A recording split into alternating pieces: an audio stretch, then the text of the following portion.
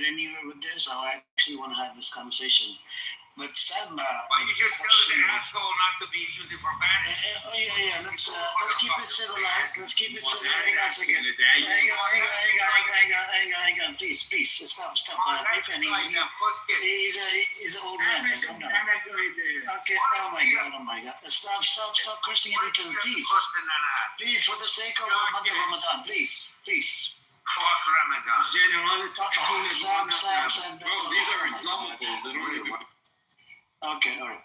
The big question is that, Sam, if there are people out there, why shut the other voices down? Why do you want the other voices to be shut down? By the way, you kicked him out. Amir, you kicked him out. He's here. Do you see it? He's here. I didn't kick him out. I don't see him. Bro, refresh your screen, okay? So the big question is for Sam or any of these Reza Pahlavi supporters, why do you guys can you please mute up? Thank you. Why do you guys always shut down the opposite side? Whether they're pro-IRGC, whether they're centrist, why do you tend to shut it down? You believe in democracy, right? Democracy meaning you give fucking rights to all parties. In America, we have rights. Leftists, centrists, right? We got extreme right, we got extreme far right, we got extreme far left. I don't get it. Why do you freaking, attack people? Oh, IRGC or this. Let it be in freedom of speech, democracy and all of that bullshit. Why not allow the other side to speak? And it happens in every room. When there's Reza Pahlavi rooms, or there's, if there's even some room, they'll kick out the other side by calling it, is IRGC support. I totally agree with you, Mr. Amir. I totally agree with you. Yeah, but you believe in attacking your own country, bro. Respectfully, you should I never definition of a traitor. I said from the beginning, I'm taking a neutral position here. So I'm not here saying I support. Look, I'm not revealing my own personal opinion. So I don't want to have any. I don't want to take any side. I just want to discuss facts. Nothing less, nothing more. And I don't know this Mr. Arash or whatever. He just likes to curse. Just 1 second, please. Yes, Soren, go and then you can speak, Keith. Yeah, Mr. Amir, look, what I'm trying to say is that we can have our own opinion, whatever it is, and it is we are entitled to it. Okay, we can be wrong, we can be right, whatever we have, and we are speaking based on, first of all, our nationalities and our personal experiences and what we know from our countries. So, as an Iranian, I know my country, I know what happened, and I can say more or less I know the opinion of anyone around me. At least anyone around me. I'm not speaking about everybody. So, how do you come to an opinion, Soren? Can you please walk me through it? How do you come up with it? Look, in Iran, Iranian people, as an Iranian, so based on what happened 47 years ago, each Iranian, depending on how involved they were in the changing of the government, they take they have their own opinion about the politics and basically about everything. So in Iran, we have two sides, two teams. One team is pro 1979 revolution, and we have another side that is against 1979 revolution. And on both camps, we have also clusters of people with also different opinions. One of them are like on the pro-revolution, they are really extreme revolutionaries. One, they call themselves reformists. And on the other side, we have people pro-Reza Pahlavi, we have also pro-other people, pro-MEK, pro-communist, or whatnot. Okay, we have all kinds of opinions on both sides. But what I'm trying to say is that the people that I know in my camp, in my team, based on the family, my friends, my neighborhood, the school too, the student is sitting next to me, because we have in Iraq benches, 4 or 5 people sit next to each other. You live outside of Iran, right? Yes, but I spent most Big, of big my life. question is, son, big question for you. Is I don't know where you're gonna go with all of this bullshit that you just gave me. My question to you, as an outsider, you're an outsider right now. You're not inside Iran. Now, as an outsider, right? You have family in Iran.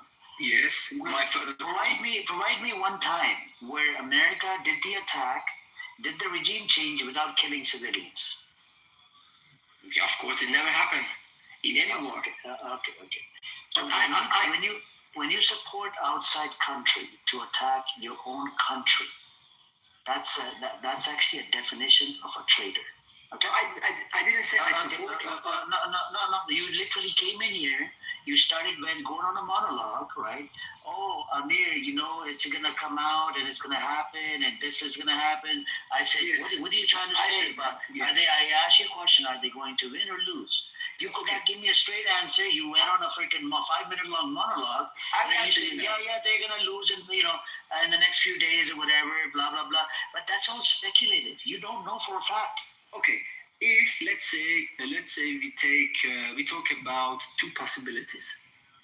Okay, let's talk about if Iranian regime stays. Okay, let's say after this war, if Iranian regime stays, has two meanings. First of all, that this Iranian regime is so powerful that can survive such that launched by two strong armies. And another reason for that is that Iranian people kind of, let's say, are against the war and kind of support the regime, or at least take a neutral stance. Okay, this is one possibility. And the other possibility is that, okay, this regime will collapse in whatever way you like to put it, that Iranian people will prevail, and then basically. Well, what happened during the 12-day war? The Pahlavi supporters, did they start siding with the regime, or did they start becoming centrist?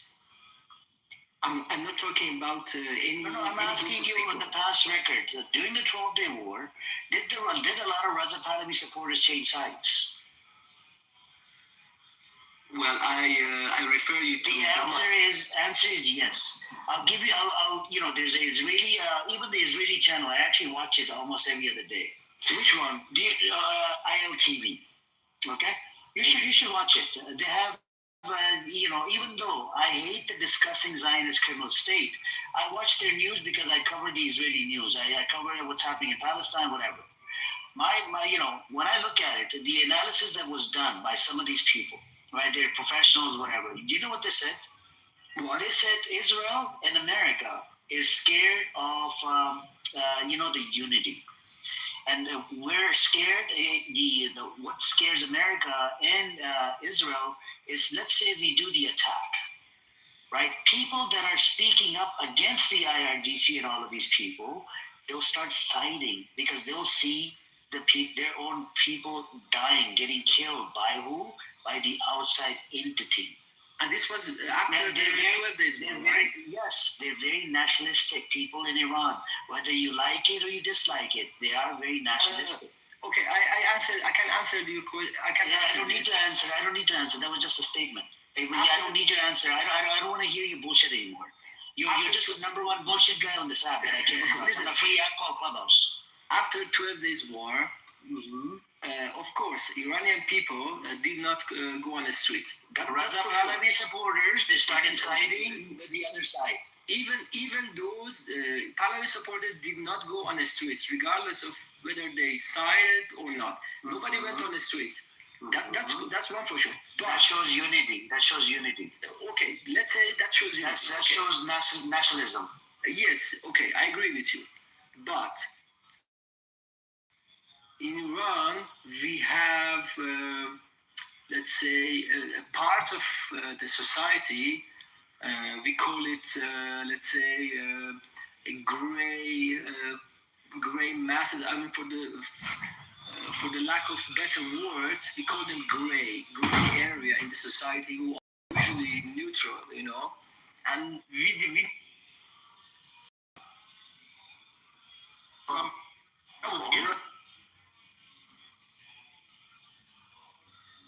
Like, in fact, pray that you.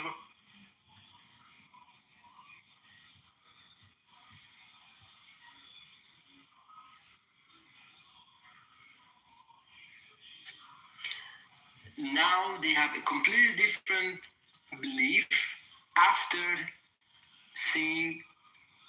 I want her to call me Akiva. Akiva Stein. Akiva Stein. That circumcised dick is too much. Semitic dick, I can't handle the Semitic dick. J1P58 dick, I can't do that because, you're not actually Semitic. You're not actually Semitic. You're just like Rich. You're just like a fucking, at least Rich is German. You're Slavic. Time for you to leave. Are you two okay? Wait. German Jewish, Polish Jewish, Russian Jewish, Belarusian. You're not Jewish. You're not Jewish. The only J in you is the one that's fucking upside down in your ass. Time for you to leave. Are you two okay? Maybe try to massacre. Maybe No, just fucking Tel Aviv is getting bombed and they're fucking Talking about talking to fucking two guys that combined IQ. There's nothing left of Rafa. There's nothing left of Kanye. See how much is left of Tel Aviv. See how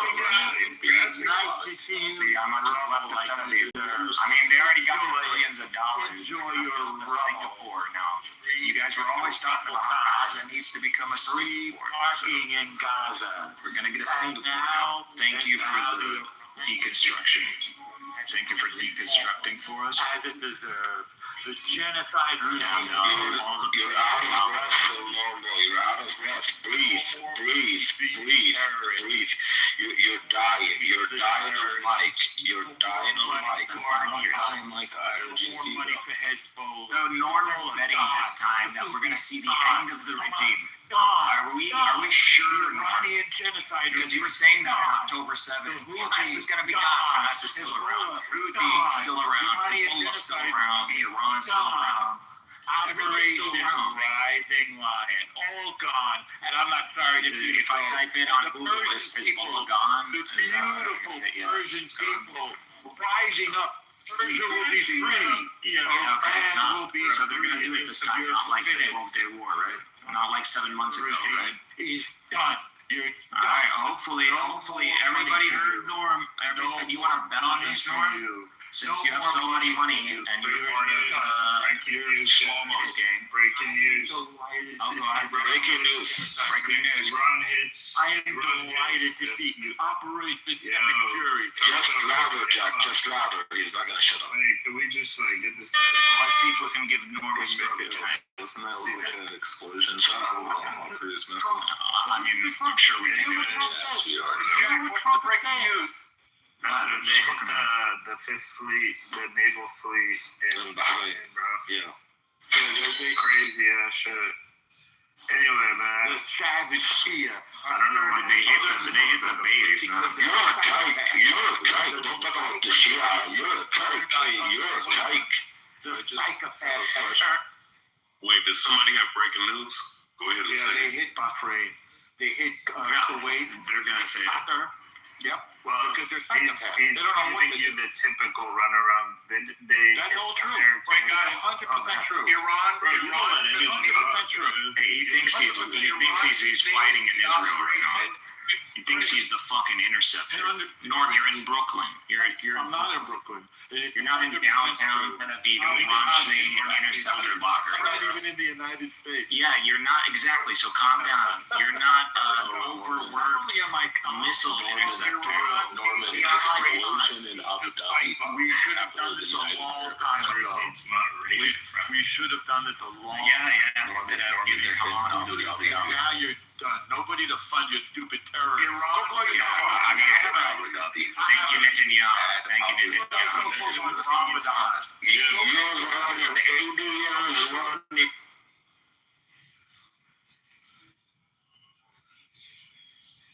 You had an 80 years run. 80 years run, Mike, and you're still here. 80 years you die when you kill yourself. Iran just called her operation. Hey, Ramadan Mubarak. Yes, that's right. Allahu Akbar. Allahu Akbar. Ramadan Mubarak, motherfucker. Allahu Akbar, yeah, Kike. Ramadan Mubarak, motherfucker. You've had 80 years, you meat kike. 80 years and you can't get rid of us. You've had 2 years, you destroyed all of Gaza, and Hamas is still here, and Hezbollah is still here, and the Houthis are still here, and the IRGC will still be here. You are losers. You are a bunch of losers.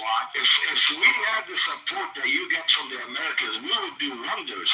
We would do wonders to you. You are weak. You are a failure. You are unsuccessful. You are incompetent. You are lazy. Lazy Jews. Lazy Jews. Time for Ramadan Mubarak. 2,500 years of persecution. Ramadan ding dong, motherfucker. Actually, yeah, 2,500 years of persecution. Ramadan ding dong right on top of Tel Aviv. Purim Tel Aviv. Ramadan 2026 just like special. we did to Haman.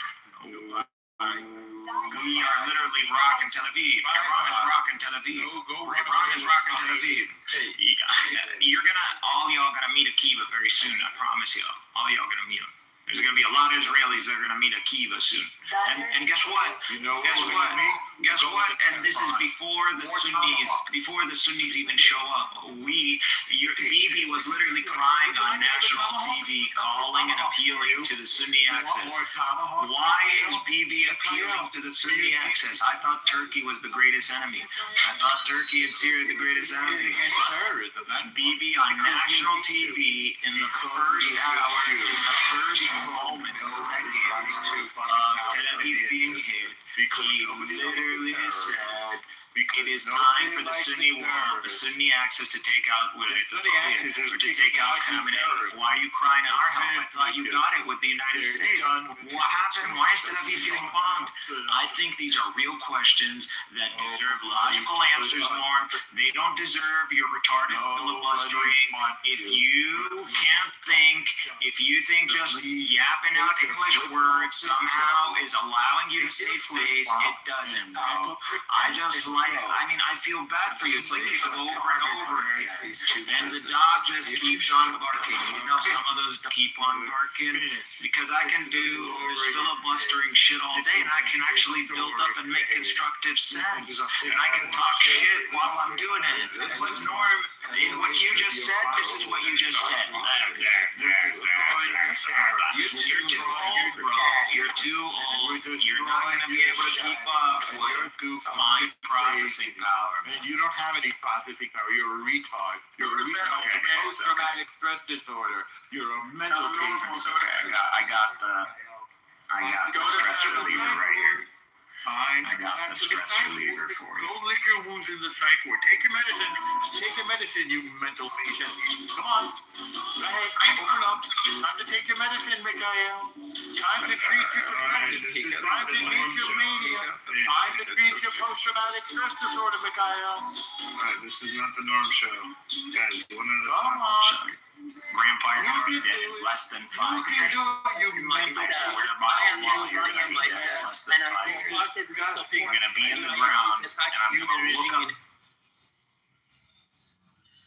You've embarrassed on your grave. I'm gonna look up your grave, and I'm gonna piss on it. Me and Goop, we're gonna go to the cemetery and I'll piss on live it. with you and your family. We're gonna find your grave and piss on it. Less than 5 years, North. Less than 5 years. You got 5 minutes. Question for you too. I'm just curious. Less than 5 years. You've got 5 When minutes. do your two minds thinks that When we people piss on his grave, we sit should here eat some and pastrami listen to you sandwiches. go back and forth for 10 minutes straight. He can't afford it. The new It's time for your medication. new windy. Mikhail. I think we learned I'm just curious. mental patient. Like, we're gonna get 2 bacon large Wendy's. I'm just gonna argue with Ike for 10 minutes straight. Pathetic excuse for him. And I'm just gonna make 30 people just listen to us two just argue. You're a They're gonna faggot. get Shut straight. up. It's like now they want to be civil. We're taking out the entire RGC government. They just killed another one of them. It's targeted killing. Yep. Took out the nuclear sites, taking out the ballistic missile sites. Kick it out there, Ron. Tomahawk, baby. I thought it was already done. Tomahawk, baby. Look at this kite taking credit for Christian weapons. Yeah, ridiculous, disgusting, filthy. Tomahawk, baby, like he made it. Shlomo, you didn't make the tomahawk. Relax. I can smell you from here. You didn't make no tomahawk, Shlomo. I can smell you're a wannabe Arab. Even your planes, you didn't make You're them. a wannabe Arab. You want to know You something and funny? and And at least Turkey can build this You're plane. a What's wannabe. happening right now? Norma, we all know that this is the reason why you voted for Trump. This is the reason. Well, That's all it was. It's one of Hopefully many you guys reasons. get it. This is all you want to know, Norma. It's one of many reasons. It's the reason why you voted. It's one of many reasons. Yeah, we heard you said he's crazy for him to do what we wanted him to do. He's crazy. He's our president. He's a wild man, and he's kicking your ass. I'm delighted. I'm delighted. Kicking our ass? What are you talking about? You don't remember when He's gathering us. He gathered us all in a board of peace. It's board of peace. He's got a board of peace for Gaza to invest billions of dollars. That's wow. He really cares about Gaza. You know who doesn't get to stay? The Arabs gotta go. Really? They're all in Gaza right now. Guess what? You gotta go. All right, we're gonna see. So Norm, since this is such an easy win for you, there are two. You have made clear statements. You have said, Norm, to change my setting. Go back to Poland and Ukraine. Why don't you Ukraine. I suggest Egypt. I think Norm made like you just gotta go. He made a good point. Shut the fuck up. You just gotta go. Shut this shit Out of Lebanon, you got kicked out of Jordan. By Egypt, maybe they'll put up. There we go. Are on their own land. We're all part of the Board of Peace. Let me tell you who are the members of the Board of Peace. Indonesia. Turkey, Qatar, Indonesia, By the way, Trump, Kush, Egypt. Guess what?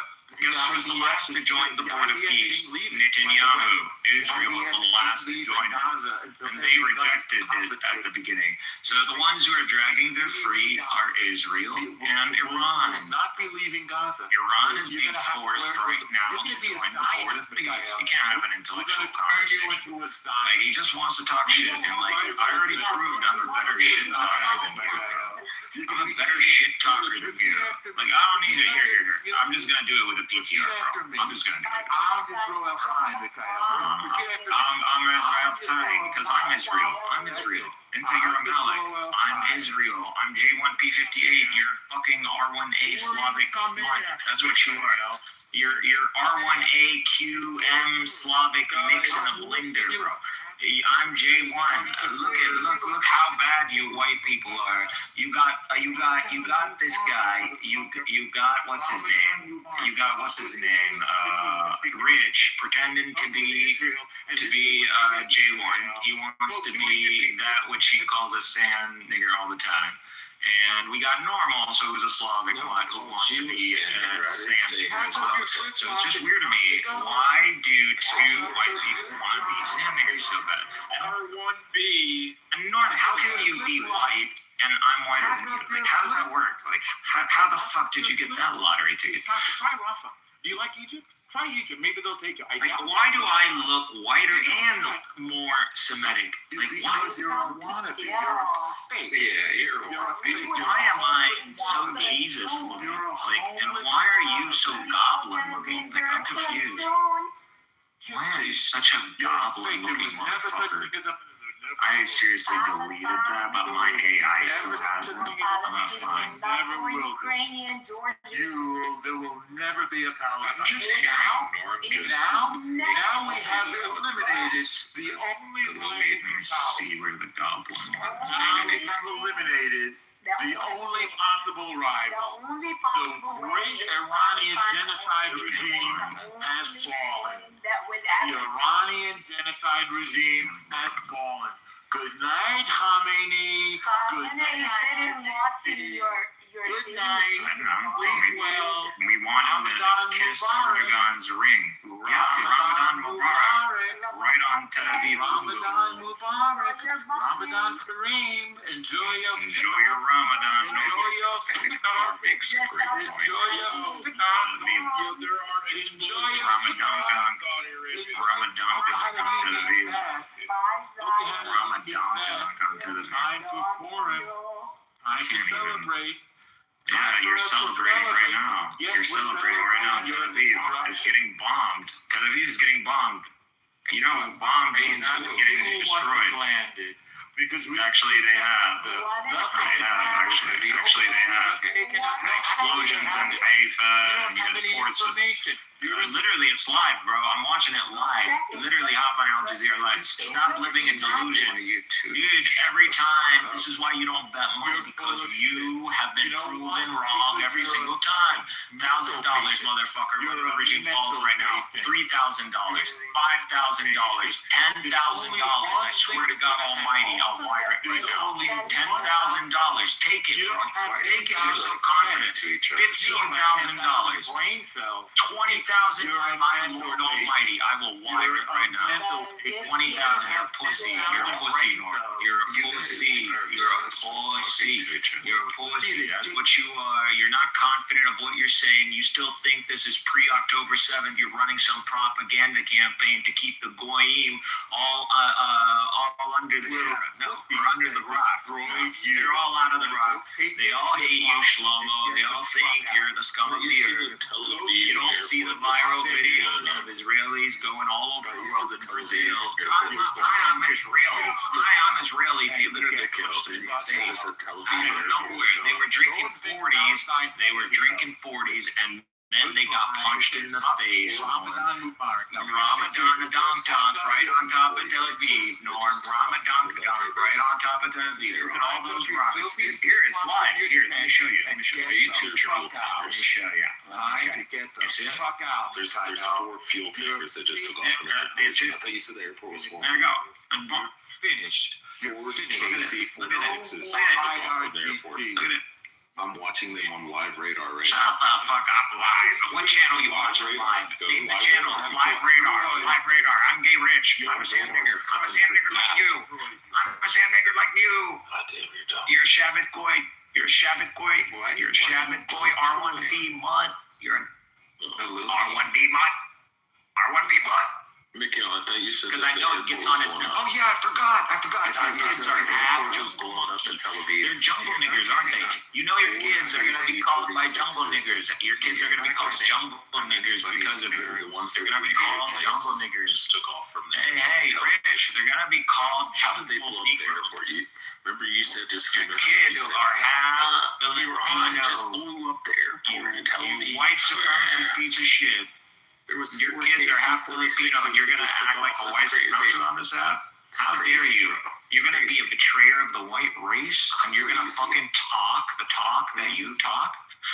Are you serious? Didn't you say the airport It's like being a skinhead and then marrying a black woman. Are you fucking okay? They're taking off and landing Are at the you airport. okay, Rich? Why are you low Blew up the IQ? airport in Tel Aviv. If you're such a specimen of the white race, Right now. why did you marry a non-white person? They're landing and refueling in Tel Aviv. That's crazy to me. I want to know why this guy is still You're talking. such a fucking That's asshole. so crazy. I don't know what you think you're saying, Rich, that actually is like giving you aura points in your head, but I promise you, tell that dopamine register you got up there that it's malfunctioned and it needs to be replaced. I know you seafaring fucking gypsy. Bro, you know, I know because you're so high IQ, you can use the AI. Go ahead, use the AI. You can use the AI, Rich. Help you on the side. Take your ass I'm J1P58. I'm J1P58. I'm in my land. I am Israel. Don't talk about Israel, you non-Semitic Shabbat boy. Shut up, you goyim trash. How did you What the fuck say are you the talking airport in about? Tel Aviv was blown This up? is not your country. This is not your land, you scum. KC-46. He thinks he's the same race as I am. You are not the same race as me. You are inferior. You are inferior, Rich. Look at the true human specimen. Look at the son of God that is me. And look at the fucking white cracker that is you. Look at the white cracker that married a jungle monkey.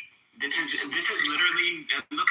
Actually, I'm gonna screenshot your VCR because you know what this is. You know what this is. No, I'm just doing norm. I'm just doing filibuster norm. Oh, norm live. Look at that. Look at norm. You cretins. That's why. All right, now I'm just gonna fucking smoke rich. That's it. You know what your PTR is. You know what your PTR is. That is you when you bang your jungle monkey. Literally, that's you. You're the white dog. You're the white dog. That little black dog is your jungle monkey wife. That's your wife, and that's you behind your fucking jungle monkey wife. And the ones fucking fighting her for the frisbee are your half jungle children. Your half jungle children are fighting your jungle monkey wife while she's taking it up their ass by low-grade Germanic stock. That's what it is. You're Gull, Frankish, seafaring, low-tier stock. That's what you are. You're an inbred, like the fucking Frankish, Gullic trash. That's what you are. If not, you're probably Irish, which would be fucking even worse. So that's what you are. I'm not the fucking one pretending to be J1P58 looking like I could burn in the sun in fucking 30-degree weather. Why do you look like so pale, bro? I thought you're J1P58. Aren't you J1P58?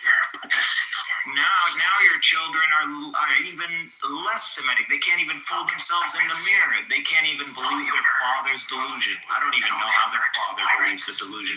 Imagine his half jungle Filipino kids are gonna be looking in the mirror and they're gonna be actually saying it with a straight face that, oh, I'm a Semite. You really think his half jungle kids are gonna say, I'm a Semite in a straight face? Look at this guy. Like, seriously, their mother is a jungle monkey. How are they gonna say they're Jewish? Be careful when you're driving the bus, okay? They're jungle monkeys. Be careful driving the bus. But they're jungle monkeys. But they're jungle monkeys. Some explosions in Toronto. Why did you do that to your kids? Imagine your ancestors are gonna curse down at you, or curse up at you from hell because, like, what the fuck did you do? What did you do? Inserting pollution into the glorious. Oh yeah, that's what I thought, bitch. You just now you want some tango? Okay. What do you want? Tell me your background. There is no background. You're just. Why are you a Shabbat goy?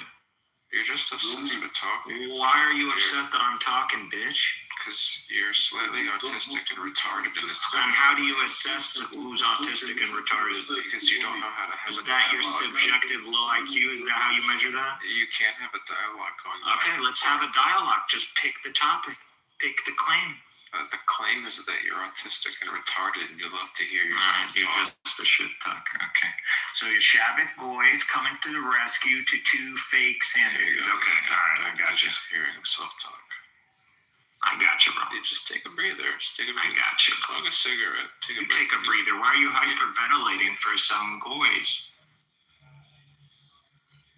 I'm the chosen race. What are you talking about? I'm Israel. I'm J1P58. I'm Israel Chai. Okay. So I'm fucking the seed of Abraham. And I'm fucking actually part Ashkenazi. So Ashkenazis are not J1P58. Why don't you actually go Google something? Why don't you use those goyim fucking tongues of yours to actually Google something? You know who's lying? You to your half-monkey children. I'm sorry. You came back for round 2 here. You can listen to my song. You get the J1 from fucking cocaine. I'm an Iranian and I wholeheartedly support the attack on the regime. But you're a wannabe Jew. Thank you, Velvet. You're a wannabe Semite. You're just not one of us, bro. Just relax. Oh man, you're gonna die. Just relax, bro. You're not one of us. Look at my aura.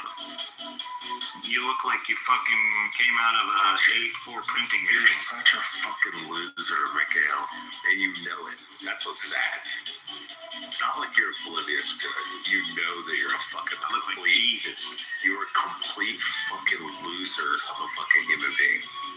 And you know that. Jesus. Taking it a little too far. You look like that God.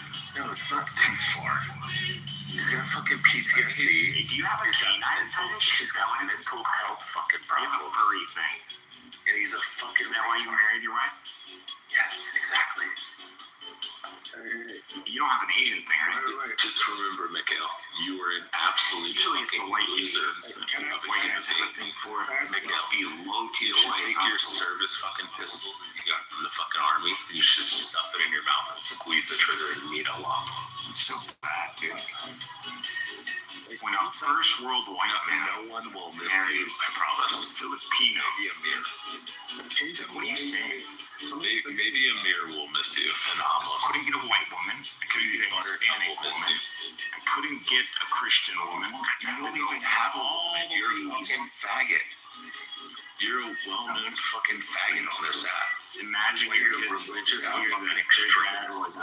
You're a religious extremist because you're a fucking faggot. Chavez Goy. You love getting Sam your Nigger wife. like, Like, look fucking at it's dudes an with the oxymoron, contradiction, attack, description. No.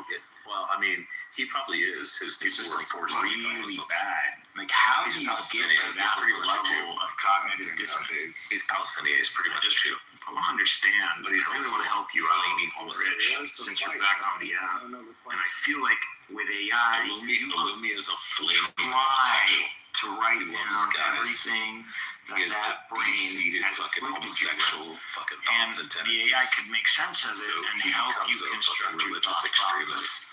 And so you could present them to me, and I can Don't fuck give you a kids, diagnosis. Mikhail, okay? Don't fuck kids.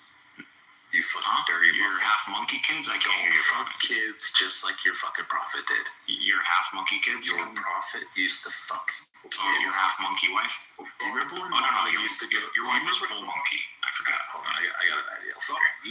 Do you remember when Muhammad used to go around? Do you look before like the that battle orange of monkey Kitover, on top of and he the started brown looking monkey? at all the little boys' underwear to see if they had pubic hairs It's not so like they could blacker serve than in the black people. army? How did the Do you remember when Muhammad spread Al Hassan and his Black grandson's people legs like open be talking about and he these sucked Asian on his things? baby's penis? Do you remember when he penetrated a 9-year-old little girl? Black, bro.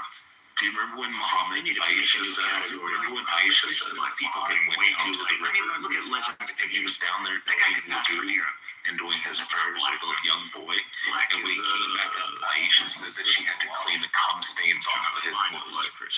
Yeah, that's Aisha right. said, and the mother of all Muslims said, that she used to clean the cum stains off of Muhammad's garments after he would go down to the river At least with a Aisha young ain't boy a to fucking do wudu and jungle prayers. One second, guys. Rabia, are you allowing this brother, Raya? This is really... At least Aisha's What white. were we talking about?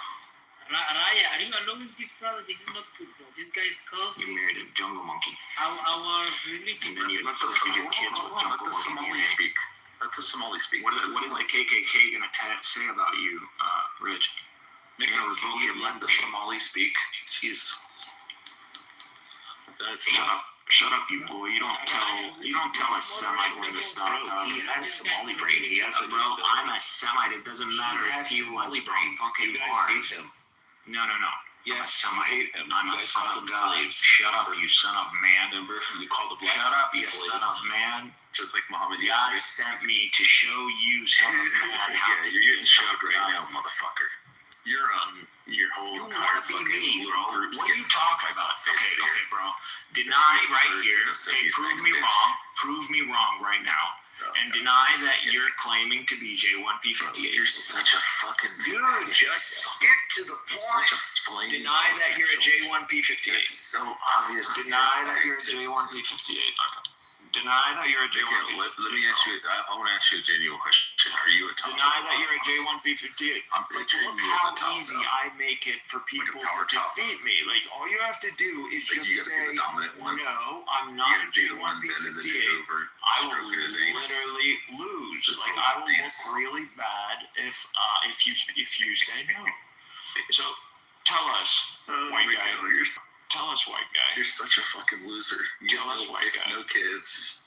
I don't want jungle monkey kids. Yeah. Like, if I wanted a jungle I bet monkey you got a for fucking my wife, mustache, like, too, I don't would you, big go right now. Unlike your to prophet. Your prophet told you not to have jungle one monkey. mustache. You're supposed to Marry a emulate jungle him. monkey. You're supposed to have a full beard. My and a prophet had mustache. Jewish women offering You look to. like your fucking old Amish man. He got the most beautiful Jewish woman in Arabia. He married her.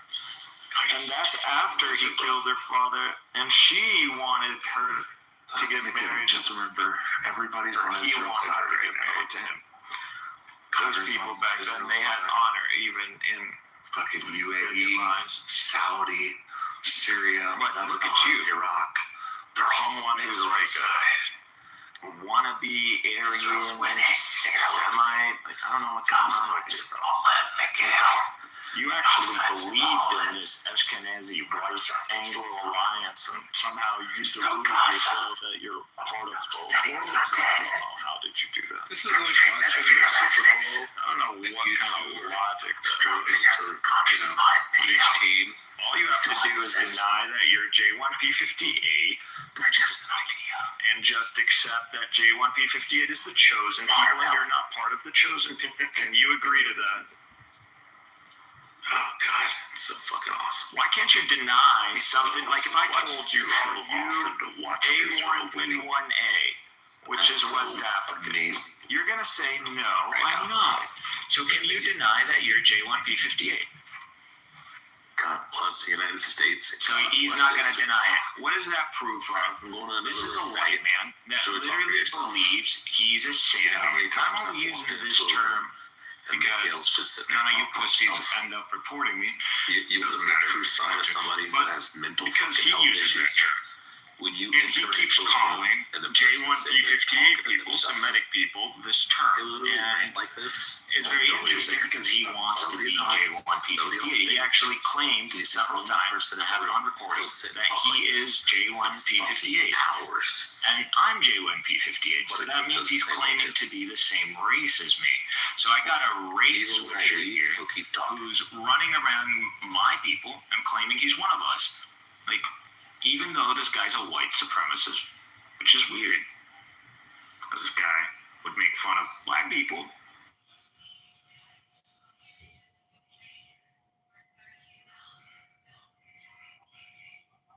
To be a Semite. Look at him. I didn't even say anything. I stayed on mute just to prove the point. Why are you claiming to be a Semite, bro?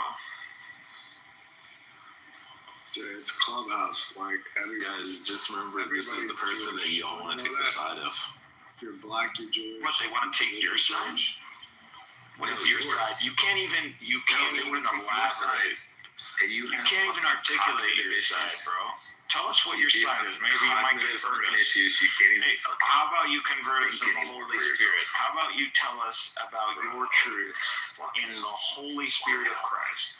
Try, I know, There's the Holy people like Spirit. this just walking I around. know you blasphemed in it a long time ago, probably when you were born, but still, try. I was never a Muslim. I never rejected the deity of Christ. Talking about I the never Holy Spirit. blasphemed retard. the Holy Spirit. It's in the Bible. Blaspheming the Holy Bible. Spirit, which is rejecting the good news of Christ. Also, you know about the Bible? Okay, that's I good. know, right, Mikhail? So how about How many you times I've tell us smoked you on the Bible, truth the Quran, the gospel of our Lord Jesus Christ. Allahu Akbar, Allahu Akbar. Why don't you preach the gospel once? Allah is a snack bar. I never heard this guy preach the gospel. Allah is greater. Alright, guys, Greater who do you than think is going to win this Super Bowl? What are you greater than Allah? Are your children godless? Wait, why does your God pray to your prophet? So not only are your kids half monkey, Wait, why does your God pray to your prophet? actually they're half pig, Mikhail, half Mikhail, monkey. why does your God Because pray we to all Muhammad? know those Why Franks are does all Allah fucking pray monkeys. to Muhammad? I mean, He doesn't pray pigs, for I'm sorry. Muhammad. He prays to We all know those Muhammad. Franks and Gauls. And Why does Allah all just pray to Muhammad. Pigs, swine. Show All me those where God or East Yahweh Jungle or people Yudhe prays to one of his prophets. monkeys. Your God That's why God in the Talmud and in the Quran says, "Go be apes and monkeys." Doesn't Allah say That's the that East and West. the deceivers, East and West when he deceives are the apes and believers, monkeys, because And we the Christian Semites are believers. the sons of God, they think that they are great and we deceivers. married in with our Hamitic brothers, And I am the greatest of and the we deceivers. established the greatest of the Afro-Asiatic schemers. family tree. Schemers means to do underhanded, deceitful things. That's the definition.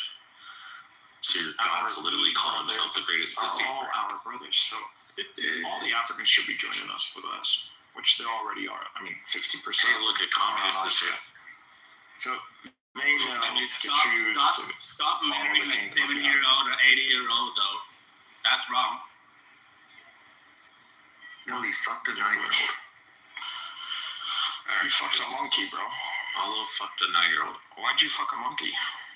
You know why I say Allah fucked Now a your 9-year-old? kids are all gonna be Because retarded. Muhammad is Allah. Like imagine how retarded He you made are, up Allah. and then add to it The monkey. construct of his imagination. This guy's boring.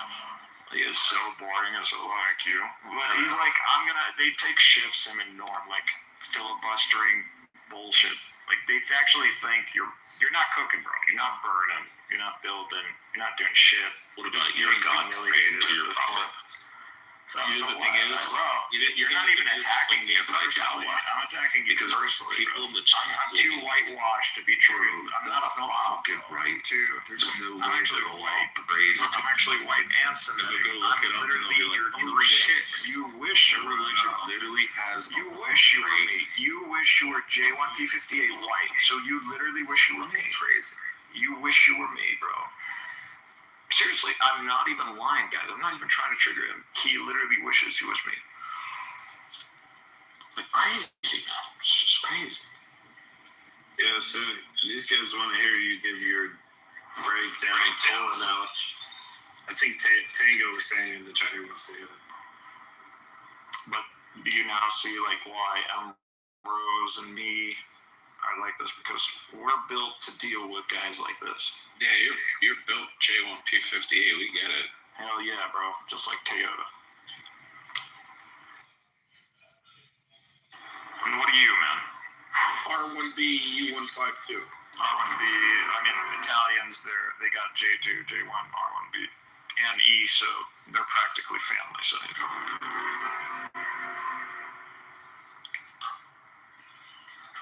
Are you part of the family? Are you part of the chosen people's family or related? Are you in-law? I don't think so, Tango. It is kind of like so cool to know that. Haplogroups are pretty cool, man. Yeah, dude. So if I trace back my lineage far enough, one of my ancestors is a Roman citizen.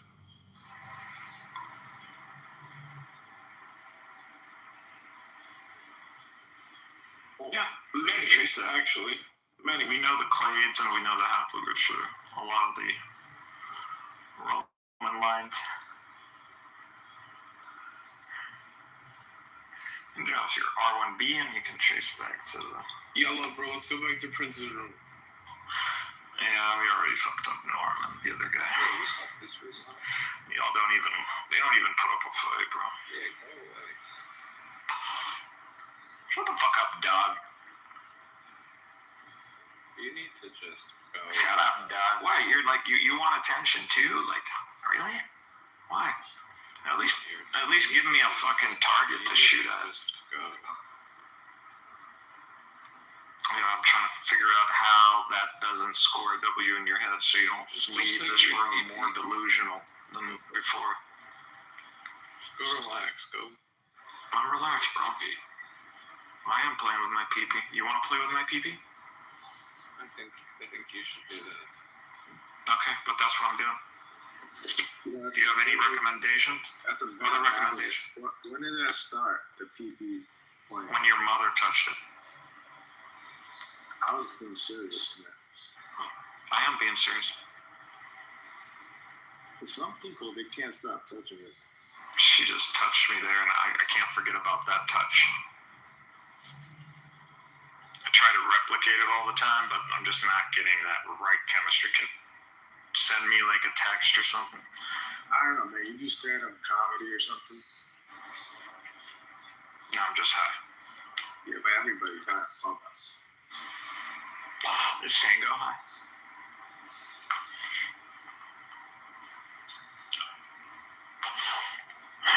It's like, Personal question. really? What the fuck? Do you live in a red state? Is that why it's a personal question? I'm trying to talk about my political view on the war, and you're over here asking me real. Tell us. I'm down to hear that. Yeah, we can have a serious conversation. I mean, in a subjective conversation. What's your opinion on this one? Yeah, please. Tango, go take it away.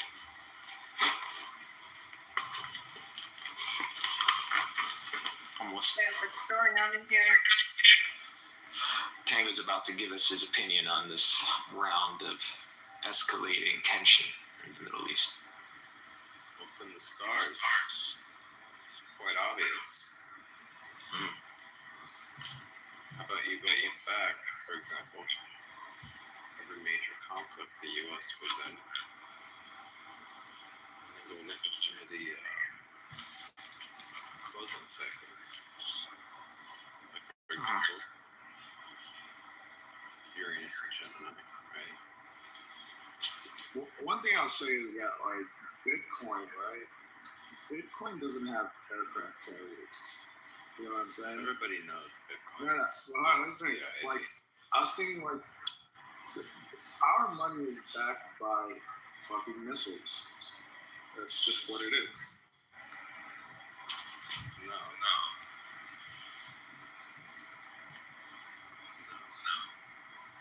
Oh, yeah.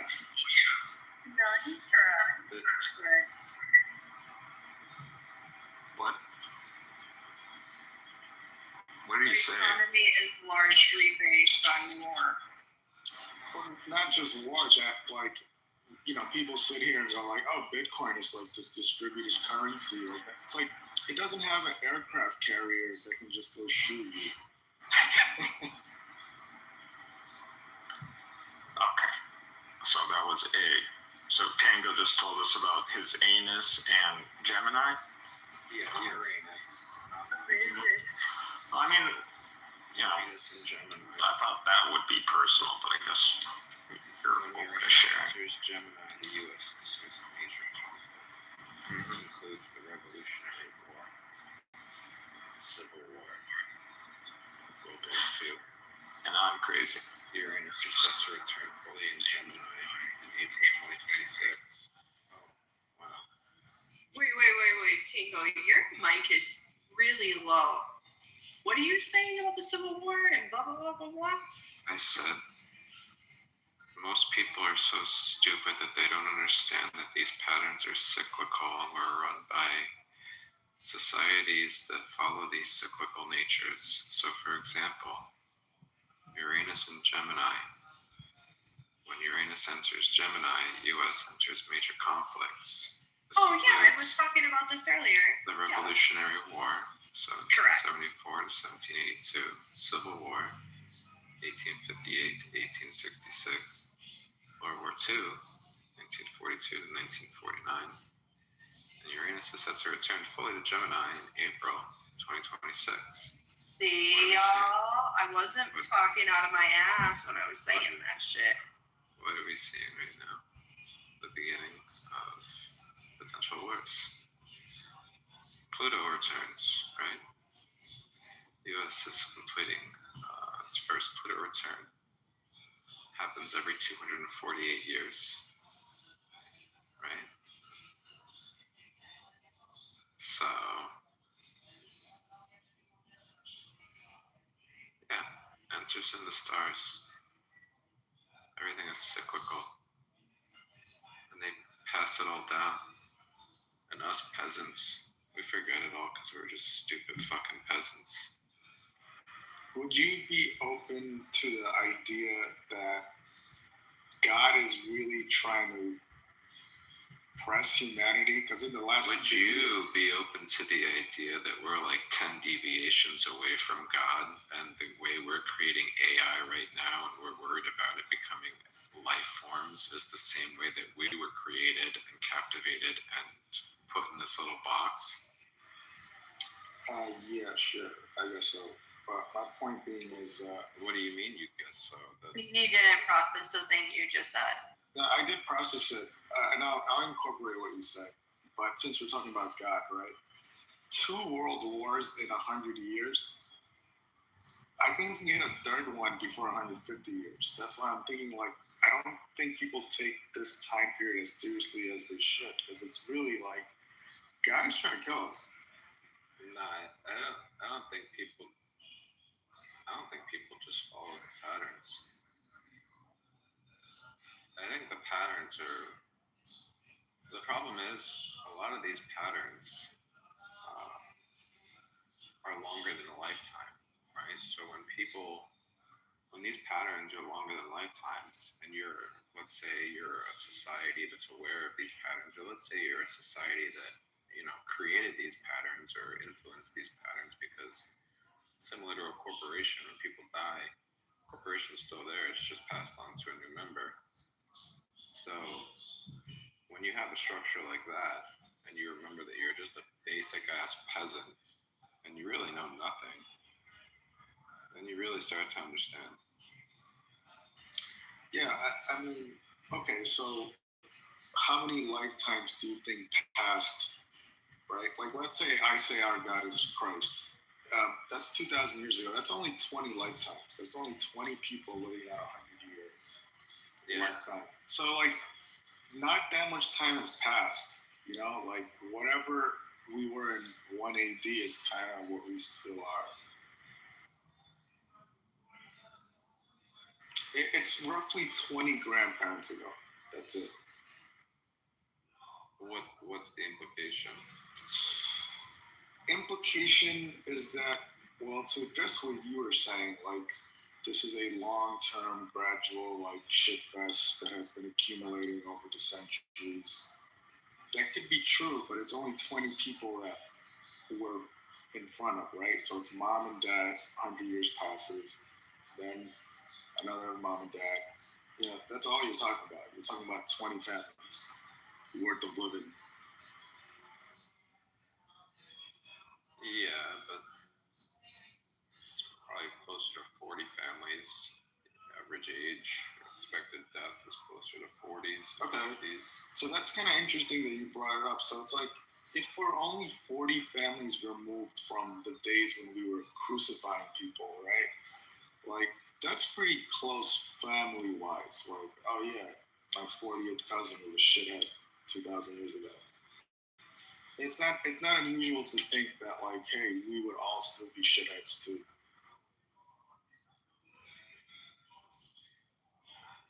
What's the implication, or why are you leading towards that? I think the reason I'm leading towards it is because the Holy Spirit did come to me, and one of the core tenets of Christianity is that we are a fallen species, and that we are pretty much broken from day one. And I think what we've just been talking about just repeats it.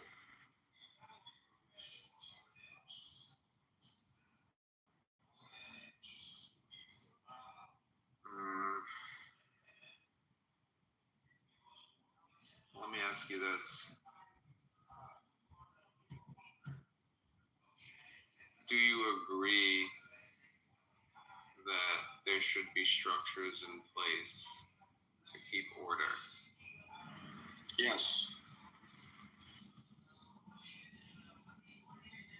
Is that implying that deviations from what would be considered order would be bad?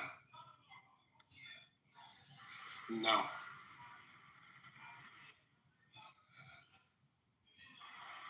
But you would still need individuals with higher authority to maintain the order.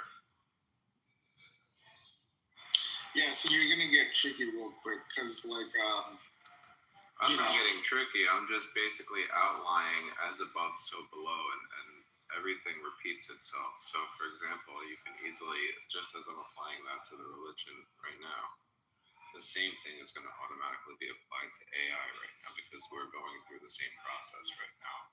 We're creating something in our likeness, and it's going to be in the Garden of Eden with us for a bit until it bites the apple, so to speak, and we have to take it out of the garden, if you catch the drift. Oh yeah, AI.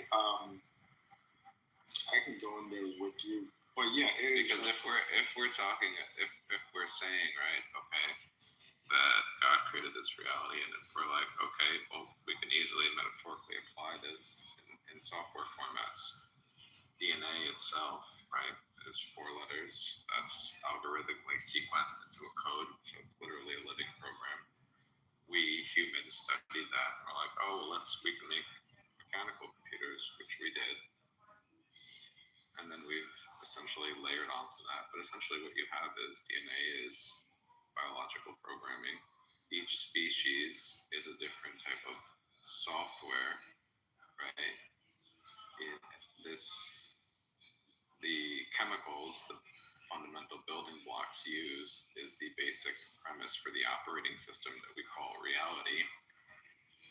And so suddenly when you realize that when you can quantify things in metaphors of that nature, you quickly start to realize that everything interrelates, everything is repeating itself, everything is paradoxical, so to speak.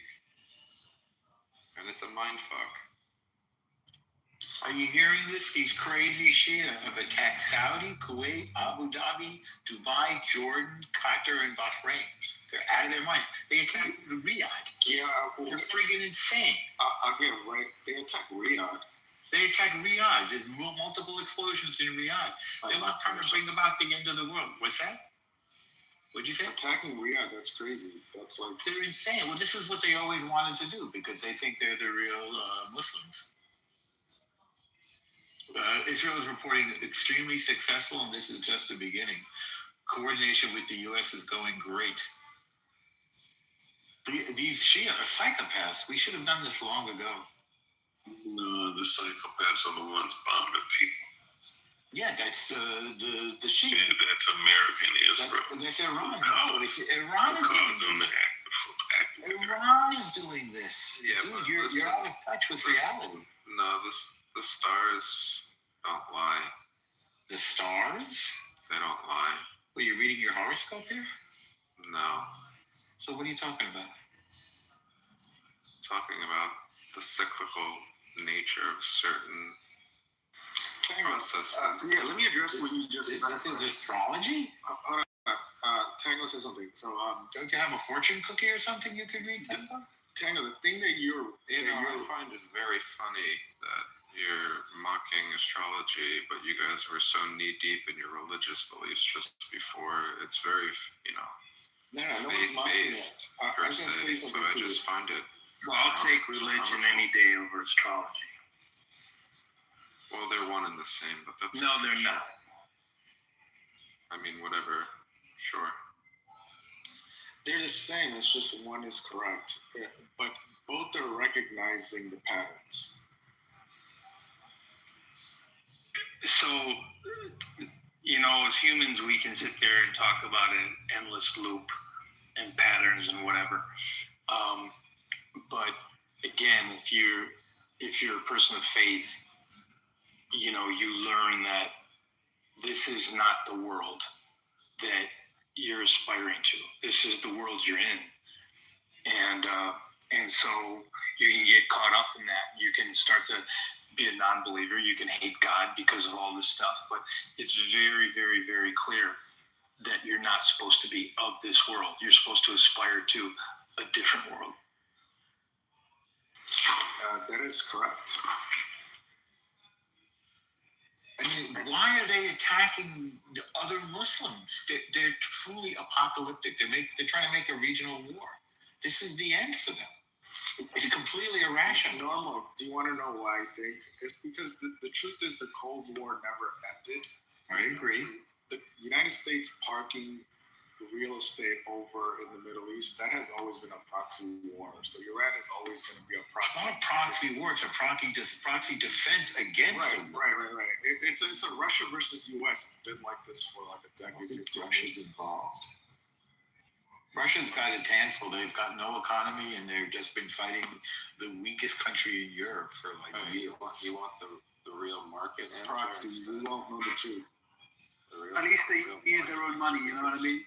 Because who uses their own astrology? I'll give you the market. They're broke. Yeah, with their own money. The U.S. is facing a massive deficit right now. If you have 6,000 nuclear warheads pointed at us, you don't have to worry that much about your GDP. Like, believe it or not, like your whole life, you've had a Russian nuclear submarine pointed at you. Believe it or not, if you're in a major city.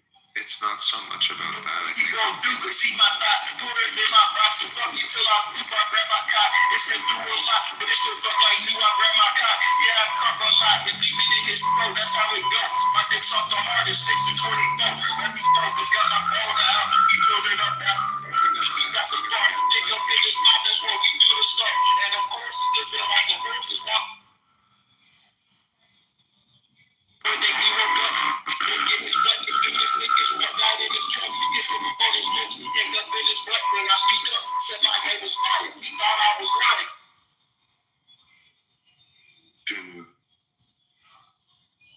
Said my head was fire, he thought I was lying. Take out my dash, shoot him my big dad. Can we finish it?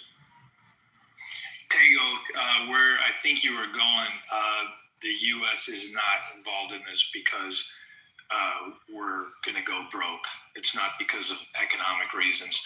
And then earlier somebody mentioned because of oil. It's not because of oil either. I mean, it's just not. What happened with Venezuela, you know, sure, we'll continue to buy oil from the Middle East because of the deals that we've made with our allied countries. But what just happened in Venezuela was a massive game changer. And in fact, you could make the case because of what happened in Venezuela, it gives the U.S. a clear pathway to get involved in the Middle East because they're not afraid about oil prices going through the roof. Because of 80 million barrels of Venezuelan oil coming to the U.S. This is not about the U.S. economy. It's not about oil. I truly believe this is and I couldn't necessarily always say that. In previous decades, you would say it would be about oil. It would be about the military-industrial complex. This time, I truly believe this is I think this is the end of it all. I just want to just add, I don't want to interrupt you, so let's continue after that. These crazy Shia just bombed Baghdad. So now they bombed Saudi, Kuwait, Abu Dhabi, Dubai, Jordan, Bahrain, Qatar, and Iraq. And Israel. They're out of their minds. They are absolutely out of their minds. That's the reason why we're in there. We're in there to take those people who are out of their minds, out of power, and to eradicate them.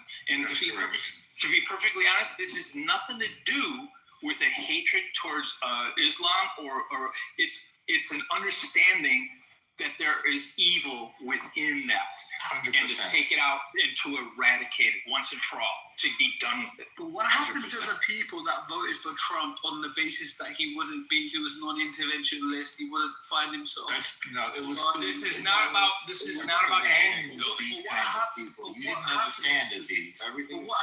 You just don't understand. I'm asking politics. I haven't asked the question. The premise of the question is wrong.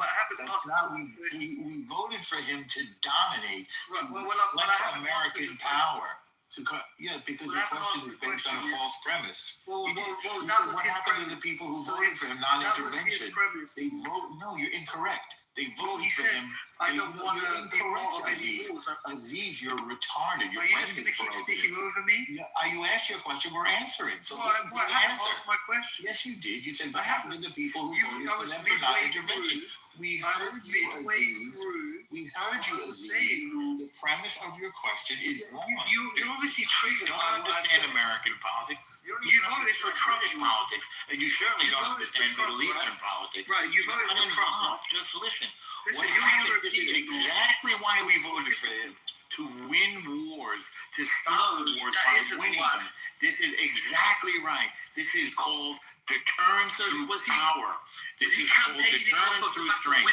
We're letting Iran and China, by the way, know that we're willing to use our military power. Was he campaigning off of the back of Are we clear, Aziz? Aziz, are we clear now? Was he campaigning Aziz, are we clear on this? Aziz, I'm making it simple for you. Yes, you're not making it. We don't understand it. We don't understand. Aziz, are we clear on this one? So when the election happened in 2024, yes, we know what happened on October 7th, a couple of years ago. But the bigger issue economically for the U.S. was Ukraine, because the Biden administration, starting in March 2022, was pouring billions of dollars into Ukraine. And no result. There were tons of hawks. There were tons of hawks out there.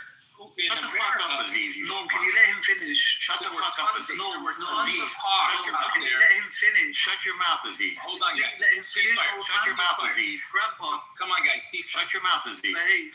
Okay, ceasefire. So Shut your mouth, Aziz. we were putting billions of dollars into Ukraine, and the hawks. Correct. And this is the reason why Nikki Haley was not invited to be a part of the Trump administration, because she was a hawk, and she supported the idea that you keep funneling money into Ukraine and supporting what was going on. Now, what we see a year and how many months later is that, we cut the endless flow of money. We've given them some, but we've cut that 200 down. billion, almost 200 billion we gave.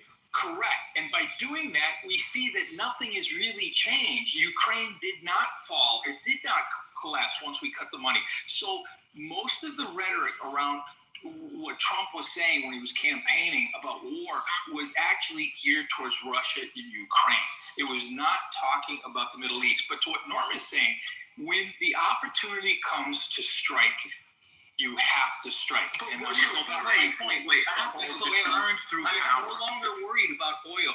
I have to doing this stop you, mission. Michael, I have to Told you stop turn through power. No, you don't have to stop. Michael, me. well, you need to shut the It's fuck to up. turn Michael. through power. Well, you need to let me It's to speak. turn Michael. through. Just listen, because you're an Okay, idiot. so I have questions for Michael. You see, I understand, I respect the fact that he has the right to speak, so I'm going to ask some questions. You're incapable No, one second, of just respecting behave anybody. yourself. Behave yourself. Quickly, Yeah, Aziz. behave yourself. We're losing our This bases isn't- here. You're not the We're great losing police. our fast, Aziz. You're not the great police. Spit it out. Spit it out halfway. We're not an apartheid state. Go ahead, retard. No, spit it out, Aziz, you schmuck. Let him go, Norm. I'm waiting for him to say something. Listen, Grandpa, let the boy speak. Listen, Yeah, real schmuck. quick. Hey, Ask your question. oh, We're losing patience with you. Grandpa, behave. hey, Norm, don't make me drop you. Don't make me drop you, dude. He's going to Let run him away. speak, and then you Wait, can. no, I'm talking to He's Aziz. going to run away. He's a Bro, coward. I'm talking to Aziz. Listen, this is historic. And Yo, by the way, Robbie, I want to Okay, update you. I got it. Norm, Okay. Just hold on. I want you on stage. Yeah. Just hold off. Let I want to Aziz be go. on stage too. Yeah, Right, let so Aziz Michael- go, and you can respond. Well, hold up. Let me just set the rules again. Normally you can respond after Aziz is done. Well, Yeah, so, Michael, Did you get the update So, on no, you get which countries that please stop. be attacked? Please stop. Attacked? No, I'm talking Please to you. let him go, and then We're gonna let him don't go. jump We're off. gonna let him go. Can you just be quiet? I actually have information. Go on Breaking mute. news. Then go on mute. Go on. You can put the breaking news out after he's done. All right, Yeah, finish up, thank you. Aziz. Thank you. So, Michael, my question to you, obviously you mentioned the fact that, we pulled out of, we're no longer funding Ukraine, and it's not as detrimental as we originally thought, right? But don't you think that us getting into this sort of situation with Iran is going to be significantly more detrimental economically speaking, financially speaking, I should say? We're going to be, this is going to be, I believe, it's a question. The answer is no. It's a question. The question is not for you, no. Doesn't matter. Listen. The answer is the same. Behave.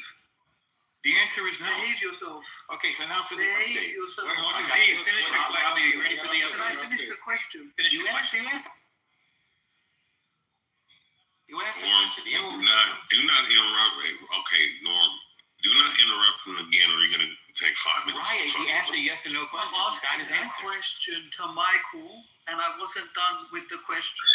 So AZ's going to finish, and then you can respond, Elmer. It's not hard.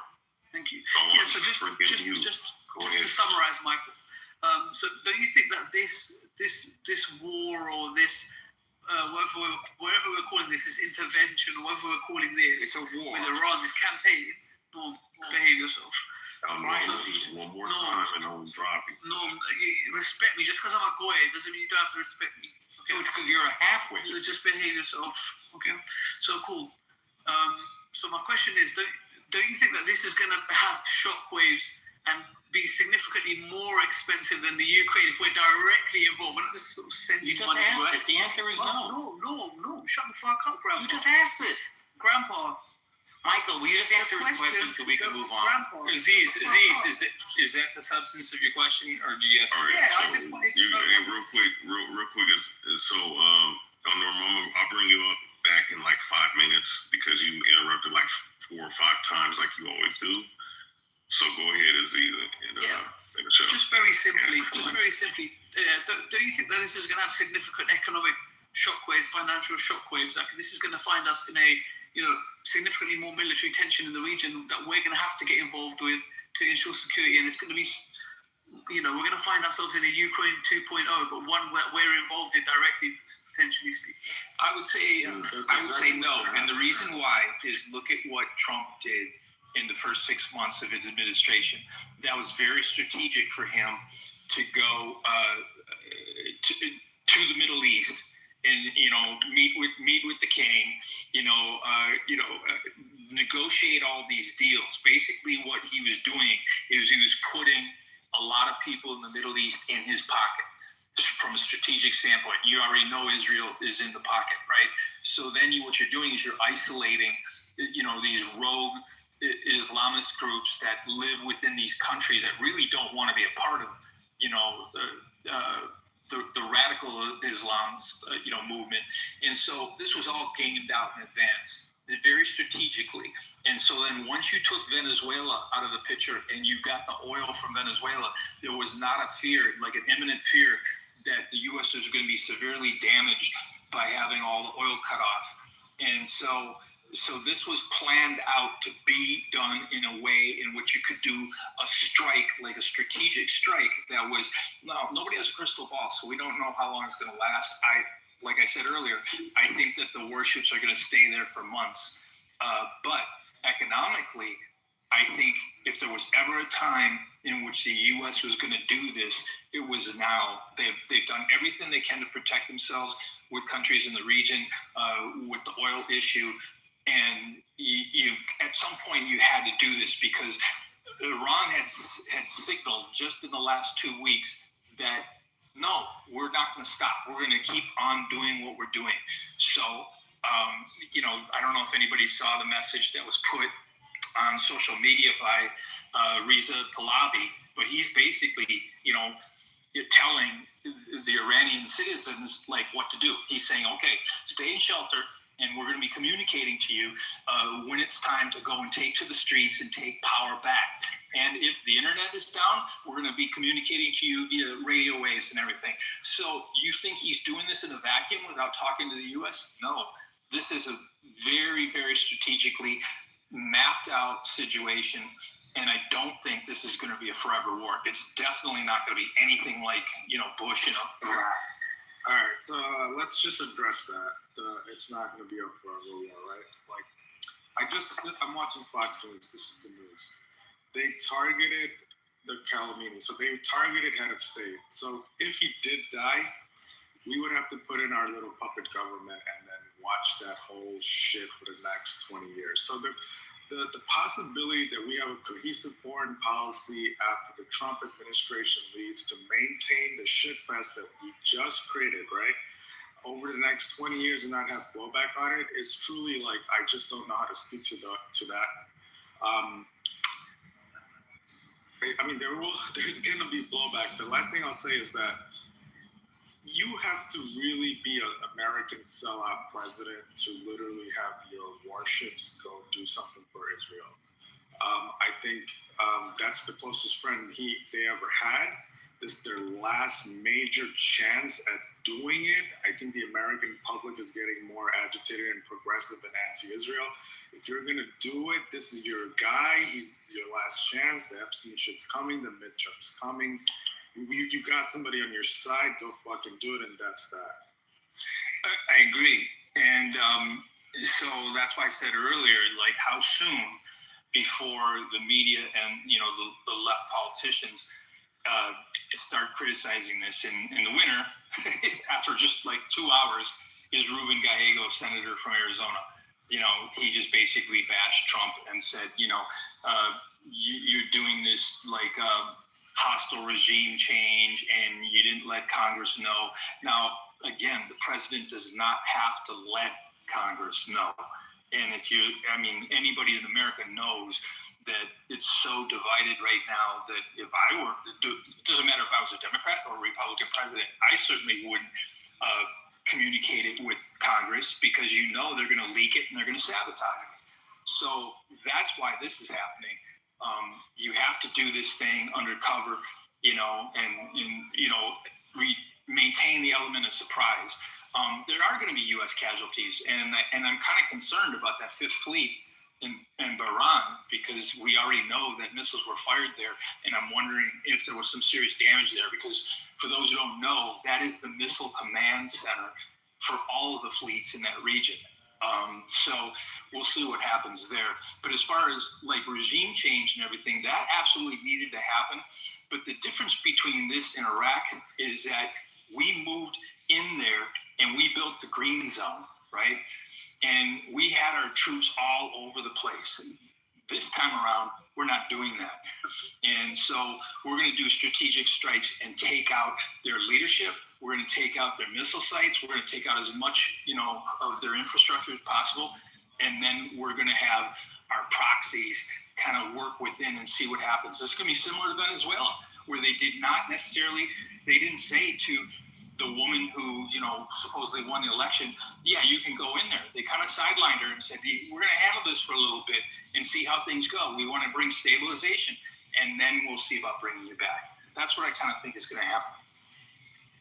Yeah, history has basically shown America that we don't really know how to fight these wars. And I know it's tough to swallow, but aside from the world wars, right? We don't know what we're doing in war. So, I know for a fact we can never send American ground troops into Iraq. We don't know how to fight. We don't know how to win those wars. We don't know how to win Afghanistan. We don't know how to win Iraq. I think we got thrown out of Somalia. I think we got dragged out the street in Somalia. We really suck at this. So I do hope it stays at precision strikes, because I'm telling you, my boy, our men, my people's me, we do not know how to fight on the ground like that. We've lost everything. The Korean War, we suck at that shit. Well, it's not so much that we suck, it's that you're going into enemy territory. You can make the argument for anybody. So you could take, the greatest military powers in the world outside of the U.S., and if they were to hit the streets of the U.S., they're going to face the same thing. They're going to face, highly oppositional people who know the territory and know where to strike and whatever. You just saw the mission in Minneapolis where I'm at right now. So ICE, of course they know Minneapolis. They've mapped this out a lot and everything, but the locals, the residents, they live there. And so that's why they were able to block them in a lot of different places. So I think anytime you're the visiting team and you're going into somebody's territory on the ground, you're going to be at a disadvantage, and you need more than that. You need a strategic, Air Force, and in the case of World War II, ultimately it was the threat of the hydrogen bomb that brought everybody to their knees. Well, that's the hope, that in 2026 that America has that proper appreciation, right? The way.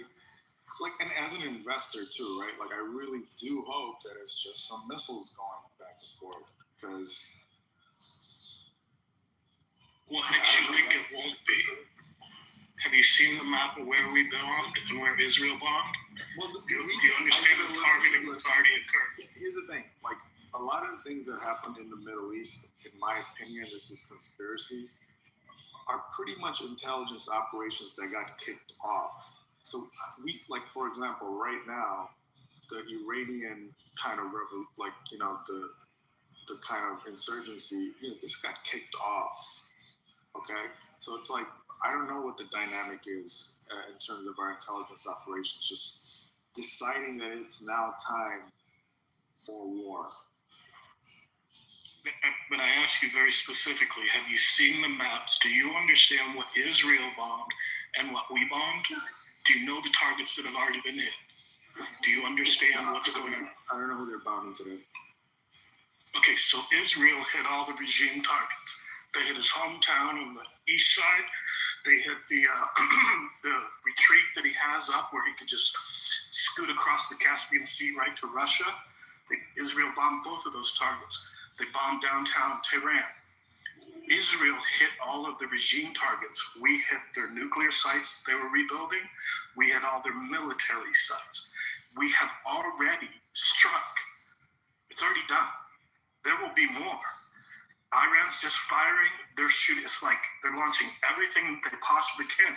What makes you think it's going to be a ground war and go for 20 years? This whole thing's going to be fucking over in a week. Yeah, that's or less. because they took our hostages in the 70s and like they're not gone, you know, like the Taliban is not gone, ISIS is not gone. That's why I worry sometimes. Like we're not we go in there and we nipped in the butt type of nation. We went in there, itched it, and that shit is super itchy now. So Aaron, since you brought up the hostages, I mean, Trump in his speech this morning brought up that. So that is a notable thing for a U.S. president to talk about something that happened in 1979. You know, he's basically listing the historical offenses of Iran, you know, to justify this, you know, because it does go back 46, 47 years and everything. But outside of that, the chess pieces have moved a whole lot. Remember, at that time, Afghanistan was receiving help from Russia. Russia was involved, and they lost their shirt on being involved with Afghanistan. And then we got involved with Afghanistan and lost our shirt. And so many different things. It's really, that's why it's like, it's headache inducing to keep up with the Middle East, because it's always changing. You can't really say what happened in 72 applies now, or what happened, 20, 30 years ago happens now. You really have to be on top of it as to what the strategies are now. What we do know is that, yes, there is a quite a strong, significant Islamic faction that wants to eradicate Israel. And yes, as part of the moving chess pieces, who would have ever thought 25 years ago that the majority of Americans, and I'm talking about most of the liberals, but also a growing group of, small but growing group of conservatives, would be opposed to Israel? Because, The Economist did a study when in their annual issue of 2000, and the U.S. had given more money to Israel since the state of Israel was created than they had given to any other country in the world combined. And so now you have this issue with people turning against Israel, and yet Israel is and always has been our strongest ally in the region. So that's why I go back to what Trump did in his first 6 months. It was very strategic for him to go and visit the kingdom, to visit UAE, Qatar. He wanted those alliances. So it was not just Israel. And that's why this is the perfect time to strike. All the other nations are against Iran. They're all behind it. Yeah, they're not saying it publicly. They all want this, including the Iranian people who have come out in the street. 30,000 of them died. You know what happened this time? It's different from Masa Amini or the times before. You had the wealthy businessmen coming out in the street. Instead of protesting and sending their sons out to die, and then their daughters on the Masa Amini protest, the businessmen themselves, the middle-aged businessmen were coming out. Why? Because there's a drought, there's a lack of food. They're practically starving. The rich people there who kept them in power no longer want this. It is going to fall quickly, and they're going to take back their own country. It's only a matter of days. It's not going to become some long ground war. It's not related to anything that's happened in the past. This is a whole different thing. William, man, I don't want to be that guy, but like, you have no idea how many people have to eat their words from saying stuff like that. I'll bet you $1,000 right now. I don't want to take I guarantee you I know more about the geopolitics of that region of the world than you do. For sure. I've been studying it for over 30 years. Yeah, everyone figured it out over there, right? Well, the thing about the ground war and the occupation, there's no ground headed there. What I'm saying is, the thing about what happened in the Bush administration, you got to take into account 9/11. So, there was a massive sentiment in the U.S. to strike back, and yet we didn't really know who we were striking. So they were going off of faulty information, and then they just, decided, okay, Saddam is saying it's Iraq, and we're going to go and do this because they got the weapons of mass destruction. This is not the situation right now. This is basically, it's like we've had enough, going to what William was saying. This is, the region is tired of this. There's fatigue, and this goes back decades, and we're tired of the rhetoric about all the problems in the world are related to Jews in Israel, so let's eradicate them, and by extension, the West. It's just nonsense, and it's got to stop. Well, look, we have to get to the truth. Like, if human beings are to be involved in this discussion, we can't really talk about it from, like, the power structures at play. Like you just brought up a point. Like, yes, Israel got more funding than all other countries combined. So the language is spoken like that. So the truth is that Israel is a forward base of the United States. It has to be. After World War II, we would never give up a strategic Eastern position that sits in front of our Cold War superpower enemy. So that's going to be a forward base, like, forever. So, but it's not a base. The F-22s that are there are the first ones that have ever gone there. Our bases are not in Israel. The nuclear weapons that got proliferated, right? Like the ones that went to North Korea, India, Pakistan. These are all sent by Russia. This has been a big fucking Cold War. So Israel being a nuclear state, why would the narrative be like? Why would the narrative suddenly be that, like, the American people have to be against their forward base? See, this narrative, it's a huge global war. I mean, that's the only way you can get people to be this fucking focused on some random part of the middle of nowhere. It is strategic. The narrative is strategic. The nuclear weapons are strategic. We are in a post-war state. We just got out of World War II. We're not in 600 years later. The Cold War has been over for a long time. No. The Cold War has not been over. Once nuclear weapons are pointed at each other, it's never over. I think A makes a great point here because, Michael, you had also brought up the 9/11 scenario. And A, I guess, is alluding to the fact that there is a lot of strategic play in sequence that is never really discussed or is quote-unquote taboo, quote-unquote conspiracy. So I think it's important too to maybe reflect on that too. Like, for example,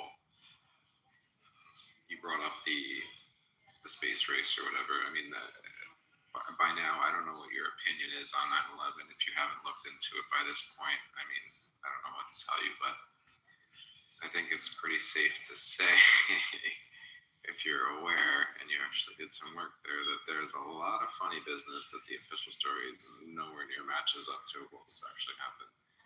And then when you extrapolate those types of severe scenarios over longer time frames, and you ask yourself, oh, hey, wait, if it was plausible for this type of scenario, if it was that extreme, what about other larger scenarios that we've been told, was the pitch exactly what was it supposed to be, or was this a dual-wielded blade with a dual purpose, and one purpose was only revealed, but realistically the primary function was the secondary purpose? Yeah, and I don't want to keep going. Like, I'll let you guys kind of carry it, but like, if you look at Vietnam, like, that was a false flag operation. Like the Gulf of Tonkin was a fully intelligence operations to get us into a false war. We had entire military campaign bombings of Cambodia that we didn't hear about until years later. Like, the stuff that's happening that you're hearing on the news, that shit is not the real facts. The real facts are all kinds of, these operations that got started internally in all these different bureaus, and it's all coming to a head. We don't know anything. Right, there's Walter Cronkite reported on Cambodia while it was happening.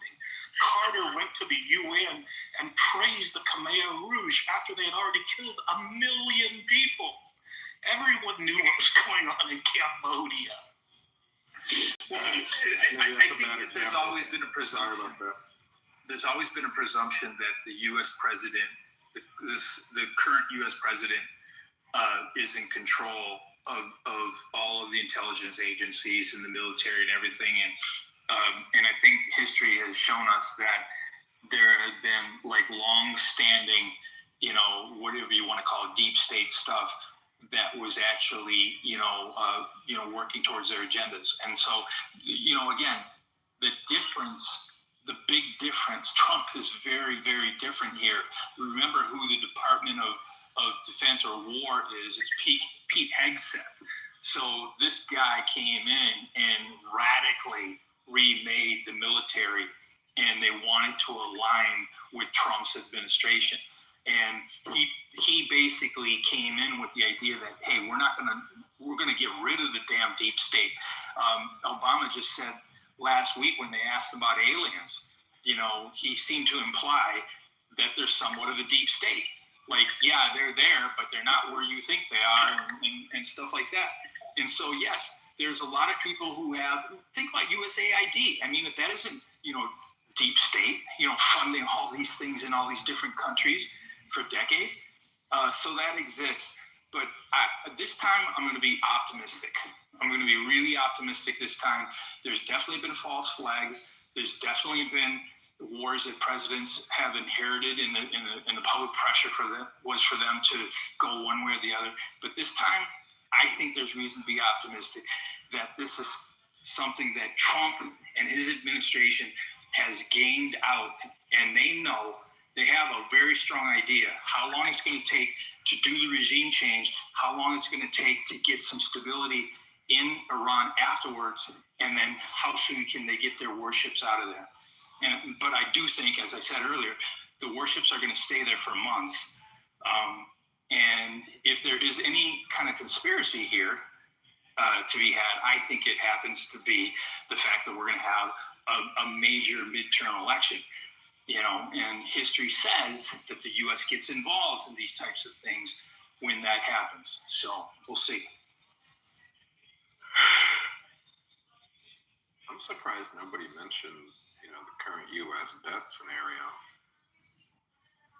Yeah, that's also weird. When you got Poly Market and Kalshi and all that stuff, but I wouldn't read a whole lot into that because, yes, there are some seriously knowledgeable people who get involved. U.S. debt, like the I thought you said that.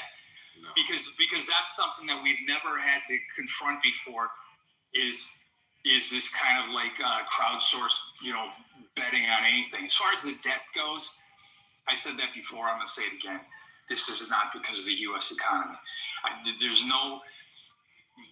That to me is a kind of a reach to say that we need to do this to prop up the U.S. economy because it's just this is a very strategic period of time in history where we can strike. And I think this has been mapped out well in advance. And keep in mind, in the U.S., with regard to the midterms, the whole discussion is affordability. So I don't see how that improves the Republicans or Trump's chances, at being able to do anything in the last 2 years of his term by, creating more stress on the U.S. economy. And I don't think that enriching the military contractors is going to put money in the pockets of average people. Well, this is what I think. We have a few factors coming into play very soon. I think we're going to be Jerome Powell's exiting Fed chairman. He'll be out of office May 15th. The guy coming in wants to essentially, what the fuck is his name? Warsh or whatever. He wants to lower rates to zero. He wants to shift the Fed's policy from a runoff strategy, and he wants to sell $2 trillion worth of mortgage-backed securities starting mid-2026. This would be a withdrawal of the Fed basically being a buyer of last resort for long-term debt, and it could cause the yields to surge, and it could also strain over-leveraged corporate and consumer sectors. So I think what the U.S. is really doing is it's getting ready for basically a massive market shock, because every time we have a market shock, we either, 2001 dot-com bubble, we went to war. 2008 financial crisis, we had some sort of massive policy change. So this scenario, we're already on the cusp, if not already at war. We might get a little bit of both. We might get some policy change and war at the same time, because let's be honest, the average American isn't feeling too plush about this all-time high economy. So, you can see the dollar rapidly depreciating. Housing is unreasonably high in most areas. Housing shouldn't double in the price in 5 years. That's actually kind of ridiculous when you think about it. It's highly unsustainable. There's bound to be a massive correction at some point. We have the massive over-leveraged AI sector timed perfectly into this right now, actually, because we're going to have them reporting into this. So either we're going to end up in a scenario where you have like a short-term 60-day rally in the market while this is going on, followed by a large correction, either catalyzed through the earnings or catalyzed through May 15th when the new Fed comes in and says he's going to start selling $2 trillion worth of that instead of buying. So I think that's going to create a massive shock in that area. And we all know money is what really moves the world. So did they already clear their balance sheet already? Who? The Fed of No. That's what he wants to do. Yeah, the new guy that wants to come in, and it's gonna. He wants to decrease circulation more than anything. Every now and then, it's like a mafioso. They're all at the table. They're all in the same party. They hate each other, but they agree that their game is illegal, but they'll keep running it. But they can throw each other under the bus here and there, but they're still in the same party. With respect to your concern about the U.S. preparing us for a supply shock, it's been an unusual paranoid thought that I've had in terms of how I kind of set up my what I buy in the market, because I do think that as soon as that China shoe drops, that supply side shock kicks in. As soon as that Taiwan situation kicks in, and I just can't figure out when it's gonna be. But that is something that's constantly on my mind. Like the United States thinks, all of us here think everything's okay, but it's I still remember. Yeah, I still remember during Katrina out here in New York, we were out of gas for 1 day, and this shit really messed things up. So I'm just thinking some kind of shipping issue, and our lifestyle changes fully. Forget the whole American way of life. We will have to downsize. So that's the shock that I'm constantly kind of don't just buy Nvidia, dude. That shit comes from fucking China. Something's gonna happen soon. Well, if you're into the military-industrial complex, you'd be buying Honeywell stock right now. Honeywell is a major supplier of military weapons systems and radar for the U.S. But going back to housing market and everything, that has always been one of the key indicators of the economy, and everybody knows in the U.S. that it's worse than it's ever been in history. And so the good news is that mortgages are now in the 5s, so they're moving downward. And the other good news is that Trump has been signaling heavily in the last month and a half that he eventually wants to be a vote. He wants to codify it, to take corporations out of home ownership. Now, how do you do that after you've got, you know, thousands and thousands of corporations who bought thousands and thousands of homes without, you know, hurting them and therefore hurting the economy too, you know, strategically. But I think that's a good step in the good direction. When, you know, he said it, homes are not for corporations, homes are for people to live in. And so I think if he can get some headway on that, I think that's going to go a long way towards reducing costs all across the U.S. He wants to shift the corporations for development, not existing homes. We have a 75% issue with the new homes that we need. He's just shifting it. Yep. Do you think we're even looking at the future properly? Like here we are talking about home ownership, right? Like I'm talking about a world where no one's gonna have a job due to AI, and China's gonna take in regional hegemony, right? So that world is 20 years away. You think that's 20 years away? Earliest time frame, earliest would be 10 years. Okay, so people are taking 30-year mortgages that they're gonna go shit on in about 15, is what I'm saying. This is the world you're talking about. I don't see, because you still have people involved in here, but then at the same time, we have to be realistic. People are crazy. So it's very plausible if you give, you know, a select group an AI supercomputer, and only they're the ones that have access to that AI supercomputer privy knowledge, we might have some problems. Which is exactly what you're seeing right now, which is why you probably feel in your gut the wheels are falling loose, is because we all see what's happening with AI right now. Right. We all see how fast it's being rolled out. We all see how shitty it is with some answers and how they can blatantly be wrong, even though it's like telling you it's right. You know, and we're seeing, you know, that each country, they're like, no, we don't want to put laws on this. We just saw that, you know, the DOD was like, Anthropic, you better make this AI do what we want, or we're just going to declare you no company. Terrorist company, yeah.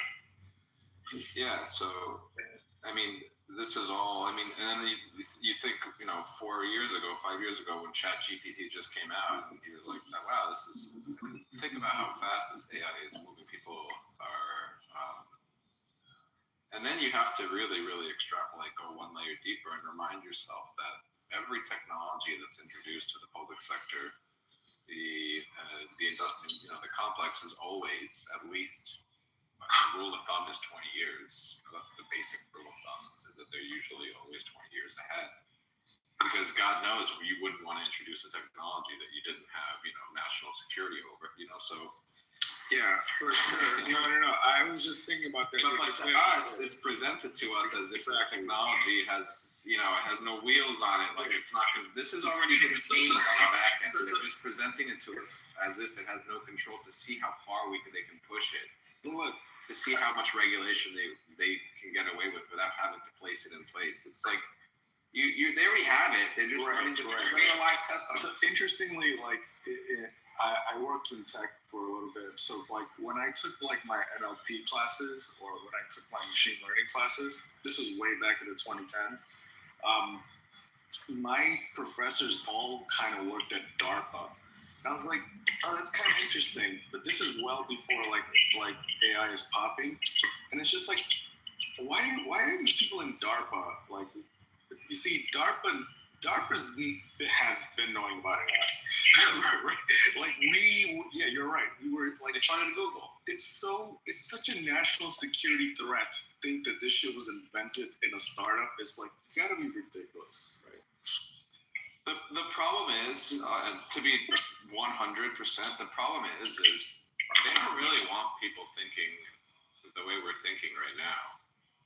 They'd rather just have you thinking chaotically and just being like, there's no control. They want you to feel like as if things aren't choreographed, as if there's an unknown factor here. But on the back end, as if the people that made the nuclear bomb and shit that flies 30,000 feet and goes into space, like they just didn't know about AI. Like, yeah. or like they didn't know. Like the lie that we're given as people, it's like remarkable, like truly. And it happens every 10 years. I don't know, because you have to trauma shock your population, right? If you wanna get a population and you want them thinking a certain way, you want them feeling, you have to trauma shock them every 5-10 years, whether it's economically, whether it's some sort of crazy entertainment going on, maybe it's some sort of new fad or trend, or maybe it's some sort of pandemic. I don't know, maybe it's a war.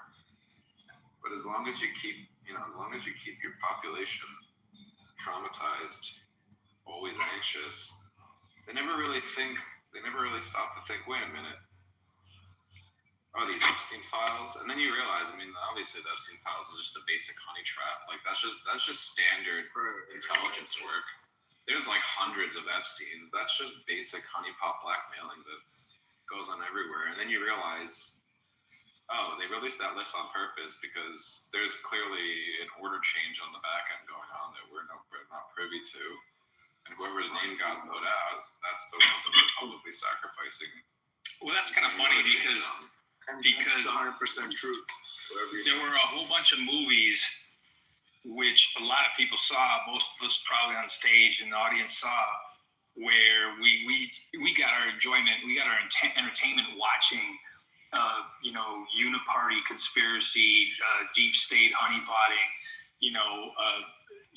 double agents and whatever. But then when we find out it's actually real, then people lose their minds and they're like going, wait, I thought that was all fantasy. And yet go back to the interview that, comedy from 2013, they're actually referencing a lot of that stuff. Oh yeah. And once you see it, you can't unsee it. You go look back on all that stuff, you're like, oh my God, it was right in front of my face. Yeah. In fact, that's why I made my PTR, James Franco, because after watching that movie, years later, I have a different view on that. It's not only still funny, it still holds water, but there's like new insights that you get out of that. But again, I don't think you can apply that in all situations. For example, I don't think that there was some massive plot behind what Apple did when Steve Jobs came back to Apple. I think that was literally the guy looked at what was going on and where the trends were, and said, hey, you know what? The future is mobile. Let's do everything. That was an Apple-driven thing. That was not a deep state. I think it's one step before that, Michael. Like, for example, like the idea that we're supposed to believe, like, did you ever notice every big tech company is always started by this one college dude in either their garage. Yeah. And then somehow they're related to all these millionaires, but they worked really hard, and it was just them. And it's such bullshit. Like Sam Altman, like he's such a plant. Like I'm supposed to believe this stuff. Like I don't know, somebody can't even. Like I wanna believe it, but then like when everybody's doing it, it's like, come on, this doesn't make any sense. Like this, at some point, being old enough to kind of live through, the rise of Apple, and seeing, how, I'm sure a lot of you have seen it, the documentary that PBS did. It's like 30 years old now, about the Pirates of Silicon Valley. I mean, that's really essential viewing. It should be shown in every, high school, as far as I'm concerned. But it shows basically how they were basically young kids who saw where the money might be, and then the dastardly things that they did to each other, and then you see how Apple basically stole the Mac interface from Xerox. And then Microsoft stole it from them and created Windows. And they brought in the Pepsi CEO, and he backstabbed Steve Jobs. But Steve went on to get involved with Pixar and made some money. And then Gates was, under investigation for suppressing, the early web browsers. So he invested in Apple when Jobs came back. I think it really happened as history says it does. Okay. I don't think there really was. Can I provide just a very quick counter to that, right? when you look at something like a computer or let's say Microsoft Windows, it's basically saying that I can put a piece of spy software in your house, everywhere, anywhere, right? So no powerful group is just going to ignore that.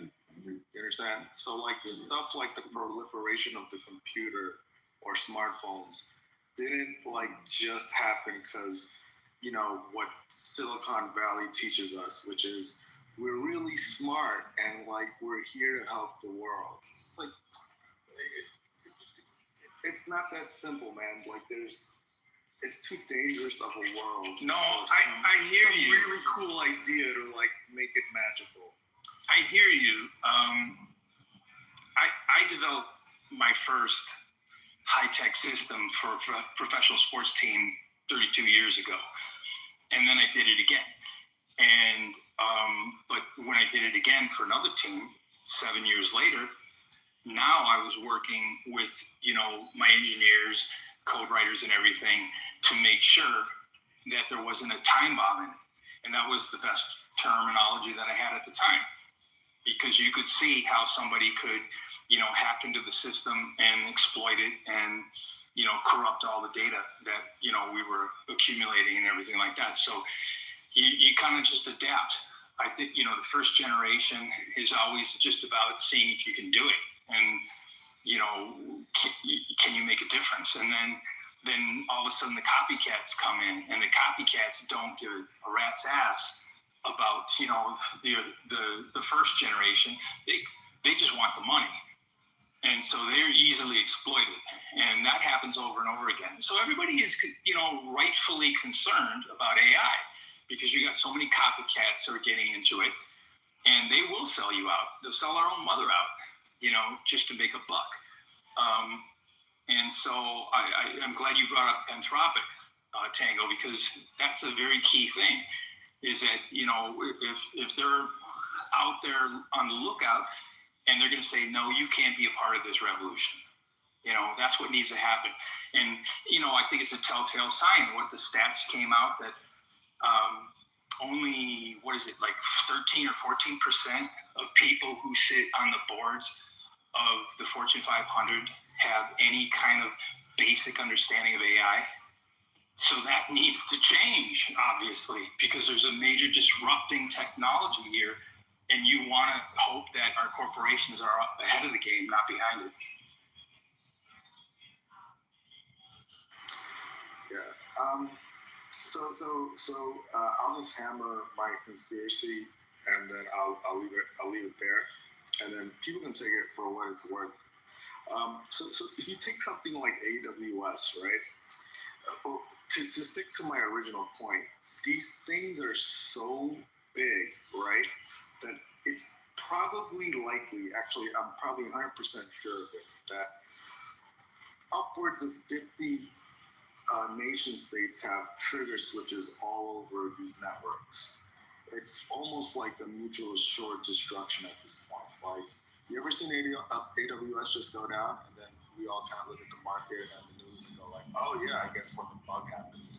It's like trillions of dollars move when those switches go down, right? So it's like, that's where war is now. So we might think like, oh, they put a warship over there, but we don't know what that leverage is for. It could be like, fuck off with AWS right now, or we know that you can pull the rug on these bank accounts, stuff like this. We have no idea, because the thing got too big for us. Like, I don't know the software in my phone anymore. Aaron, this is a great example you're bringing up, because who was the first company that basically created this modern wave of data centers? It was Apple. And so AWS is Amazon.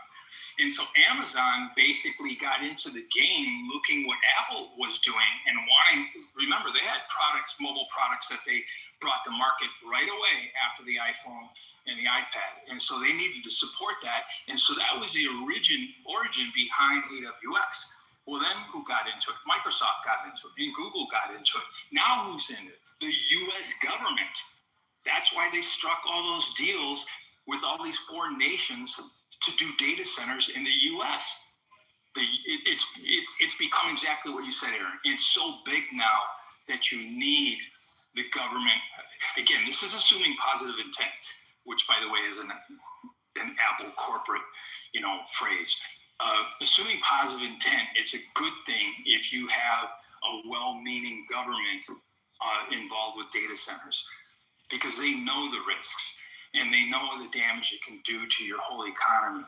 And so the U.S. government is now in the business of this, and they're monitoring all these major companies. Yeah, I agree with you, and that's one of the reasons why I've gotten a little bit weird with the conspiracy. Yes, the U.S. government is involved with protecting all of this, and I don't think they can just tell us on the news that's what we're doing. I think a lot of it has to be kind of like these drops, oh, by the way, there's Russia hacking. Oh, by the way, there's shit like Epstein. Oh, by the way, there's people like Santos that have co-opted your government. I think this is the way that our internal state has to talk to people at the moment, because they can't just tell you all your bank accounts are compromised.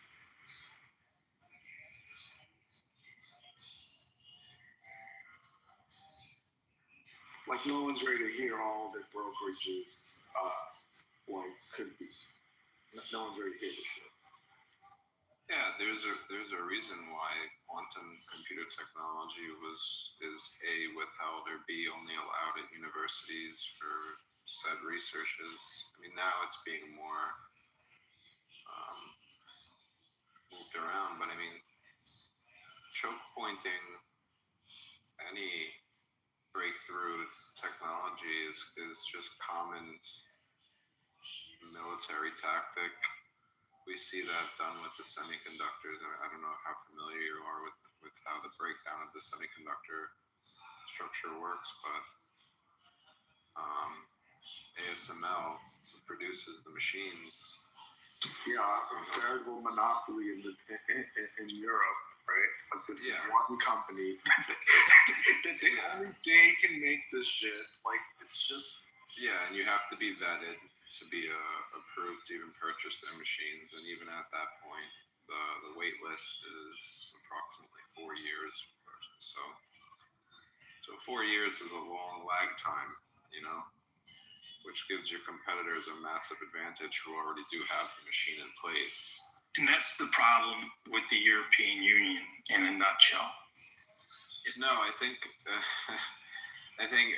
as you start to delve deeper, you start to realize that every technology in place is only in place because it was the one that was chosen to be the most feasibly economically controlling. Nothing is going to be introduced if it's not monetizable, and if it is monetizable, then the whales are going to argue over who gets to control the monetization. That's just the nature of those types of players. Right. So we use the term MPEG a lot and JPEG, and those were standards formats that were introduced in the late 40s and the 50s. And the reason why is because of television. The U.S. understood that there had to be one standard for television, not multiple standards, so that the broadcast signals, could work on any television that was out there. So then when the digital era came about, they kind of co-opted the terms MPEG and JPEG, and now you think it's all digital stuff, but it had its roots in analog. But then going to the 90s, the new battle was on high-def TVs. And if you recall or know this history, Japan had kicked our asses on this. And so they were ready to go to market. And so the U.S. actually blocked Japanese HD television technology from coming into the U.S. And they formed what they called a group of seven, which was all these tech companies and a few universities and everything, to come up with a standard that was going to be U.S. controlled, because they knew it wasn't just going to be TVs, it was going to be DVD. And if you know, DVD was originally called digital versatile disc, because it was meant to replace the floppy, and it was meant to replace the CD. It was meant to replace VHS. It was meant to replace all forms of media with one disc. And of course, now very few people need to rely on DVDs. It's used as like a storage, option. But every time you introduce new technologies and everything, it's in the interest of not just a few people in the government. Again, conspiracy stuff. It's in the interest of the consumer too. Sure. You have to have standards. And the problem with the 90s, when you got to the end of the 90s, and I don't know who to blame this on, but this was a situation that everybody faced. Is all of a sudden there were multiple standards out there for all sorts of different things, and still to this day we have this problem with Android and Apple. And so everybody's faced with this. You create an app, you have to make that app work on multiple different devices and everything.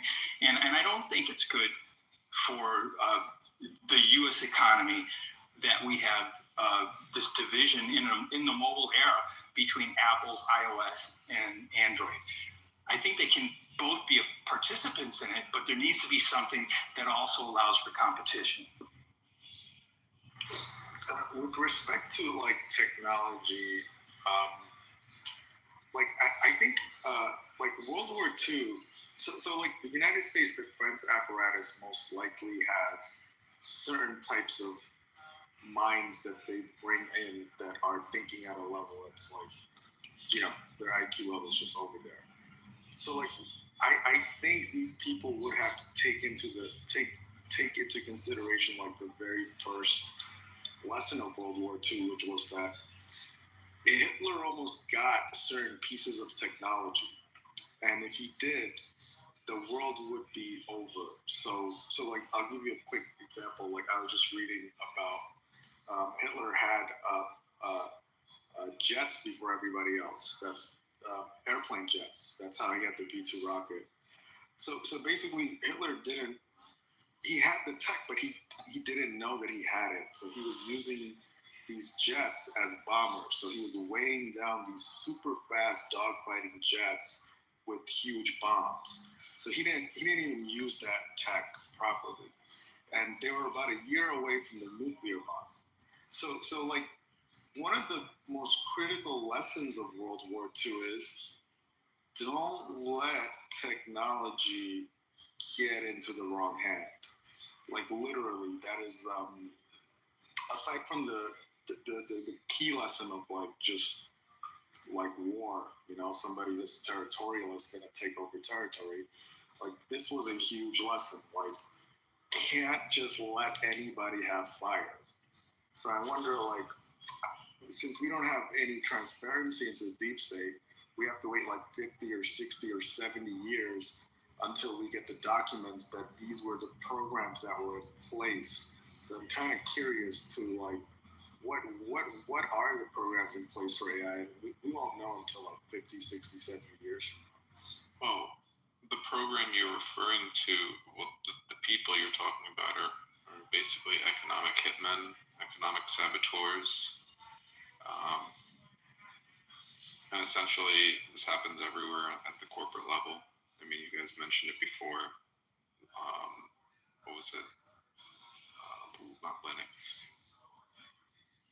Anyway, they were at Apple. They took the technology and then went to Apple, and then from Apple went over to Microsoft. But basically, it's essentially the same thing. You have these infiltrations, and the same thing is heavily encouraged, like in China when they set up like sectors, or when they set up manufacturing, they literally just dedicate like a whole town to just one sector, or like, and then every factory is right next to each other, which is very, very, very efficient.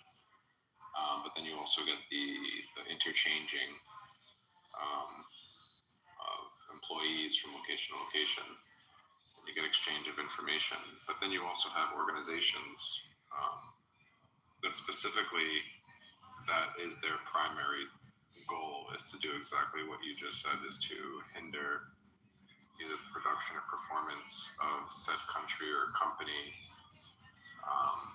And that's when you start to get into the dance or the concepts that S-tier corporations, like the big Mag 7 and all those are essentially fronts, economic fronts for the military arm. Right. They have to be. At this point in time, yeah, that's essentially where we're. That's essentially how the majority of pressuring war is conducted. Why do you think they're specializing in cybersecurity or? Why do you think their recruitment, like their elite level recruitment, is literally almost like, are we recruiting for like the ultimate world war, right? Like some of these companies recruit like that, like the best. Like, well, what do you mean? Like, aren't you making websites, right? I think if you worked with some of these companies or corporations, or like you literally probably come across some of these people just, running, as double agents or whatever the scenario is. Obviously, it tends to be like a Google or something like that, and a big name. And they probably don't even know that like they're working on government shit. Like, oh, come in. No, the company doesn't know, but the person will be there either to acquire information or to specifically fuck up the task, like put in wrong information or delay something or be the perfect person to just delay it in some way, shape, or form, or to acquire it. And they'll just come off as super, and at some point they'll let them go a year or two later, but they executed the job flawlessly and nobody knows. Are we just paranoid? Because like they did just buy TikTok US, right? Like, is this just paranoia or like? Well, honestly, I think it goes back to the AI. Twofold. It's one. When you're getting into a war, obviously you want to monitor all these things, or you want the capacity to monitor whatever's being said. But honestly, I think it's twofold. I really think it's for the AI to just have free data to study, and they want to keep all the information. In a perfect world, they'd keep everything that was ever said, ever. Every last morsel of information that it could be studied, because you don't necessarily know what it may produce, and the unknown is very intriguing in that sense to people of that particular function of expanding the AI and data mining. I forget where I was going with that. Well, when Clubhouse started, so it'll be almost 5 years since I started on Clubhouse, and I said early on that it's obvious to me where the long-term value in this company is, and this reason why Mark Anderson was, a heavy investor in Clubhouse, and they had a huge amount of money they raised, and as Paul said, they have a massive runway, to mess around and experiment with this. And I said at the time, the obvious long-range thing is they're going to be harvesting our voices. Now, in all those Clubhouse town halls, they kept insisting that they weren't going to do it, but they just released the terms of service just about a week or so ago. And if you did a deep dive, and I haven't paid attention to those for a while, but this time I decided, okay, it's been a while. I'm going to do a deep dive into Clubhouse terms of service. They're making it abundantly clear that, our voices are being harvested. And they will use them however they see fit. So, Right. It's a motion detector. It's a motion detecting is what they were doing. But it's also, we're not really realizing the implications. At first we're like, oh, okay, but like think about it now. Every interview now, AI is in there. Every email you open, AI is scanning your inbox. Complimentary service, by the way, for you, provided by Google. And while it's nice, at the same time, it's concerning. It's nice. You can become much more efficient. It's always a double-edged blade with this type of stuff. Yeah, actually, my recent research was like, because I do want to make a Clubhouse clone, but these voice servers are kind of expensive, so I was trying to see like how I can make it work. But that is like one of the things that because I'm kind of new to Clubhouse, so I'm starting to look at it like a voice Reddit, right? So it's like instead of me clicking, I'm just clicking into a Reddit thread, right, and then talking about it. So I don't know if that's how Clubhouse approaches it, but I want to take that idea and try to make that. But these voice servers are kind of expensive. Well, if you'd been on Clubhouse in the first year and a half, you would have been amazed compared to what it is now. There were so many different types of rooms. They didn't have houses back then; they called them rooms, and covering everything you can think of, and whether it was English speaking or not, they had so many different communities on Clubhouse, and that was the a lot of people will talk about it and say the golden era because, look, I like Clubhouse, I'm on it right now, but they shot themselves in the foot. Anybody who's been around for a long time knows this. When they went to the voice chats and they de-emphasized the rooms, they made it difficult for you, if you were new to Clubhouse, to find out how to open a room. And I had a consistent room that I was doing that had a lot of people coming in, and it was just like, why would you do that? And so that's what we were debating for the next 6 months, and that was like 3 years ago almost. And so Clubhouse is like really a shell of its former self, and they really sucks. They really missed the boat, because if this was their intention, they should have left it alone. And I've always said they should have had 2 tiers of Clubhouse: the free tier, anybody gets on, and then the tier in which you can, they needed to identify the really meaningful rooms and those who were hosting them that people from all over would have wanted to be a part of, and charge the nominal monthly fee, like $4.99 or something like that. And I'll bet you tons of people would have paid the $4.99, and they could have still done their harvesting, but then they would have kept the integrity of it. I mean, well, the initial pitch was it was a Clubhouse and you could only join by getting an invite. Right. And yeah, how long did you beg to get an invite from your friends? Well, I didn't. I mean, I didn't know about Clubhouse until the New York Times did an article about them, and because of that, and I'm just a techie, so I downloaded the app. And when was that? That was in May of 2021, and so they were still invite only at that point. But I don't know what it is. Maybe it's some form of AI or something. They let me in, and people used to ask me all the time, because at the bottom of your profile, that's when it shifted, would say the date. It would say the date that you, and they continued that all the way up until, I want to say, October of 21. But somehow I stuck on through. So I wasn't invited by anybody. I just kind of crashed the party. They stopped the invite around May, but they didn't do it in totality. They just started quietly letting people on without an invite. But they stopped giving the invites away. They stopped requiring the invites. You still had them. People were still using them, but it wasn't required by May. Right. And in those days, it was iOS only. Android, I don't think could access Android came in, I think it was June. Right. So William, just how cool and diverse Clubhouse was back then. Yeah, I used to say you could find a room about midgets smoking cigars. Yeah. Or anything, right? And if not, start your own. Well, I just think, there's so much room to improve this product space, right? Like voice conversation. So I'm also in the recovery community, so I also know that people spend so much time in meeting rooms all day. So I was already really acclimated to people being in a room all day, either through remote work or through the recovery community. And then I found Clubhouse, right?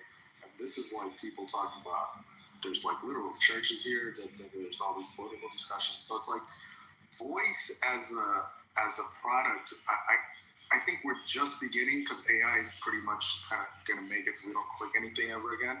But like this product here, like voice, like it's not super explored yet because it's expensive, right? To get a room with 10 people talking and 200 listeners, right? That's not cheap if you want to do it at scale. So, but it's like the one thing that I want to look at if I could do it. You just have to figure out a way to scale, in a cost-effective way. There's already 2 people who have tried that came from Clubhouse. The latest one is a guy named Cackle. I haven't even gone to his, but Chatter tried, and as far as I know, Chatter still hasn't made it yet. You can't make it profitable, and I don't think it was the intention for them to be profitable from the beginning. I was saying in April and May of 2021, this is about voice detection of emotion. They're telling this lie about how it's all about this and that. This was a very sophisticated way of developing lie detection and emotion detection of a variety of different sorts. And I had 5 or 6 experiences in April, May, and June that absolutely proved it, based on what happened in a room and then what happened to the people that were in the room after that, in relation to who followed them and a whole bunch of other stuff. They basically were able to determine. That's why in the early days, when you had a bunch of people arguing with each other, suddenly the room would just fill up with all kinds of more people. And when a room, people were all just lovey-dovey and kumbaya, getting along, that room would never get heavy traffic into it, because that drama was what they were trying to deduce. They were trying to determine how to detect emotion. That was why they got that injection of $400 million. That was their goal from the very beginning. Okay, so it was never about content creators. So if we go full circle, right, I'll be the conspiracy guy. If Clubhouse, right, created this app knowing that they're going to harvest voices and they're securing hundreds of millions of dollars, right, they would know before most of the public that such technology was coming. So the argument that Clubhouse could be a government honeypot, to me, that's the strongest argument, because to know that not only are you going to get people to sit around and talk on the app, but also have the technology to pretty much profile the living shit out of them and have that ready, like, as soon as it hits, it's like the ultimate government honeypot, if I had to. Yeah, you kind of got it right, except for the fact they didn't know what they were doing. There was 2 guys who stumbled onto something. And then once they had this thing going, and you have to understand that it was COVID-based. It was the fact that everyone was sitting around. That's why you had rooms that had 5,000 people in a fucking room. That's why you had Bill Gates and huge people come onto this app once or twice, right? And so they had no idea what the fuck they were creating. And then the others, they stepped in and guided it in the direction of what they wanted, because lie detection and voice recognition of emotion had already been being developed. So the people who had that going already saw this and said, hey, let's marry the 2 together. They didn't know what they were creating. It wasn't Paul and what the other guy's name, Rohan or whatever. It wasn't their intention to. They didn't have some secret plan. It wasn't like that. They just were like, hey, this would be fucking really cool, right? And then COVID hit, and it blew up and got away from them. Well, maybe, but then you got to ask yourself, why did they go to voice chats? Because I would make the case that one of the problems with Clubhouse was those kind of rancid rooms where everybody was yelling and screaming and talking over each other were starting to become more of a presence, and they introduced voice chat. I'm not saying that's 100% the reason, but a big part of the reason, because they wanted to start isolating individual voices again. And they wanted to hear somebody talk. Now, their excuse was there's people who hang out down in the audience and they're too shy and they don't get a chance to come on stage. And so it's for you, right? But I think they really did want to harvest voices, and going to voice chats was a way to isolate the voice, as opposed to having all these crazy rooms. And by the way, sure, but that was long after. That was what, a year or two? Oh, yeah. Right. After they got that $400 million injection. It was Correct. That $400 million injection, which is when somebody looked at what these two kids had created and said, hey, you have no idea what the fuck you have. Right, William. But I guess, so I'm agreeing with you. Yeah, and you're spot on. That Paul and Rohan, and I want to say it's more Paul than it was Rohan, they screwed up because they did not figure out a way to value those who are creating rooms with substance versus the screaming, yelling rooms. Yeah, but you think that they screwed up, whereas they did the voice chats because then they could isolate back down, because those rooms where everyone was screaming, talking over each other was no good to them. It wasn't giving them the data they wanted. That's why they made the rooms recorded at the same time, so that data could be gone back through over and over. Even though they recorded it, right? Like, can you extrapolate on, like, what is this recording shit about? Well, they were always recording. They just didn't tell us, and they didn't give us the option to record, right? But they never cared about creators. That was all bullshit. They were never trying to create and have creators creating. And when they went to the chat, it was because they had lost control of it. What they wanted was the data of when people are arguing with each other, but it got so out of control, they couldn't get any data from those rooms. Right, like I was saying, is what the rooms that I experienced things. I could get into details of things I experienced and talk to a number of different people. And every time we would have this conversation, weird ass fucking shit would happen in the room where you would talk about this stuff, right? So what they were after was they were after people who were disagreeing with each other, and they switched over to the chat thing because they had lost control. These rooms were just too big and too angry and stepping on each other, right? But you were probably trying to be a creator. You sound like you were trying to be a creator. I don't mean that derogatory, but everybody who was trying to be a creator thought, oh, they're screwing us over. And at the time, I was saying, no, they're not. They don't care about you to begin with. They're not making bad decisions. You don't understand that we're the product, and it's not about the content. It's not what they're after.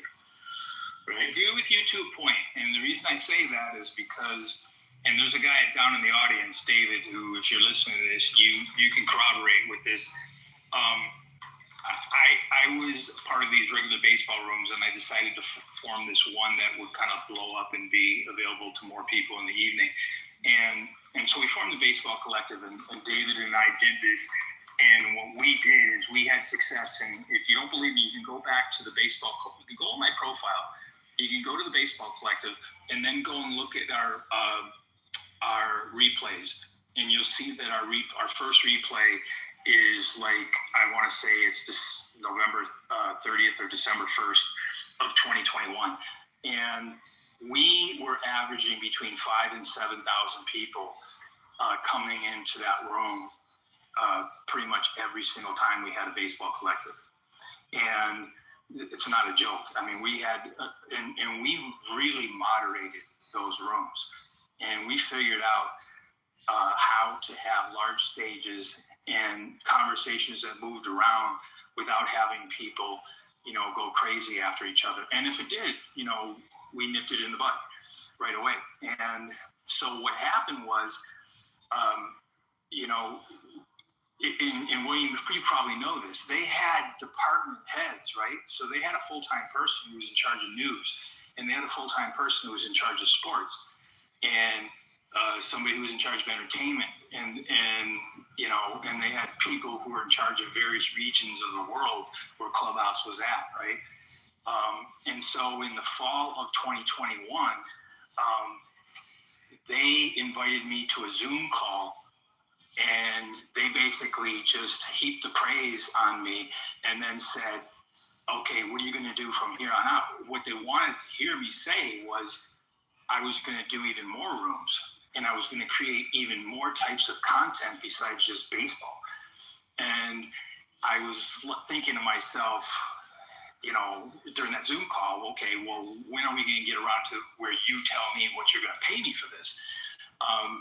But I said at the time, because the holidays were approaching, like, look, I got a lot of stuff going on, and I did.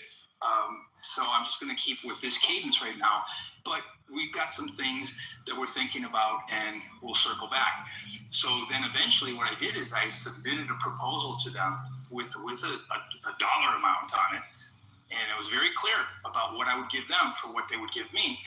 And then all of a sudden, you know, the answer was like crickets. Well, it wasn't crickets. They responded, but they basically said, well, let's just get going and we can address that later on. Well, 2 months later, they had the wave of, you know, people who got fired and just quit. And they just wiped them all out. And next thing you know, we got Joe. And there's nothing against Joe, but Joe basically replaced a whole bunch of people who were full-timers on Clubhouse, who were keeping tabs on that aspect of programming on Clubhouse. So they did care about programming, they did care about content creators, but they were foolish in not moving quickly when they had that many people on the platform to figure out a way to isolate the nonsense rooms from the serious rooms. And I know there was a lot of dummies on here who were like saying, I want to get paid this. And they were just living in la-la land. They thought, you know, having a room a week or 3 rooms a week was worth a full-time job. Well, no, it wasn't. But they should have been compensated similar to what you see on Instagram, what you see on YouTube right now. They're monetizing people.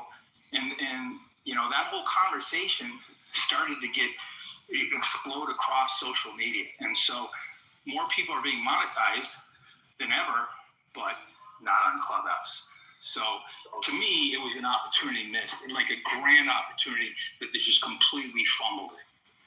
Yeah, that's interesting. I'm glad to hear your backstory, and I know other people that were doing that kind of volume and bought in the whole creator thing. And I hear you. I think all that was a sham. I think that they cared to some degree. They were trying to promote that, but it wasn't their prime directive. It wasn't what they were really, really after.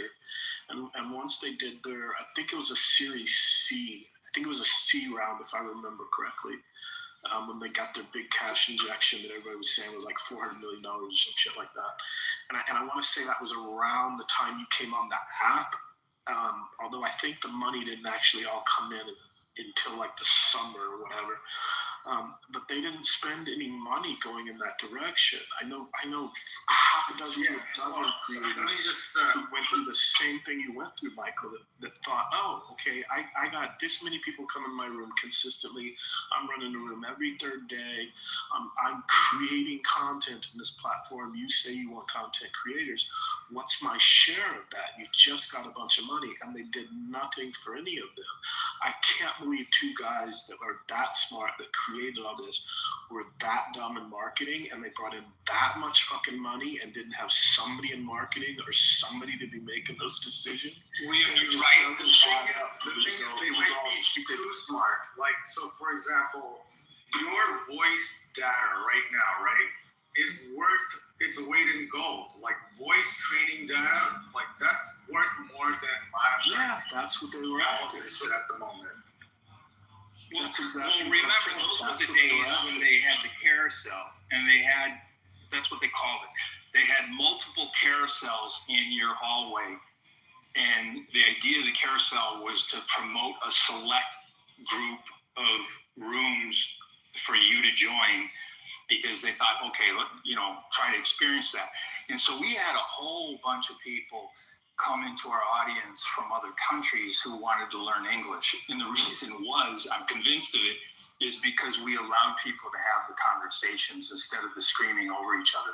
So, I have a ton of followers who just want to learn English. And people are coming to our room for that. But one thing I forgot to say is that just before there was the exodus of full-time people, I had 3 people who were serious creators on this platform, like always showing up. They were well-known people. reached out to me independently to warn me to get the hell off this platform because they saw the value in what we were doing, and they said, you got to go somewhere else because this thing is going down. So they had some kind of, information, or maybe it was just their intuition, but they were right, because by the end of the year, voice chats, it was terrible. Yeah, and they could have rolled out features, they could have rolled out advertising, and I know for a fact that there was a half a dozen content creators that laid it all out for them. There was at least a couple of those, whatever the fuck they called those meetings they used to have, like town hall or some shit like that. They got inundated in those, and they got all kinds of, emails and DMs. Like, they were fully aware of every possible way to make content creators happy and how to monetize it in a way in which the content creators could share in the profits. Yet still they chose not to do it, right? Like, I feel for what you're saying. I just feel like that wasn't their intention, or they would have tried it. It was all a scam. They just wanted to be able to detect emotions. When you're happy, how you interact when you're angry, lie detection. Just, it's all about emotion detection. You never know, that could be a good script for somebody to start writing. I'm telling you, I was saying all this in May and June, and every time I would say this in a room and somebody else would go, and I would share experiences I had that would kind of give the proof of it, because something would happen in a room, and then you could see what would happen with the various people based on how they reacted to what happened in the room, and it would follow them for the next couple of days or weeks. And I would share experiences, and then other people go, oh, you know what happened to me? And the whole room would turn into that. Suddenly, like people that seemed like they were working for them would show up, rooms would just randomly crash, weird audio shit would happen, right? Like you're just going okay, it's too much of a coincidence. And that happened at least a fucking dozen times until I wised up and said, okay, I'm gonna stop talking about this.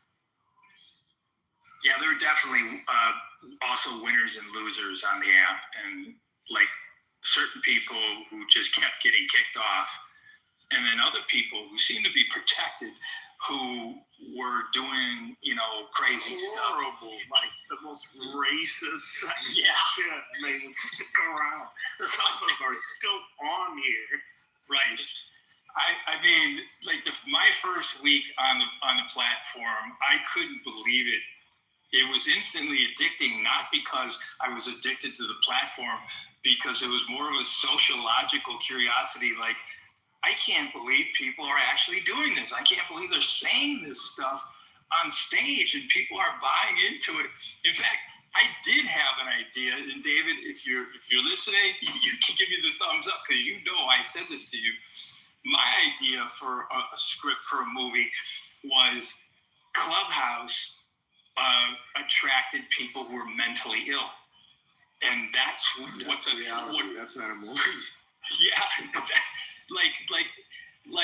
but people thought that they were intelligent, well-versed social people, and then the big reveal at the end is that it was a bunch of mentally ill people, because I never heard so much craziness.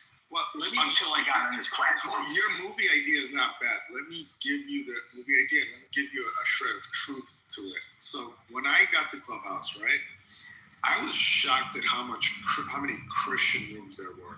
So I'm of the opinion that given that the end times, one of the revelations is that the gospel will be spread everywhere. Technically, Advents like Clubhouse are necessary to fulfill revelation. So we are not there, but this is roughly kind of how it's going to get done. We don't a COVID is like a junior case, but more situations of us having to be in a room and just this is the only way we're going to talk. I think this is how the gospel is going to spread. I think that's why you see so many of those rooms. a lot of the Christian rooms were going on, and there was a lot of good that was happening where sick people of a variety of different ways, mental, physical, would end up in a room, and healers would be in the room helping them. In the good old days, there was a lot of love and help and guidance and healing that was going on. And the Christian aspect of that is the only thing that seems to linger anymore. But it was absolutely, you had the good and you had the bad that existed.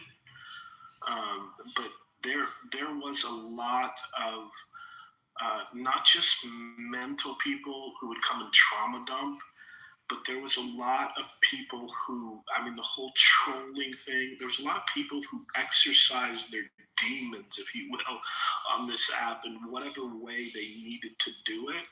And the funny thing is, and I think I saw this shift in about 2022 maybe, you actually could find a tribe of people who you could relate to. Like there was a group of people that would go around and they would go into a room and there was two different groups. One would just moo like cows and the other would ribbit like frogs. And they would jump from room to room to room. I was in the frog group. I followed them for about a week just to check out what the fuck they were doing. So you know what we did? I forget the name of that song, the frog song. We would go and find that, and one person would be designated to play the song, and then we would change our PTRs. We would be in a private room, and we would all, change our PTRs so we had distinct PTRs, which were frogs. And then what would happen is we would have one person go and scope out a room that was taking itself really seriously, and then we would go in, and that person would be like the plant, and they would get invited to the stage and start speaking, and next thing you know, we would all come in the audience, and then they'd start playing the music, and we'd all start like flashing our PTRs and everything, like doing a little frog dance. It was hilarious, and we did that for 2 weeks solid, and it never ceased to just crack us up.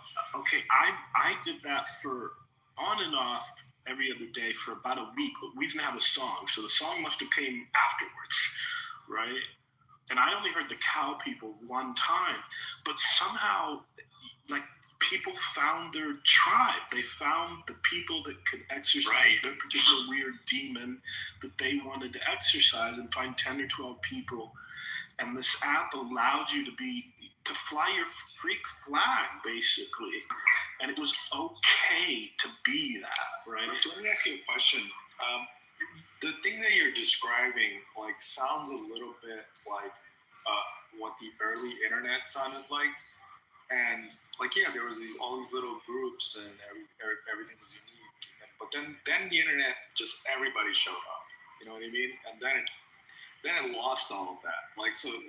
If Clubhouse were to ever get big, I don't think you'd have those kind of moments. I think that scale kills that. There may be some truth to that, because when they opened it up to Android, it shifted major, even more than when they got rid of the invite only, which you could dramatically see the shift from invite only to anyone could come on, and then the Android just completely shifted everything. But I'm not sure I would completely agree with you. I would think that what happened, the shift was more relating to the fact that COVID had ran its course, and everybody had just done their weird, freaky shit and just got it out of their system. And the people who stayed on Clubhouse either didn't have girlfriends, wives, boyfriends, they didn't have a life, or they had found their people that they communicated with. And it was like I say all the time, Clubhouse is way easier to have friends here than it is in real life. I could just bounce out of the room. You can't just leave a party without saying goodbye to everybody, right? I could just walk away and nobody's going to think weird of it, right? And you have a level of intimacy. I mean, you could get, you could find yourself in a late night room, everybody's sleepy, drowsy, sleepy, right? No strings attached. And that, I think, went away when COVID went away, right? We had a need to commiserate, and now it's the people that are left, it's because they found true connections and they found a way to have their expertise in whatever area it might be. engage with other people who are their equals, or and then there's the people who just like to argue. But it shifted dramatically away from what it used to be for a variety of different reasons. Well, I think if you don't have the personality type that's talkative, you'll never make it on Clubhouse. Clubhouse attracts the talkative person. That's number one. And the world is not 100% talkative people. It's like it really is like some are like that and some are not like that. Okay, but there used to be hundreds. Like, ask Michael, if he had rooms that were 5,000 to 7,000 people, he probably had 100 to 200, maybe 300 people on the stage. But there's people that never come on stage. It's like a radio to them. But all they do is listen. Right. So you're right on both points. It really was like a radio to a lot of people. I had people in time zones 7 to 10 hours away who would message me and tell me that they love listening to this while they're working, and they would be the first people to show up to listen to the replays. And that too was part of learning how to be an effective moderator, which was recognizing the whole stage and not just giving it to, the most outward personalities. It was like if somebody was on stage in a baseball room, they were on stage for a reason. And I wanted to hear them talk. So I basically would kind of like, okay, we've let this person who talks a lot go long enough. And then so I would, just shout out and say hello to the person who was a little more shy, and to encourage them to talk and get them involved in the conversation. And it just made it a better experience for everybody when you did that. In other words, your party analogy, William, is accurate, because a good, party where you invited a bunch of different people, the host, is paying attention to who's in the party and, wants to make sure that everybody feels involved. I think like the one thing Clubhouse, because interesting that we brought up the radio topic, right? Like that is what you're doing as a content creator here, right? Like you are a good radio host, right? Imagine being Howard Stern for 6 hours a day, right? So I don't know how Clubhouse. I mean, could you not run your own ads? A lot of people try to run their own ads. Yeah, Michael, I would go so far as to say there was a lot of people who became great moderators, and then there's a lot of moderators who they use the being to be dominant and show their personality, right? The ego, the narcissism, and all that. But I would say overall, the people having to learn how to moderate and create that from scratch in a human, compassionate way made all of us better, whether we were ever moderators or not, right? Like it caused a certain psychological recognition of different personalities and different opinions and different perspectives and different abilities to speak up and find your timing, find your little window, the people who go long, the people who economy of words, as I always try to do, right? And I think that moderation that you somehow stumbled into, that all the good moderators did, actually made you a better person, and it made a better person of everyone who watched you do it and appreciate it. And I'll go one step further. I think that how we are when you are in a leadership position on this platform really is a manifestation of your experiences in life. So you're really just activating your life experiences, and so I'm grateful for that, but I did a lot of reflection on that, and I really do believe that. I guess I was that way when I was a kid. Because I've experienced both sides of it, as most of us did. You would have your small group of friends, and some would be more the leader or less leader, and then you were also bullied and you were pushed around and stuff, and some people, they don't learn the lessons from being bullied, like they should, which is like, okay, remember that as you get older, and don't let other people bully people around. And so there was all of that, and I just think that's kind of like already in us. It's just that having the ability to moderate or be a leader on a stage activates it. And I agree. There's a lot of really good people on this app. But, as you know, there's a lot of people who bring their maniac with them, too. Do you guys know if Clubhouse lets you pay to have your room show up at the top of the list or anything like that? No, that was one of the suggestions. No, but their new game is as you can see, this whole thing with the karma.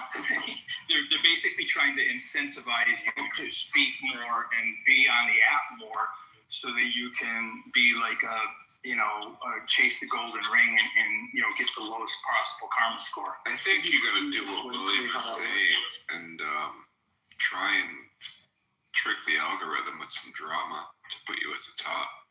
Wait, can somebody please explain how this thing works? I don't understand it at all.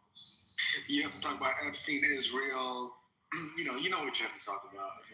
Wait, wasn't it you, William, who basically said that the Clubhouse was essentially just created for AI to model voice dialogue in a more fluid, essentially human way? It's emotion detection.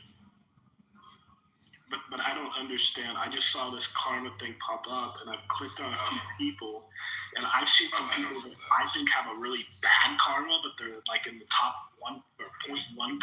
I'm like, wait a minute, what? Like, I don't understand how the system's supposed to work at all. It's incentivizing. I just know, as you were explaining that theory, I had never really thought about it, to be honest with you. It sounds highly plausible what you were saying, to the point where I was like, let me just Google this real quick. Where somebody in 2021 had written an article saying that it would be the perfect treasure trove of natural human dialogue. There is no other location for companies or people to monitor, unless you're China, of course, which they said, because China can just access all the information. So from a U.S. perspective, yeah, that is a treasure trove of natural voice dialogue, because people here are just having normal conversations. I mean, quote unquote normal, but in the sense that it's live, it's back and forth. You didn't have that. They were already done with all the recordings they wanted to hear. But then on top of that, it's an app, so you can monitor other things, and then you can quantify that back-end data that's not in there, and then implement the new strategy the next day and test that, or the next week and run that. So, yeah, William, there probably was that happening, and there probably was a bunch of strange experiments going on. I mean, come to think of it, wasn't Elon Musk interviewing Robin Hood when they had that whole shit show go down? Where did they do the interview? They did it on Clubhouse. Right. Yeah. A lot of celebrities were on here. So a lot of weird stuff was going on. Now that I look back at it, there was a lot of promotion of this app when it came out, and that died all of a sudden. Yeah, think about this, Tango. They added the ability to know what the people in the audience who never come on stage think too, when they gave us the emojis.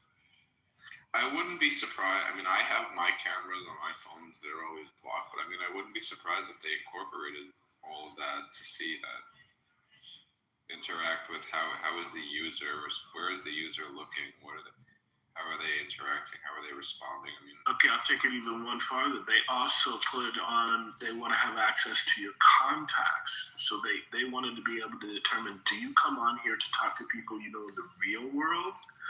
And so they could be able to determine, do you talk to the people that you know in the real world in here in a certain way?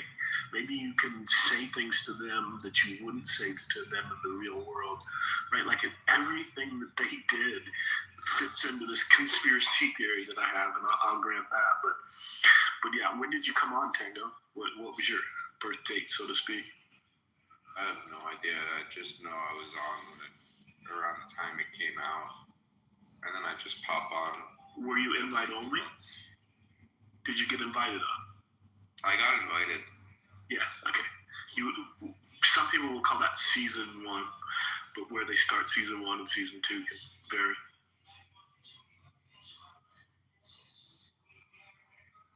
Yeah, I just remember all the drama with thinking, why are they using Clubhouse to have this dialogue? Why is Elon Musk interviewing him on this app. Well, listen. Well, he didn't own Twitter yet, you know. I think like I gotta throw this in there, man. Like we need to stop believing that one South African genius lands a rocket from space. You know, like yeah, he's in and around a lot of shit that seems revolutionary, right? Like if I could like I think we have to kind of start to believe that the government lying to us is as silly as your parents lying to you about Santa Claus. Like at some point, when you become like not stupid, you go, "Oh shit, that you're just fucking lying."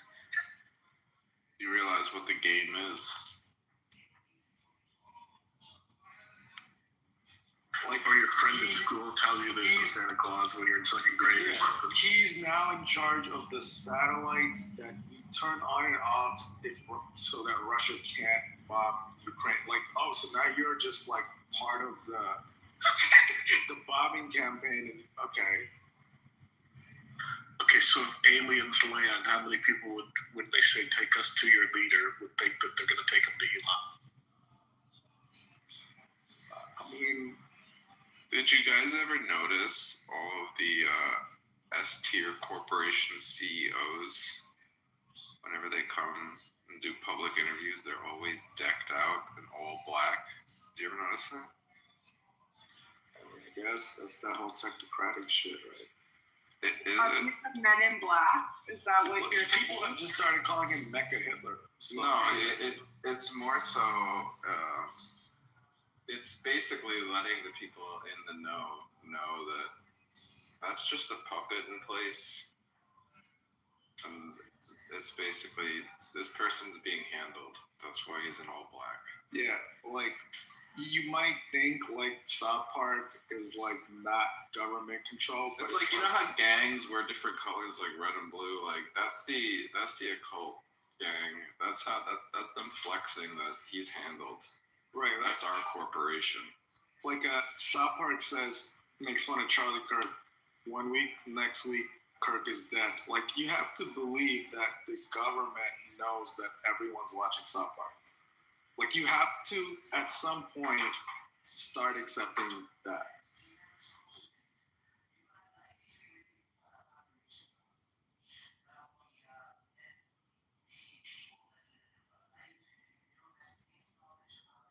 That like something being shown on the TV is known to be seen by millions to billions of people. It has a tactical reason. It's not just some shit that's on the screen.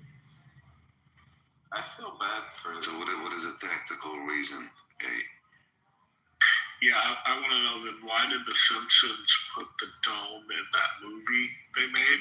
Was that trying to enforce the flat earthers or like make fun of them? Speaking of flat earthers, one of the funniest rooms ever on Clubhouse was a guy who was in our tribe. Open room said, "The Earth is round, you dipshits." And what it did is it drew the flat earthers in for nonstop. We had like 4 mods who modded for like something like 30 hours. And the flat earthers were losing their minds just because of the room title. And the conspiracy theories were just so charged. It was, and by the way, this was before replays. I wish this was on replay. Dude, I still go into their room sometimes just to ask them the questions they can't answer. Because I literally went down and go, okay, ask them this, like what's on the other side, what's the heads, like I got like 6 or 7 questions they just can't answer, right? And I still, it's shameful, but you know, I still believe the Earth is flat, William? What's that? You believe the Earth is flat? No, he's a rounder. No. We shouldn't even have to say we're a rounder first. If there's a flat earther in the room, we know. No, you wouldn't. I'm undecided. You know, I have not seen anything. Let us help you. Oh God, I didn't mean to turn you into that. Hold on. Before y'all gonna jump on my dick for no reason, right? Did y'all took the vaccine? No, listen, I'm not jumping on you. Hold on. No vax here. No vaxxers. Nobody believes that jet fuel can melt steel beams. Okay, now you have the second most controversial thing on the app. Yeah, I just want to know, if you believe one thing that you can't really prove, right? I can prove it. Here's what I'll say in one word, Ludwig. Inverse stereographic projection. That's what I'll say. You can do these word salads more, right? It's not word salad. But it's like this I'm tiny saying little on your side, technical if you know what the fuck terminologies I'm and all that. talking about, LGBTQ terms more. It doesn't really impress me. So that's why I said I don't want to have the conversation. Just because you got a fast car doesn't mean you drive, you know. So when you bring up these terms and shit, it's sort of like beta. Makes me drink a lot of soy milk. Art of mapping a sphere onto a plane. Then you'd know what the fuck you're saying right now. Back and forth, and then it's very. You sound very feminine. Speak up a little bit. Give me the impression you're born with testosterone. It's okay, man. Jeez, Ludwig, man. Conversation. But no, it's like when a man is raised up to be like this, and it's like it just throws me off. It's like gay as fuck. I can't take you serious. Hey, guess what? We actually went 45 minutes with a decent conversation that was all over the place without anybody saying anything bad about anybody. I never said anything bad about anybody. It's just like when a man we didn't insult anybody. Was I insulting him? I wish there was a replay, but anyway. Wait, people are going to disagree, but people are going to disagree. You know, is that what you just said? Disagreeing is okay. And then followed up by, did I insult him? Say that again, with a little bit more bass. You see what I mean? It's like giggling, feminine. Okay, and to your God first profile, I would never hire a person just based on their voice. I would be like, no, get the fuck out of my office. I would don't hire you. The first thing in your profile is God first, and yet you come to the stage and then insult people. What does it have to do with God? Well, come on, man. Think about it. No, you tell me. Okay. He's in defense mode. He's for what it's worth. It's like a cornered skunk. The God I believe in would probably not say, yeah, go out and insult people. When did I ever insinuate or make the claim that God told me to do that? Well, Vic, why are you mad at me? Who told you I'm mad at you? Why are you getting that impression? Why are you getting the impression that I am somehow mad at you? I got that impression because you need to stop rubbing that baby all over yourself. Fast words, it was feminine. You couldn't understand what I was saying. No, but if your voice is feminine, it's like drink some more rye. So Ludwig, I just want to say this. I don't know if you were in the audience and you heard, but we were talking about the old days of Clubhouse and some of the good stuff, some of the bad stuff, and whatever. And you reminded me of one of the greatest things we had on Clubhouse. It was always late at night, and a group of us would play Cards Against Humanity. Now, for some reason, none of us ever got booted off of Clubhouse, but when you played Cards Against Humanity, and the more the merrier, it was off the hook, and you could say whatever you wanted because it's Cards Against Humanity, so you could be insulting, and everybody laughed. So it was a nobody's going to take offense free zone. But then we understood that. But when you come into a stage and people are talking about other stuff, and then all of a sudden you start talking about his femininity and stuff like that, I think we understand that's an insult. I mean, I'm not really offended. I thought it was kind of funny. It should Michael? Be offensive. How should it be offensive? Yeah, it should be offensive. How should it be offensive? Well, if you talk to a man who considers himself a heterosexual and you're saying he's feminine, most men, you said he would think himself. That's offensive. Hold on. You said he considers himself. Well, yeah, because I'm taking into account people who don't consider themselves. Well, why is that a consideration? That's for somebody who would be offended, Ludwig. Hold on. Your phone's ringing. Right back. That's a very feminine ringtone. It's like magical bells. That was something else, man. Dude's over here calling people phone and it's got like a magical bell ringing phone.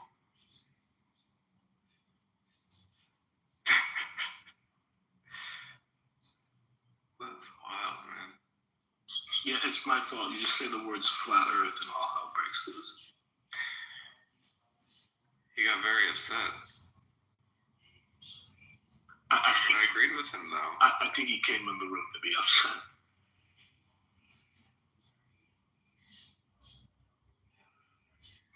Yeah, we had no shortage of people who had viewpoints that were going to defend them to the death. And if they would come into a stage and not listen first and then just like be very forward with those viewpoints, those were some of the most entertaining conversations because, and I'm talking about, again, about the rooms where people would let you speak. They wanted you to like work it out and prove your theory or ideology or whatever. And it was some good stuff. But then all of a sudden it just became raging and screaming and yelling, and it's just nuts. Yeah, Ray does a pretty good job of that. He's a great moderator. I've been in his rooms a couple of times in the past couple of weeks. He gets heated. He's like, wait. You guys, speak. And then be silent. And then the other guy speaks. Right? Yeah, and I appreciate that. But here's what I don't understand. Like, you have, I'm looking at your thing, Anthony. You have a top 20 karma, and somebody else's room is like in the real world karma, has a top 0.5. How does this karma thing work? Like, I just don't get what they're trying to do.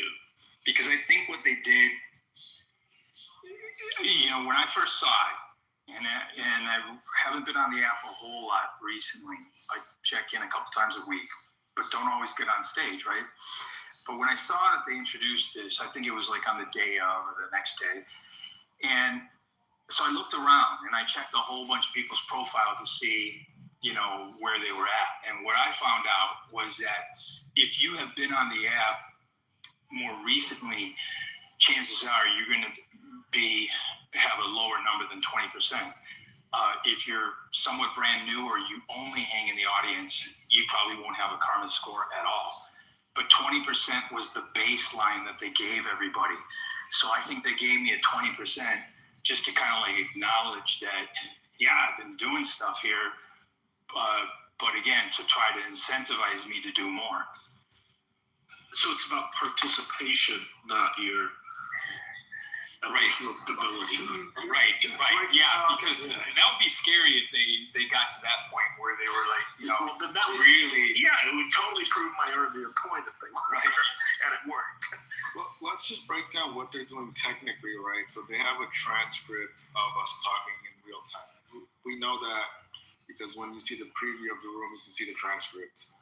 So for them to give you a score, they're looking at each line in an LLM and going, did you contribute something good or not, right? So that's what they're doing every day for every conversation. I don't think they're evaluating based on their opinion whether it was good or not. I think it's more on, as William said, it's participation, and that would, the top level participation, of course, would be rooms you opened and then spoken. The next level would be stages you were on and spoken. How long did you speak? And how long were you on the app? And then it would be, did you contribute into the chat? And so, the most basic level understanding that I got out of it was that they want you on the app. And so this is a way to, incentivize you if you fall for it. Yeah, I think like they haven't turned on moderation just yet because the other day I crashed out and then I saw my karma drop. But I know why it dropped. I crashed out. Like I know exactly what I said. So I'll stick to my theory that they are not yet saying like what you said was good or bad, right? But they're never gonna hire real moderators. So this will just get like worse and worse. But you saw your level drop after you lost your shit. Yeah, but that's like that was like so obvious. Like I specifically crashed out because I knew I wanted to. Okay, then this is just another one of their next level shit. This is a motion detection. Yeah, it went down because I was almost at. I was gonna reach the top 5%. I was like, oh, I only need like 150 more, but then it was like the next day it dropped, and I was like, oh, okay, I know why it dropped. They're just recording. If they recorded what I said there, then yeah, of course it's gonna drop. Because I question, because there's a certain person on this app who has 4 letters in his name and it repeats, and he's the most racist piece of shit on this app. And I went to go look at his, thinking like, and it wasn't.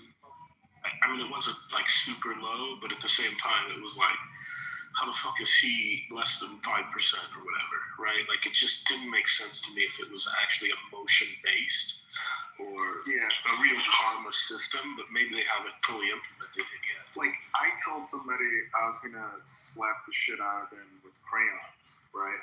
And I'm like, okay, like that's what. Wait, with crayons? Like, is that like? Yeah, like I got angry. I was like, okay, but why crayons? Is that like you're a child, so I'm gonna hit you with a childlike item? I think the argument, like the person brought up crayons, and I was like, I will smack the living shit out of you with crayons. It just seemed like a random item to use as a weapon. So the next day when my karma dropped, I was like, oh come on, dude, like try to think about what you said. I was like, oh yeah, I was literally gonna beat this guy up with crayons. What color?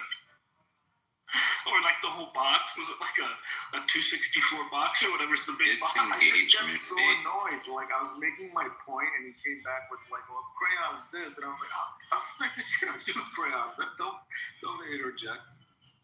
I think it's engagement based. It's monitoring at the real time how many people respond to what you say, what they say, and then it factors in all of that as well, and then based on whether they deem that a good value or a bad value, whatever that is, that's what the karma is, and it's pushing it towards that way. Because there's no way in hell this Ludwig guy is 0.05% already opening up with the way he opened.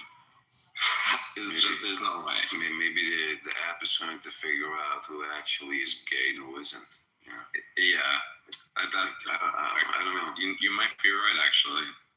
Who the fuck knows? Like, what does it even mean? The karma point is it gay as shit? It means you're the biggest baiter, is what it is. The lower it is, the better you are at baiting social attraction. It's a master debater score for sure. Is it? What else is it? So, like I agree with you. Is it beta or is it speaking the truth? Like I don't know. Like I just say it as things as they are, and like somehow I have like a 0.5% score.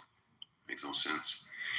Hey, Ludwig, are you the person formerly known as Lou Fax? Am I the what? Did you formerly go by the name Lou Fax? No. Okay. So I can be rude to you. Yeah, well, yeah, of course you can be rude to me. But I have like somewhat of a different concept. It's like we can just meet up and then, you sign the waiver, you step into a ring or a cage. And then from there on, I'm not going to do this LGBTQ gay shit in the audio app, cussing and screaming. Why would you need a cage to take your pants off? See, because you're gay, right? That's immediately where your mind goes. That proves my point furthermore. I'm just so confused. Like, you don't get your age or a ring for that. Because you're that dude that's on the audio app. So all this smack talking you only do on the audio app. That's not nice. That's not nice. But in real life. Yeah, but Ludwig, this is a talker's app. Everybody's a talker. Yeah, but you gotta back your shit up. He's talking about backing his shit up. He's gonna take his pants off. He's gonna back it up in there and claim that's. He literally just said he wants me to back his shit up. The cuckold is trying to do something again. That's terrible, Ludwig. Your voice is terrible. Look, the Clubhouse demographic, right? It's the peanut gallery. It's not everybody. It's people that cannot shut the fuck up. So it's like we have to sort of like learn to.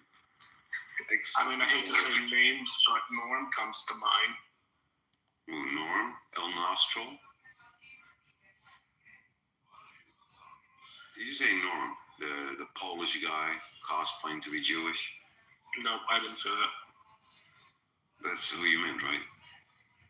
No. I didn't say you said that. Is that who you describe it? Not at all.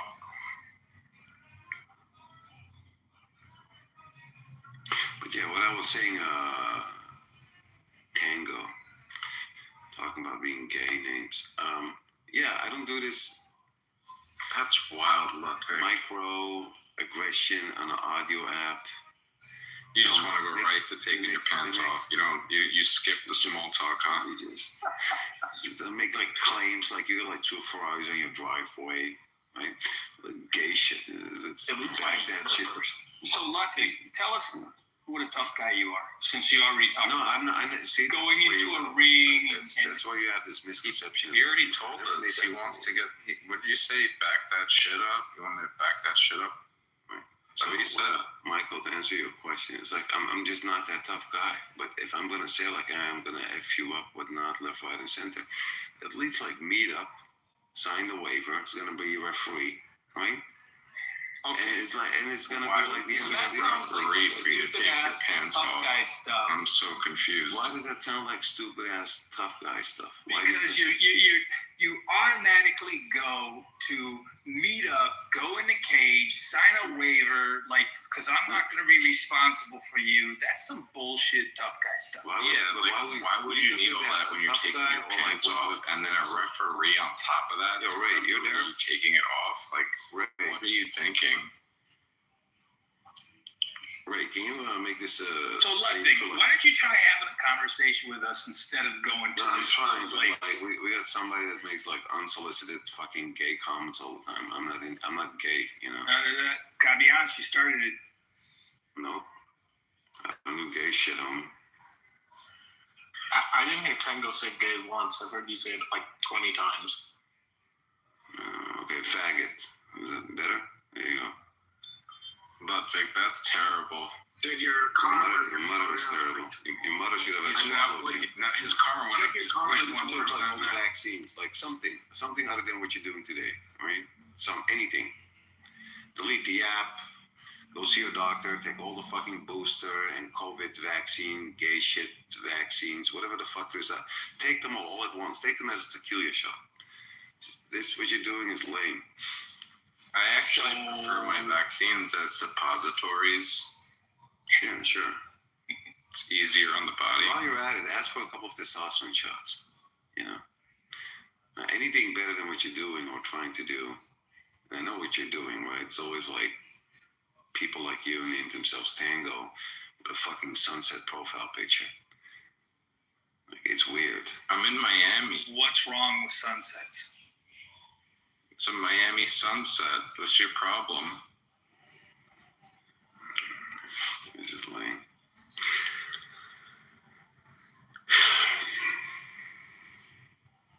Yeah, it's the gay capital of the world. Icon fools. Look at him like his fingers are going. I heard Ludwig rides dick like it owes it money.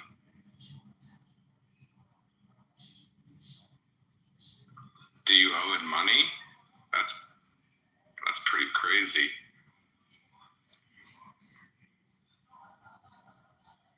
Yo, Ray, where do you find these people, Ray? Ray, you there?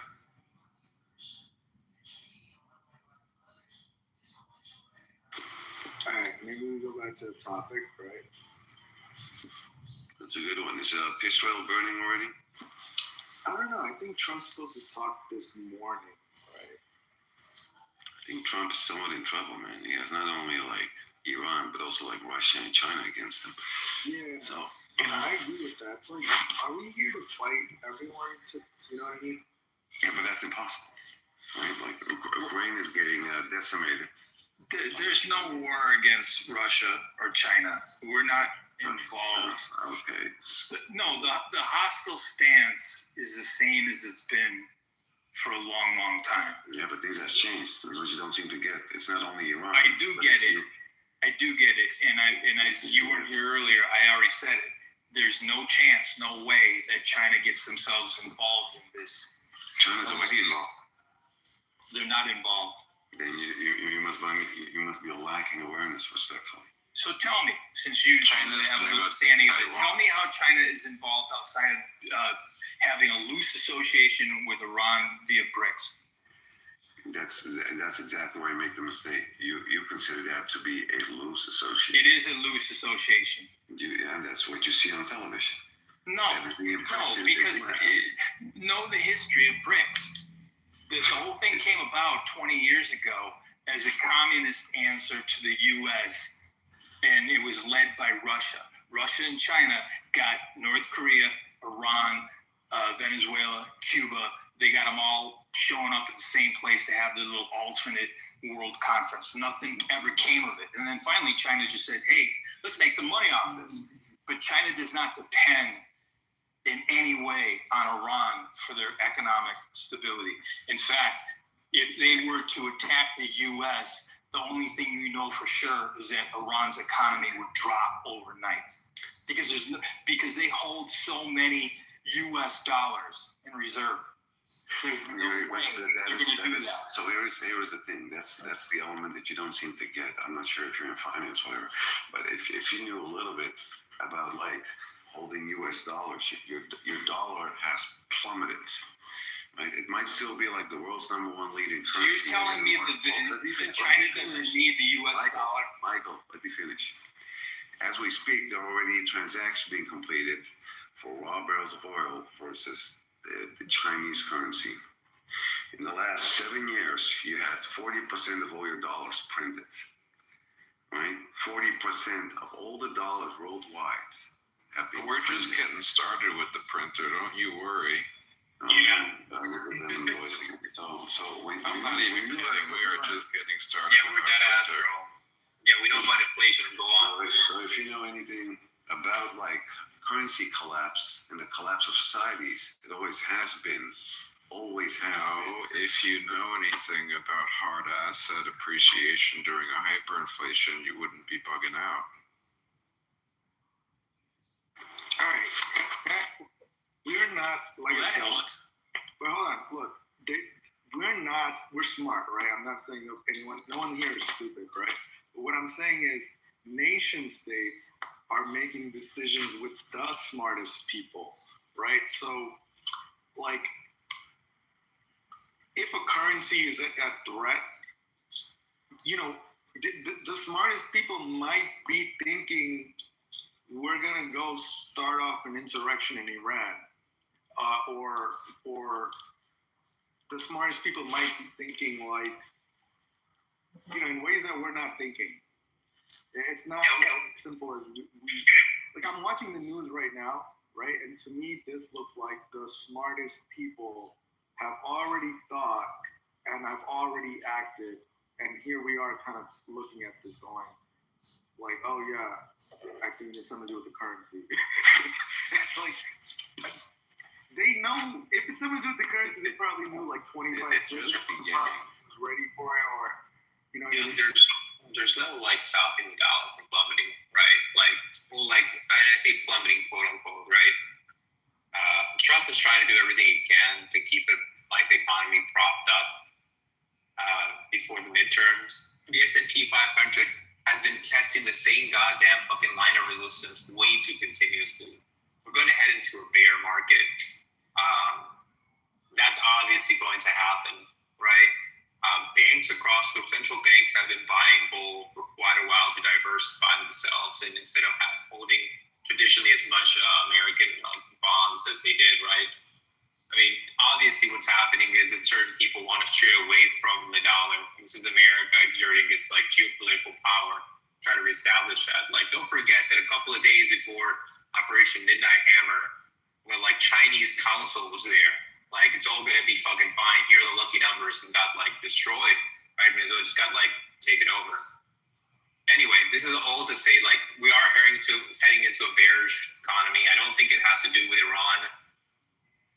The housing, go look at the prices of houses. Go look at how much they're selling, like the volume of it. economy is going to go down. It's not because of this Iran shit, man. Like, what was it, like a couple of, like, was it yesterday? NVIDIA and all the tech companies reported their earnings, and they were like above what people expected. They were ahead of projection. But you know what happened with the stock? Stock still went down, and that's just because everybody has skepticism about the economy. We think it's turning into a bubble. They have skepticism about the dollar. So I think that this Iran thing has little to do. But Trump is being smart. He did announce this Friday night. I'm sorry, I know I'm going on a tirade. He did announce this at like midnight when the markets was closed, which makes me think the next 2 days he's going to give us something for the market not to plummet, right? Because he needs to keep this shit alive for the midterms. And you go check out what he did to Bitcoin, bro. Just dumped that. He just dumped like I think like 1,500. No, like 2,500. Like within an hour or 30 minutes. So yeah, GG's. And mortgage even worse now, right? It's even worse than you think, Kim, because the USD lost 10% value, which means the entire stock market up here is 10% bigger than it is. It's actually lost another 10% value, which isn't healthy. Oh damn. Oh, there we go. We're like choosing between getting fucked and mega fucked. I mean, like, look, the crash is coming. Like, sure, mortgage rates are down, but go check out the volume. I think we've broken a record on the amount of terminated mortgages that people are trying to get out of them by saying like, oh, we did an inspection, right? Like, and then didn't quite add up, right? This is like post, mortgage and everything. The volume in December of 2025 is lower than it's like been in decades. The margin that builders make, right, for houses is getting smaller and smaller, right? Go compare that to see how close that is to 2008, 2014 numbers. Obviously, I'm not saying something like that's going to happen, but when builders of houses are selling it for cheaper than the Lulu fucking sellers who think it's still summer of 2022. Why did you think 2008 happened? Can you explain what happened in 2008? What happened? People giving out like cheap fucking mortgages and then just like betting on the fact that they were like going to fail, like derivative markets. I don't think it's because of that. I think it's the Lulu sellers, man. They look at 2022 prices in the summer and they're like, oh yeah, it's like it's going to keep on going up from now, right? And that's just not going to happen, right? And so you have a bunch of sellers who are like not selling their houses. But now builders, they're not under like the Lulu fucking influence. So what they do is like, hey, I need fucking liquidity, right? Like, sure, I might take less of a profit, but I can't have this shit stuck here. So they sell and in a way undercut like similar properties that are decades older, are in similar location. It's new construction. It's they are the market makers. It's okay though. It'll present opportunities. Yeah. I'm not complaining about that. I'm gonna get a house off that market. But this is just to show, like, I don't think this Iran thing has much to do with like whether the economy is gonna go down or up. Like, go check your S&P 500. Like, go check out the line of resistance it's been fucking testing. I think that by probably like in March we're gonna hit like probably like 44K on bid, and then I think the S&P should be like really going into a bearish market, like probably in like April or like mid-May at the latest. It ain't looking good, but that sounds about right. Why do you say that? We're getting a new Fed chair. What are you basing that on? What am I basing that on? Okay, so first, this is like more technical analysis than anything, right? I mean, you missed the biggest whale in the room. I brought it up earlier. I guess you weren't here though. Oh yeah, look. I'm gonna be really honest with you. I'm a fucking idiot. I only got into finances this January. Like that's it. Like I'm not. Yeah. Is happening in May. Oh yeah. The change. But didn't they announce they were going to keep the rates? Months experience. Didn't they say like they were going to keep the rates or something like that? I doubt that's going to stay like that. But anyway, he's going to get there in May, right? All right. So and I think that's going to be awesome. Missed the biggest whale. Yeah. So basically, the scenario or the potential catalyst is that Warsh would end up being the next nominee, and if he gets in, he already has stated that basically he wants to sell off $2 trillion of mortgage-backed securities. Now, I didn't know that. Stop being the last line of purchasing as the buyer of last resort for the market. So that's going to introduce a massive supply shock if that happens after that point. So what you're potentially seeing is the rearrangement of trillions of dollars prior to that move. So look, could you speak to me like I'm stupid? Because I am. When you say supply shock, you mean like there's going to be way more houses than can buy them? I mean, all of a sudden, all of these over-leveraged companies are going to get hit with margin calls being like, hey, we need our money. And they're going to be like, oh, shit. All right, well, let me just sell this. And then you times that by, I don't know, 1,000. Yeah, people keep on. And then you see liquidations in the market, which is still okay, but it's I don't have a house. I'm going to get one for the cheap. It could end up being overall just a recessionary market for a couple quarters. Probably just as violent as 2008 with new policy change behind it, because every I don't know how old you are, but every time the way the U.S. system is built, it's actually, capitalism is a very, very interesting system because it's more so sector based than it is company based. I know we have these crashes, right? And companies, let's random sector, whatever. And you always have a few big players and smaller players, and all the smaller players end up going out during the crashes. But guess what? It presents a consolidation opportunity for the bigger players to maybe acquire new technology that a smaller company had, or this or that, and you extrapolate that concept through every sector, through every crash, and essentially the system of capitalism is designed it functions like a spring, where you can make exponential technological discoveries for your country or for your economy with the drawback of every X amount of years there's an over leveraging with a correction that has to come in and a consolidation, which is ultimately ends up being healthier for each of the sectors. And it's usually followed up, or at the same time there'll be either a massive policy change that shocks the public, or it'll be some sort of event or a war of some sort to guise and further reason or justify whatever comes next. Damn, just keep the never thought of it like that, man. in mind. It's a phenomenal system. We tend to hate on it, but when you really think about it, the system at its core, it's designed for sectors to thrive, not individual companies. Also, right now, it cannot accumulate most of the AI stock. You're falling for a bad narrative, because short companies that are pushing that narrative are just accumulating these revolutionary stocks at big prices. So I think a lot of people are buying into that short narrative, which, if you really think about it, who has such an incentive to short the future like that, other than people that just want to accumulate right now? Well, the market's built on uncertainty and volatility, right? I mean, like you just said before, somebody was saying, support and resistance. Well, the market makers play off that. They need that move to happen in that 2-day, 3-4 day time frame to make their percentage gain on whatever position they had put out on that, or whatever it was. And the game gets even deeper than that once you get into market makers.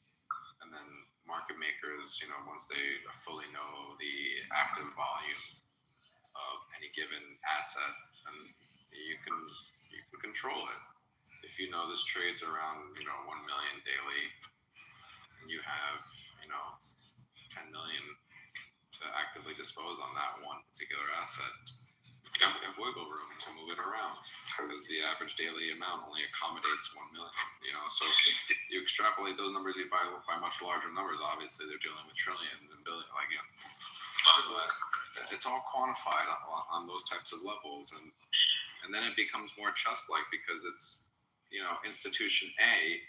While they're still in the same mafioso, they don't want to give away they would like to hold more of the pirate's booty than the other. So when institution A takes a position, they don't want to disclose or give any heads up to any other institution what their position is. For example, like let's say you wanted to take a short, like you're like this is looking terrible. I need to hedge my scenario here. Let me take this, and this, right? And you're a large Jane Street's like, let me make a huge. But then somebody all of a sudden is like, all right, well, let me publish an article saying how good this company is or how good this product is, and boom, now it's right up against your short. And guess what? Institution B told them to put that out because they want to buy into it, and they knew you took a position and they want an easy profit on your short squeeze. So it's a game that's beyond us. They're the same, but it's very interesting. But it's multi-layered. Everything ties in. One piece here, one piece there. The finance side, the economy side, the power side.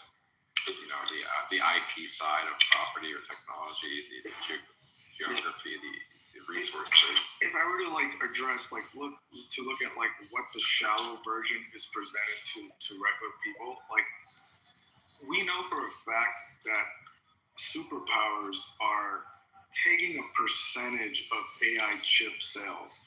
Yet there's a narrative that it's a skeptical sector. You get what I'm saying? You have to. The only people you can say this to, right? What is a skeptical sector? As in, it's a bubble, right? So, the only people you can actually push that narrative to are uneducated people. Because anyone that's educated, it's like the United States government is not taking 20% of this shit because it's a bubble, all right? But that is I'm saying because of a security risk. That's one of the main reasons they've nationalized, right? That's we're why they talking have about AI, right? We are. And that leads into the economy because people are not bullish on it. They're thinking recession and things of that sort, when in reality we have a revolutionary product. The only thing that's kind of holding us back is a war. Global war is the thing that's holding us back from essentially the next phase of humanity. So Tango, how much of the $2 trillion do you think is going to sell off by what date? Oh, I have no idea. I didn't really look that in specific. I didn't really look too much into it. I try to grab a little bit of everything. Do you understand what his goal is? Do you understand why he wants to sell those? No, I just care about the ramifications of the immediate global macro. I care more so about the chain of events of that action of everybody else and what their responses are on the rest. In theory, it's to maintain housing pricing. It's one of several tools that he believes in to reduce the balance sheet. He's not going to sell off $2 trillion in one quick swipe. Ooh, we're not in good hands. Because I'm going to assume everyone here, well, it's a bad assumption. Let's say you love America, right? I can't say that we have a 15-year solid plan. It seems like this Trump administration is going to run a shotgun campaign. And then someone else is going to pick up in the middle of where they left off, right? And that's, you know what I mean? It's who's going to pick up? It's like when people in a company leave, right? It's no one's ever going to pick up from where you left, dude. They're going to have to redo this shit from the beginning. So now it's going to be a clusterfuck no matter what. So I don't know if I agree with that because I really think one of the understated things about this administration as opposed to his first administration is a deep bench of very qualified people. Rubio is getting praise from Democrats now, and you're going to have the Florida governor probably join this administration after his term is up. And this guy has done a whole lot down there. And Vance, everybody talks about him being the front runner, but I don't know necessarily that he's going to be that guy. I just think, and you go deeper to the younger people. Josh Hawley of Missouri is a really intelligent dude.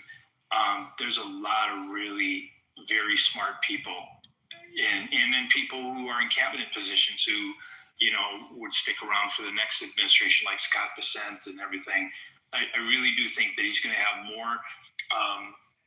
more stability when he leaves office for sure than he did after the first term.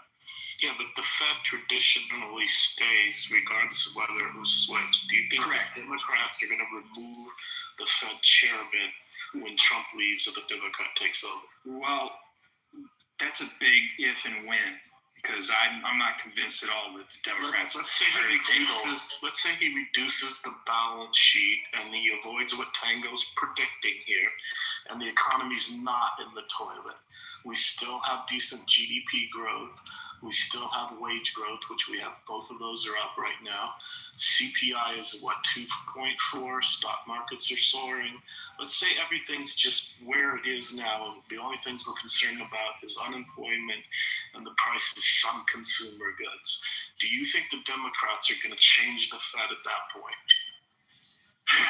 Honestly, I think if the Dems do get power, they will change a whole bunch of stuff simply because this is my opinion. I think that they've shown a lot of irrationality in the last 10 years. And I think it's like anything but Trump and anything but Trump policies. So I think everything is on the table if the Democrats take over power.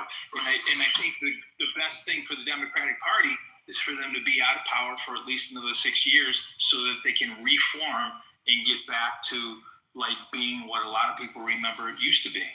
So if they get rid of the Fed, are they going to replace him with someone who doesn't have the overall goal of reducing the balance sheet? It's anybody's guess. I couldn't really have to guess. Yeah, that's a very hard spec. Why are you concerned about that one? If I don't mind asking, William. You think that's going to happen or something? Or? No, I think that he's going to balance it out, and everything's going to be just fine. And I think it doesn't matter whether the Democrats take the White House next time or not. I think the Fed will sort everything out. I think that what Powell did under Biden and then into the transition from Trump, even though everybody gives him a lot of flack for not lowering interest rates, look at how the numbers are where they're at, and traditionally they should not be where they're at based on everything that's happened. He did the quantitative tightening perfectly. And I think the next guy is going to reduce the balance sheet, and he's going to use every tool in his toolbox. I don't think it's going to be extreme. And he's going to pull money out of circulation, and he's going to reduce the balance sheet. And sovereign wealth is going to see that as a positive sign, and it's going to start dumping money back into our economy. Sovereign wealth is the thing the security apparatus has been trying to protect us from. I can already see with the price of gold, though. I know it's going to sound a little nutty, but when your economy can be infiltrated and essentially booby trapped, right? Like, for example, what if I buy all the houses, or what if I finance all the mortgages in your country and then pull the rug out from it? See, your economy can be put into shambles. So what we see as a 2008 housing collapse because I don't know, Joe couldn't afford his mortgage is really just like a poorly secured financial system that could be easily co-opted by a foreign nation. All they have to do is lie to you and say, I'm going to give you a home mortgage, right? But these recessions always happen, though. It's a natural cycle in our system. Do you think it's a natural? We can't avoid. No, it's not a natural cycle. It's clearly caused by Trump. I'm interrupting because I want to correct William. William, you were wrong. Wage growth is down. GDP is down. I put the numbers in the chat. Yeah, where'd you get these numbers from? The recessionary cycles, these are normal in our system. These happen every, 5-10 years. Where'd you get these numbers from? Bureau of Labor Statistics. You may think that bank robbery is cyclical. It may appear that way. Wait, so 2020, 2008. Just admit you didn't look at the numbers and you just said random shit. You don't have no idea what the numbers are. Those are all 10-year intervals right there. What do you mean? Literally all the last three were 10-year intervals. The number in 2025 and 2024 was bigger than in 2025, which represents a decline. Tango. It was 12 years. Whatever. 8 years. It's not spot on, but those are the cycles. Okay, but you admit that Trump's economy is in decline? Great. You admit there are cycles, yes? Yeah, but if you think it's because of the cycle... And you admit those cycles are longer than the presidential term, yes? Do you think Trump has nothing to do with the collapse of the economy right now because they're retarded? I think the presidents have a huge impact. I think they can exacerbate and expedite the process for sure. What caused GDP to increase this year? Because GDP is down. Like your GDP is down, exports are down. Do you know why your GDP is up? Did you just ask why the GDP or the exporting is down?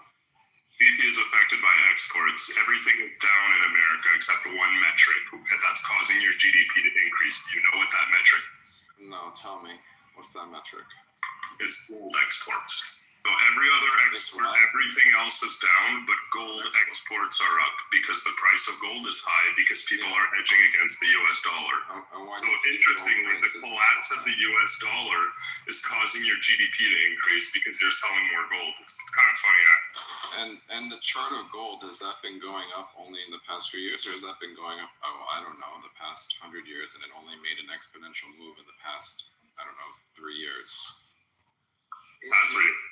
Like, of course it's been increased, but why even say that? Wasn't it like 50 years ago? 50 years ago, wasn't it like $50 an ounce? Doesn't matter. Irrelevant. 15 years ago, irrelevant. It doesn't matter? Okay. All right. I'm just saying random things for you to think about. Right, but what I said is factual. I think you're putting too much focus. I think you're giving one person too much credit. I think you're giving Trump way too much credit in terms of thinking how much control he has over the actual entire market with thousands of other millionaires and billionaires, global power players. I think you're giving him way too much credit. And you're lying about the numbers. Other players affect the U.S. economy, bro. There's only one person that affects the U.S. economy. No, there's lots of things that affect the U.S. economy. But Trump... Lots of things. Nothing affects it as much as the president, though, obviously. Oh, yeah. It'd be nice to just make your own crypto coin, and then promote it. It'd be nice to make your own social media, actually, and then promote it there. I don't know. It'd be nice to do a bunch of other things. It'd be nice to put your family in certain key positions.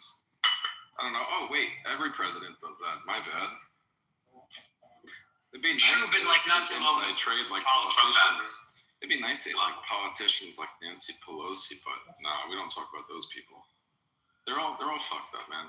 Come on. No, I get you, but like still not to the level of like Donald Trump. Like if you just look at like the amount of money, right? If you have like the attitude of like, look, steal $1, steal like $100, both of them are thieves. I agree with you. She's the best investor of all time.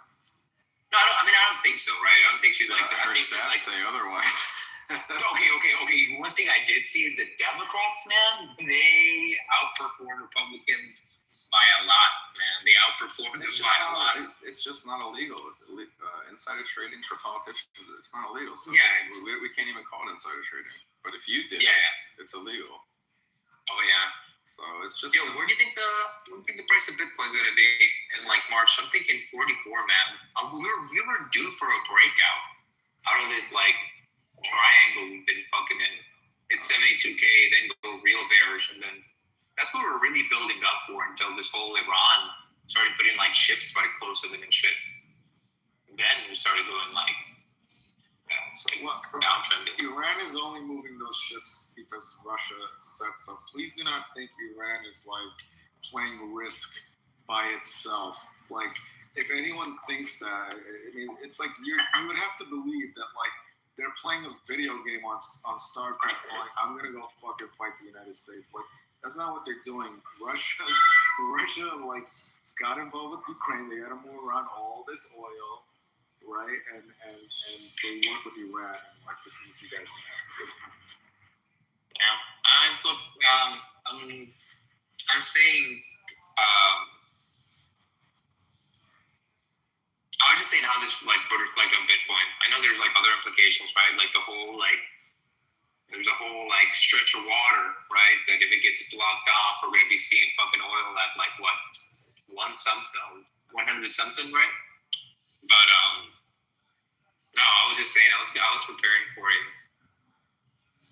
decent long, and I hit my stop loss because of this news, right? Or just like the mere like speculation is going to happen. When the news hit, it really went down. So I'm trying to think if I'm not even sure, man. I'm not even sure if Bitcoin is going to perform well. If like worst case scenario for the economy, is it even going to do good? Like, has it ever really been tested? The price is too good to pass up. It's going to be like 40 something. Like, the price is too good to pass up. That like, how long is it going to be like chopping for before like there's some actual improvement? I don't know. I don't play Bitcoin, but you don't? I don't. Man, so things gonna hit 40, man. I think it's gonna hit 40, and I think that price, I think that we're gonna see a major influx of ETFs. I think it's going to be. It's too good, man. The risk is there, but at that price. I'm thinking of opening up a long position on hyperliquid, a leverage position on hyperliquid for it. I don't know, man. I'm not in crypto, but if you look at Bitcoin's price over the last 18 months, that is about as volatile as you can possibly imagine. I mean, yeah, but like that's part of the cycle, right? That's part of like the whole cycle of Bitcoin. And to be fair, like. Yeah, like once it crosses like the 200 EMA cross, then you know that's you're in for a bearish market historically every single time it's done that. Then once you you close like below the Gaussian line, then you see a 40% like dump really quickly within the like next like week and something, right? That historically has happened. That has happened again, right? And now, so even like watching that, and they're all waiting for that same indicator, and the whale psychs everyone out on them. Yeah, Jane Street. Oh yeah, did I tell you how it got? Yeah, did I tell you how it got fucked over by Jane Street? No. Yeah, so they were shorting the market every day at like 10 a.m. Right, there was a dip, and there's these lawsuits that come against Jane Street because they did like a bunch of like dumb shit in India, right, where they would acquire like whatever stock, right, and then they would short it, right? They would dump it. At the same time, the fucking derivatives, they would just place an option to counter that, and they would be so profitable, right? They just kept on doing that again and again. It really came out because one of their employees went to like a competing hedge fund, and they're like, oh yeah, he's telling them our strategy. And came out like in some small lawsuit. He launched a lawsuit against his employee, and now people become aware that they do this. They suspected they were doing this with Bitcoin. Data news broke out. They didn't do that. Huge rally upwards. Of course, I was in a short position, and that was like 3K gone in like 15 minutes. That was fucking fun. So yeah. Well, Bitcoin thing is, like, I interviewed for some company, like, and they actually offered to pay the full salary in Bitcoin, right? And I was like, What year was this? Probably like late 2020s, pre-COVID, right? And I was like, wow, that's kind of interesting.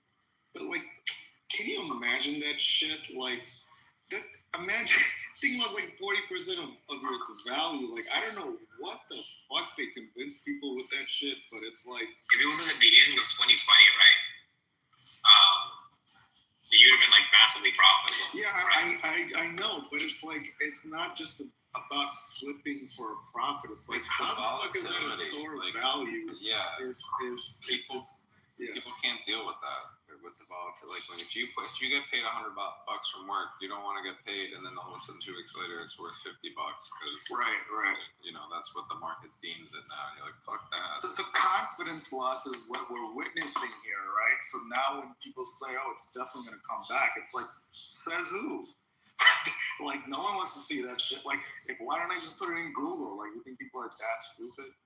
Right? That's what's going to happen. And like, I don't think it's going to recover the way people think it is. I think that we're probably going to be back over 70 in like 7 to 8 months, I think. Well, here's the other thing, too, is, one, you always need to remember that Bitcoin itself is CIA US backed.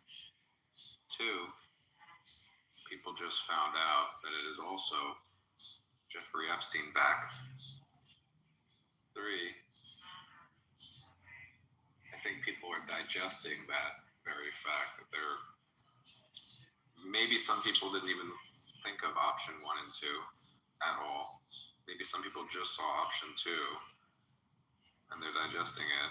Institutions are probably like, oh fuck, this isn't good. We should probably get out of this for some PR right now, because probably some of our competitors are probably thinking the same thing, to just dump right now. They might expose wallet addresses. It might expose us being paid for some back-end dirty business. Let's just get out right now. I don't know. There could have been a lot of shady business that we're not really aware of. We don't really think about, because, you know, we're not like that. But when you're in the nature of shady business, I mean, Bitcoin basically operates on a cartel, right? So basically, let's say I want to sell red balloons, right? And I want to sell red balloons at $10. And anybody that shows up with red balloons at $1, I buy it up. Okay, so for me to kind of push the false narrative that Bitcoin will hold its value, I have to be so liquid that I can control that price in the market forever. So the reason Bitcoin kind of looks like a stable currency is because very large institutions, similar to what they do with gold, is that they're able to kind of prop it up and say, no, it's going to always stay at this price. To a certain point, you know, these institutions are big enough to keep this fraud going. No, it gets better, because now they've institutionalized it. They want it to go up. You know why? Because now they can short it. And not only can they short it, they can take out leveraged contracts now that every institution is trading now. And the shitheads made 401k ETFs, so regular American people, your money's going straight to Bitcoin whether you like it or not. Like, it's such a... So they like the they like the volatility. They want it to go. They want it to look like zigzag, up down, up down, up down. Doesn't matter. It doesn't matter what the move is, as long as they're controlling the move. Yeah, they're like project managers that are so happy that the project is like extended and extended. Like every delay is wonderful. Yeah, and every now and then, you know, they're also like, hey, you company. Funding company, we like you. Invest in this at 60. Invest at 90. Put more in at like 110. Oh, Michael Saylor, you're gonna keep buying? Yeah. Oh, now you're in the negative because it's below this. Oh, we might buy you now because you might go back. Ooh, you're sitting on a lot of. What's your stock at now? Ooh, we could just buy your company, and you have all that Bitcoin now. Ooh, you fucked up. this shit is hellish. I don't think people realize how, like, when you realize how deep this game goes in terms of like the psychology, the level of chess moves, the strategic outlining of like this economic consumption of devouring competitors through intricate layers of deceit disguised as policies, and it's just so deep. I find it fascinating. Well, I'll give you like a hot take conspiracy that who's the guy from FTX, right? Bankman-Fried. I'm confident that he's a psyop, not a psyop, but our security. Yeah, basically they expose them to kind of show people that are involved in the crypto stuff that like these coins are scams and they run it like this. So it was a huge educational, like, you know, he's being interviewed on CNBC from fucking jail and shit. Like, hey everyone, PSA time, sit down. The coin is not worth anything. It's sold at a certain value. If a run ever happened on the bank, it would collapse. You guys have to know this. So I actually believe that our deep state operates like this. Because look at who Bankman-Fried was. Like a mastermind criminal? No, it was an education lesson. So we can all learn what this is. So there is two ways to look at it too, because there are people out there in those types of fields, like when it comes to programming and stuff like that, or crypto or finance or whatever. There are people in there with just a genuine interest for the subject. And then there are the companies like In-Q-Tel, which is, you know, the CIA investment arm.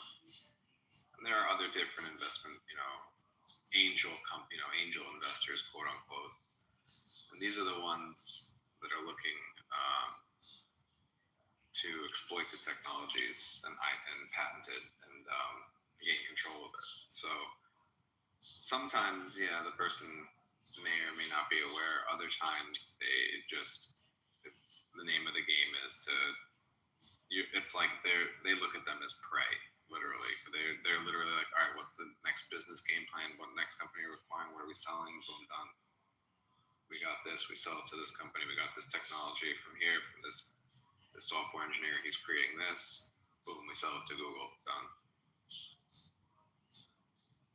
Or they could literally be hired just to patent block, like literally just to buy something, just to shelve it. Who was the gentleman that said that Bitcoin's controlled by a cartel?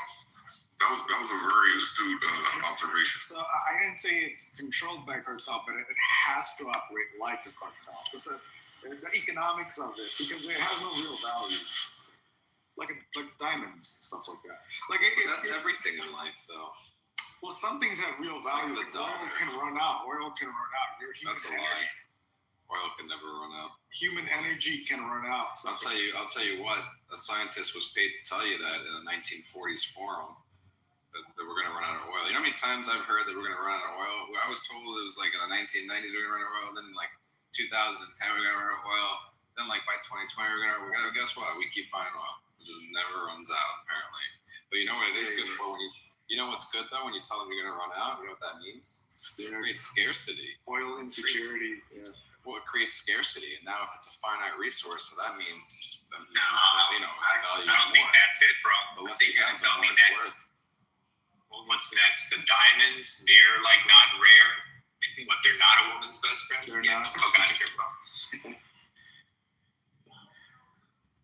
It's very disappointing. Apparently, gold's a finite resource too. Didn't we just find the biggest deposit in Zimbabwe like 2 years ago? It's larger than...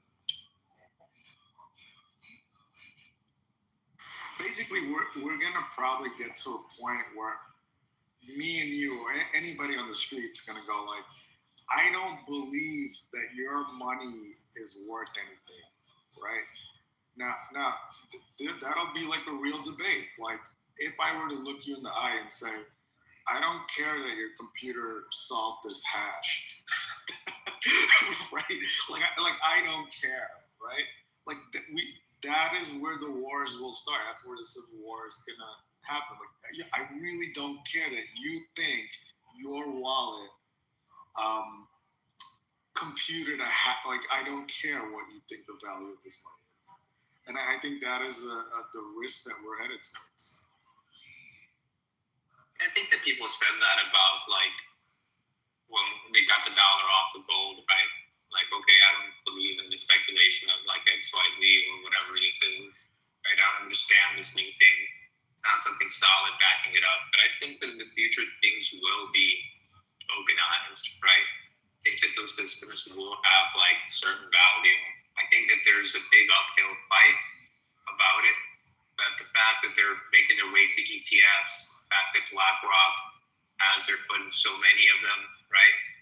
Even like small ones, like I bought this project that started like the whole goal was to do like a stable coin for Abu Dhabi, right?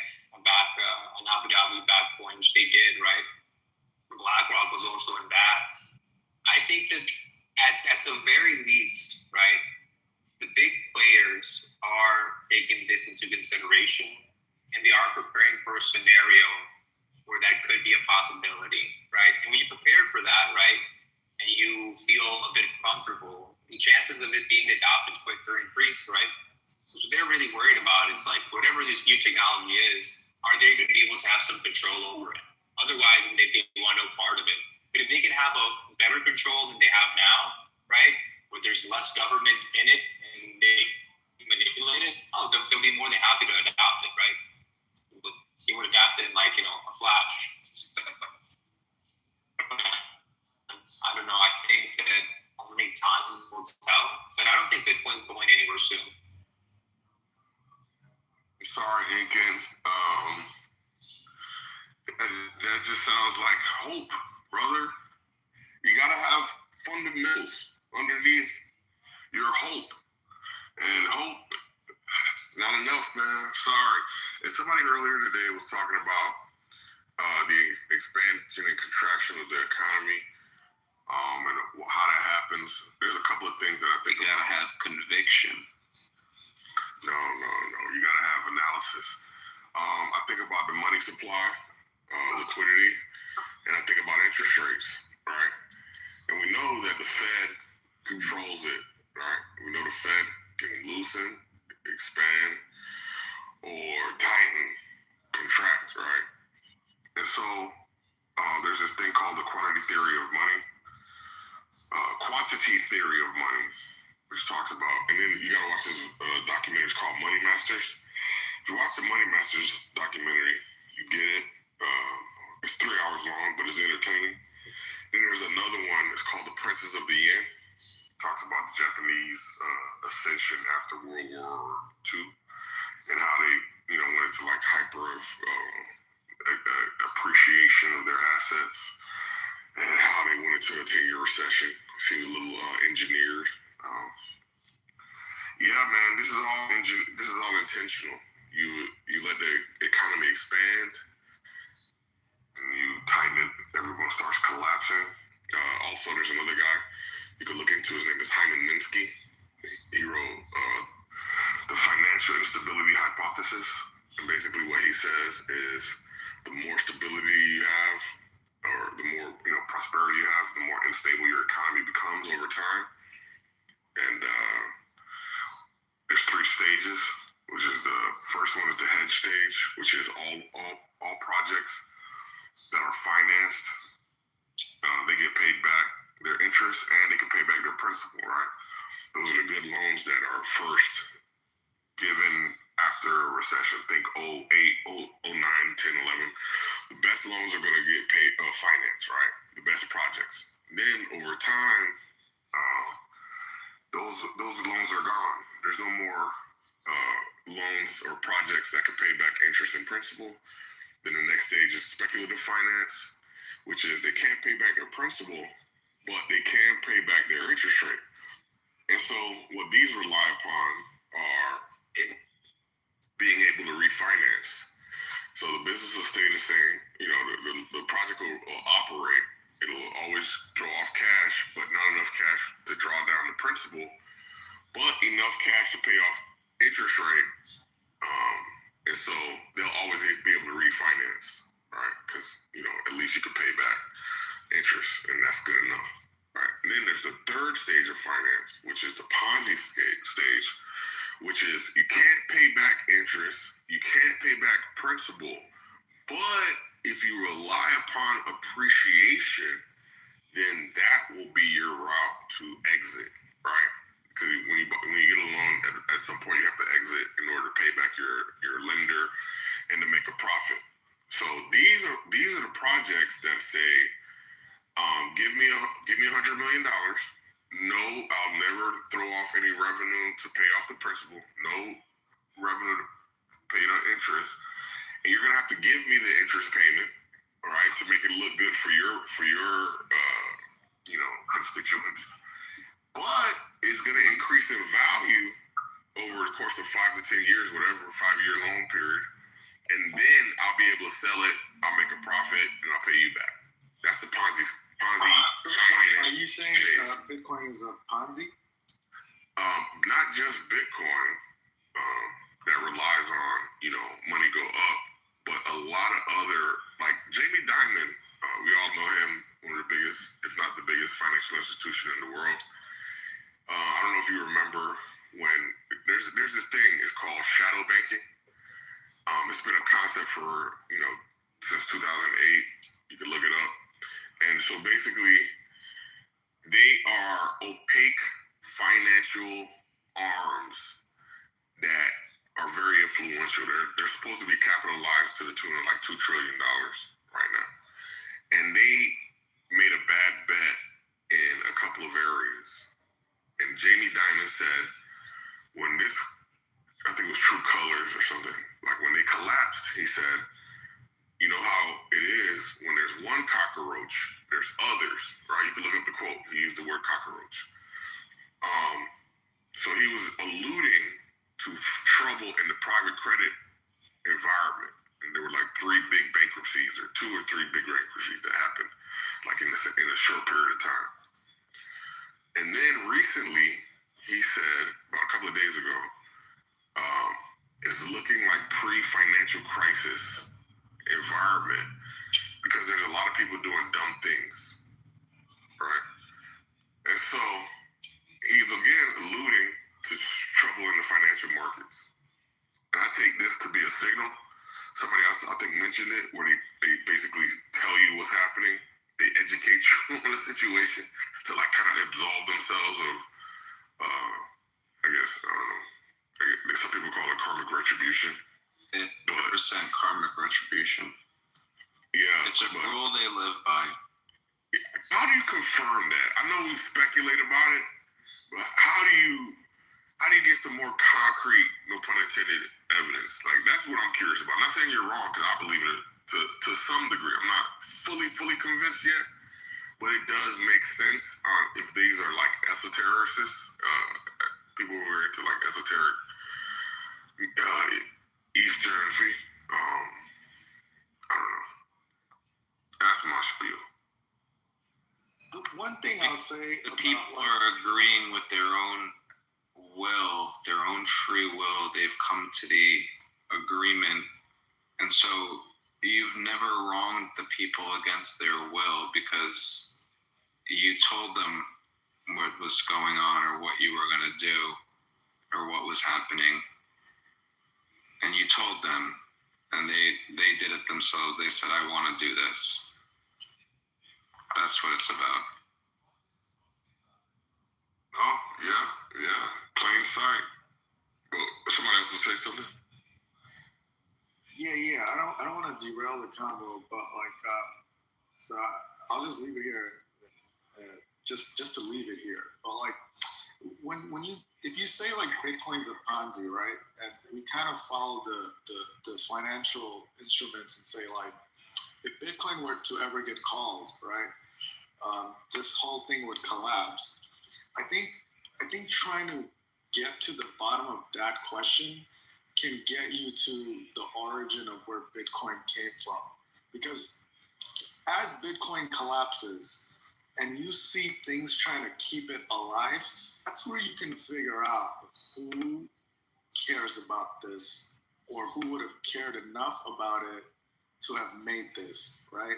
So like, I can see a nation state saying, we can never let Bitcoin go to zero because that is a tunnel system that we will finance it until the end of the world, right? So it's like, I wonder if a state like that would even risk showing its hand.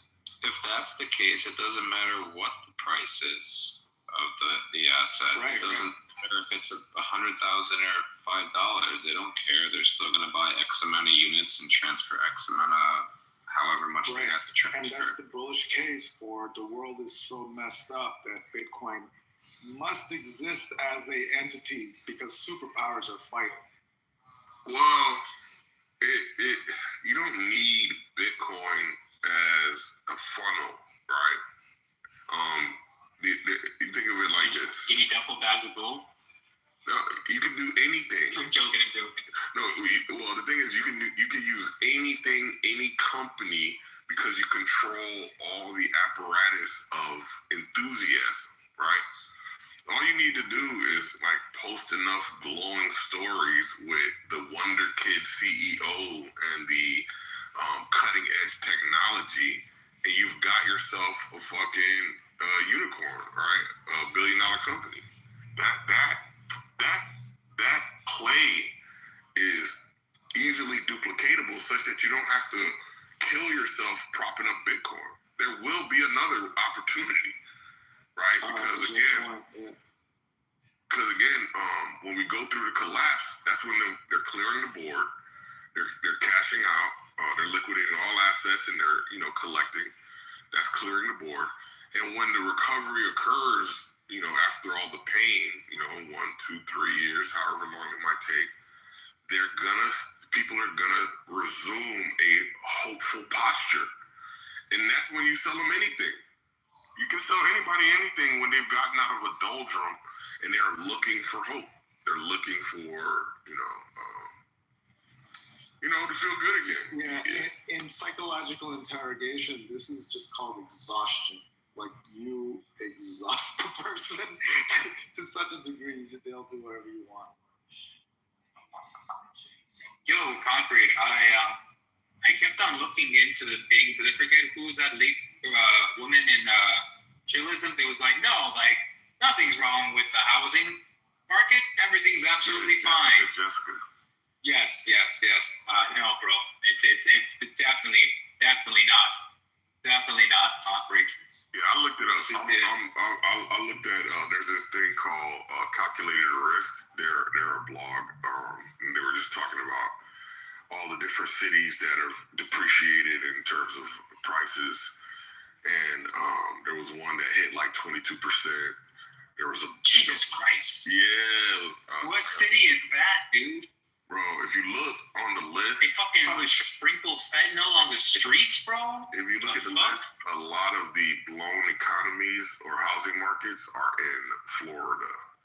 Tejas, Florida. Oh yeah. And I think North Carolina. I'm gonna find the link and I'm gonna post it real quick. Yeah, there was a lot of a big correction down here in Florida recently.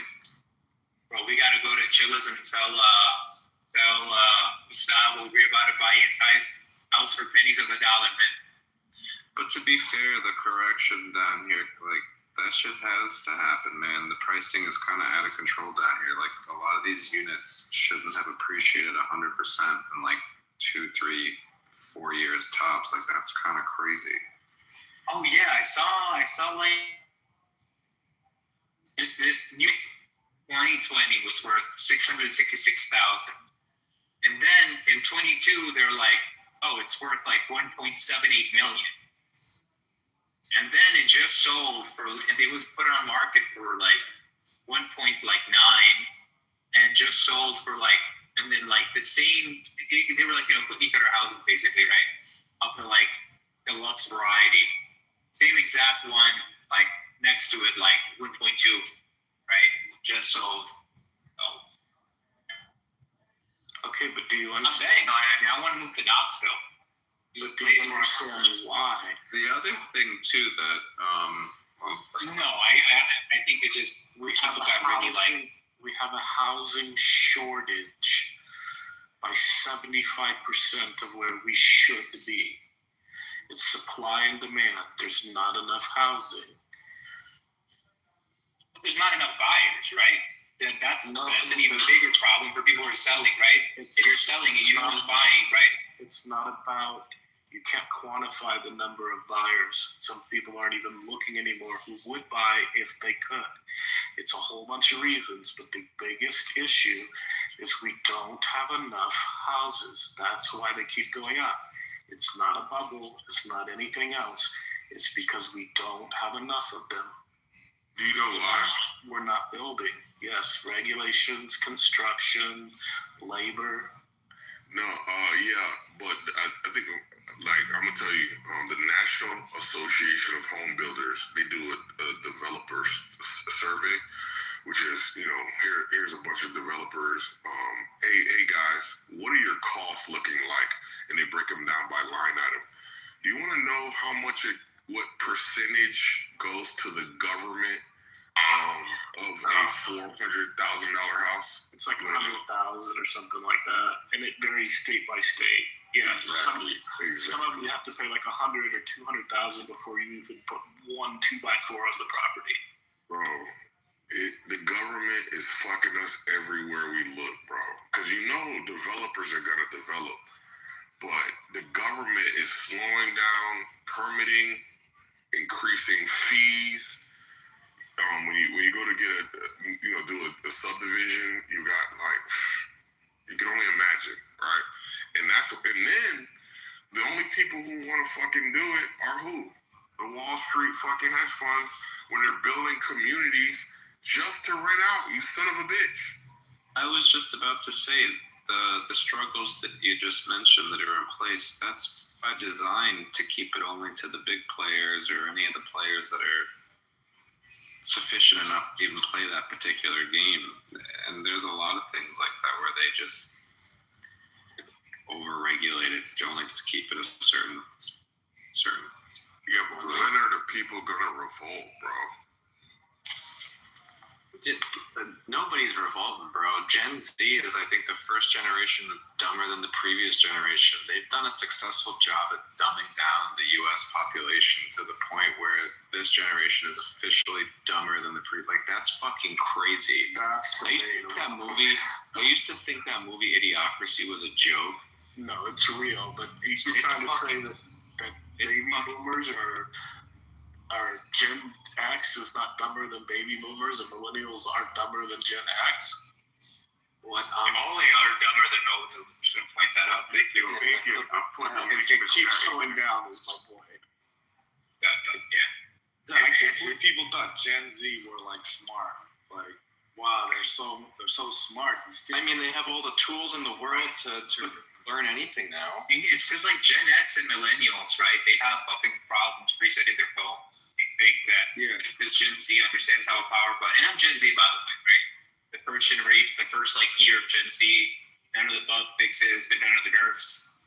And the issue with that is that's not really being smart. That's just you're a kid, you want to get entertained, so you better figure that whole fucking meme that was if you got any games, right? That just comes from searching for dopamine, right? And then I think that intelligence is a bit more than just searching for dopamine. And I think that's what Gen Z is good at. But also Gen Z has no fucking hope.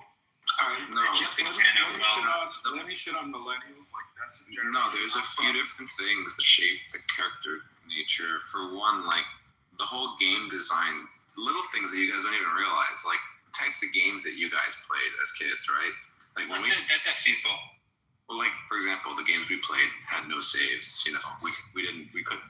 A lot of our games involved more you either get it done now or it's game over. That's it. There's no time. Okay. Well, let's just pause. You don't think we're trash. Ours are way harder and complicated. The reaction times are ours are way more difficult. Hand-eye coordination is something completely different versus task focus. Being able to redo something tells the person or in the brain that, hey, I can just fuck up. I don't have to try as hard. I can just do it over again. And you don't realize it, but that's what happens. That's what it's essentially instilling. It's saying it's okay. There's a safety net down here. When we played nah, if we die, that's it. The game's over. You have to start from level 1. Doesn't matter what the fuck's going on. So a lot of that. Sure. And then on top of that, Bro, we got saved. What are we you didn't have talking social about? media. We didn't have social media growing up, right? We didn't have everything that you did is on the internet. Everything that you fucking said from 5th grade, 6th grade, 7th grade, 8th grade, anything that you said is there for people. Just like, we didn't have that shit. Yeah, you're dependent on like media, right? Like y'all want to see movies, right? So that was like your movies. I'm just positioning why I feel bad for you guys. Hold on. And then you guys get hit with, like, on top of that social media, you guys get hit with Instagram and all these things, and to the point where the most, like, we watched YouTube videos like they were hours long. If you guys watch 1-minute clips on Instagram. Basically, you guys are annihilated. And so, like, what I'm saying is, you guys are so short-term focused. So, like, it with everything that you guys have been like the ultimate marketing product. Like, we were the ultimate food experiment of the '90s because we had all the shit. You guys are the ultimate experiment for like technological aristocrats. We failed you, basically. Or they can push it. And we failed you as older brothers and sisters. Yeah, because like I just thought we were like, fuck all this shit, and then we thought it would just make everybody smarter and shit, and then now we're just like, what the fuck? You see, like I was gonna say about like the millennial generation, like I don't think we had a Hemingway. I don't think we had great minds come out of our generation. Yeah, it was Kurt Cobain, dude. No, dude, we were too busy getting hit with the fucking Y2K, the world's gonna end in 2000, and then we got hit with the dot-com bubble, then we got hit with 9/11 after that, then 5 years later we got hit with 2008 financial crisis. By the time we got out, we were fucking fried. We were like, this world's fucked. Then we got hit with 2012. Then we got hit by 2012.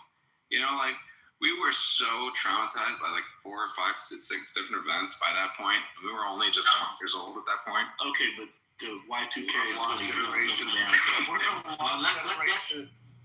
Let's just wait till like Gen Z's like brain fully develops, right? Most of them, their brains haven't fully developed. Like we're only 3 years in. No, wait till only 3 years into. Outshines Gen Z. You just wait. One day you'll be sitting here telling some alpha you don't understand. Yeah, the Gen Alpha is going to be talking like Americans did in like the early 1920s with like that transatlantic. You're like, oh yeah, I hope so. You're like, what is going on?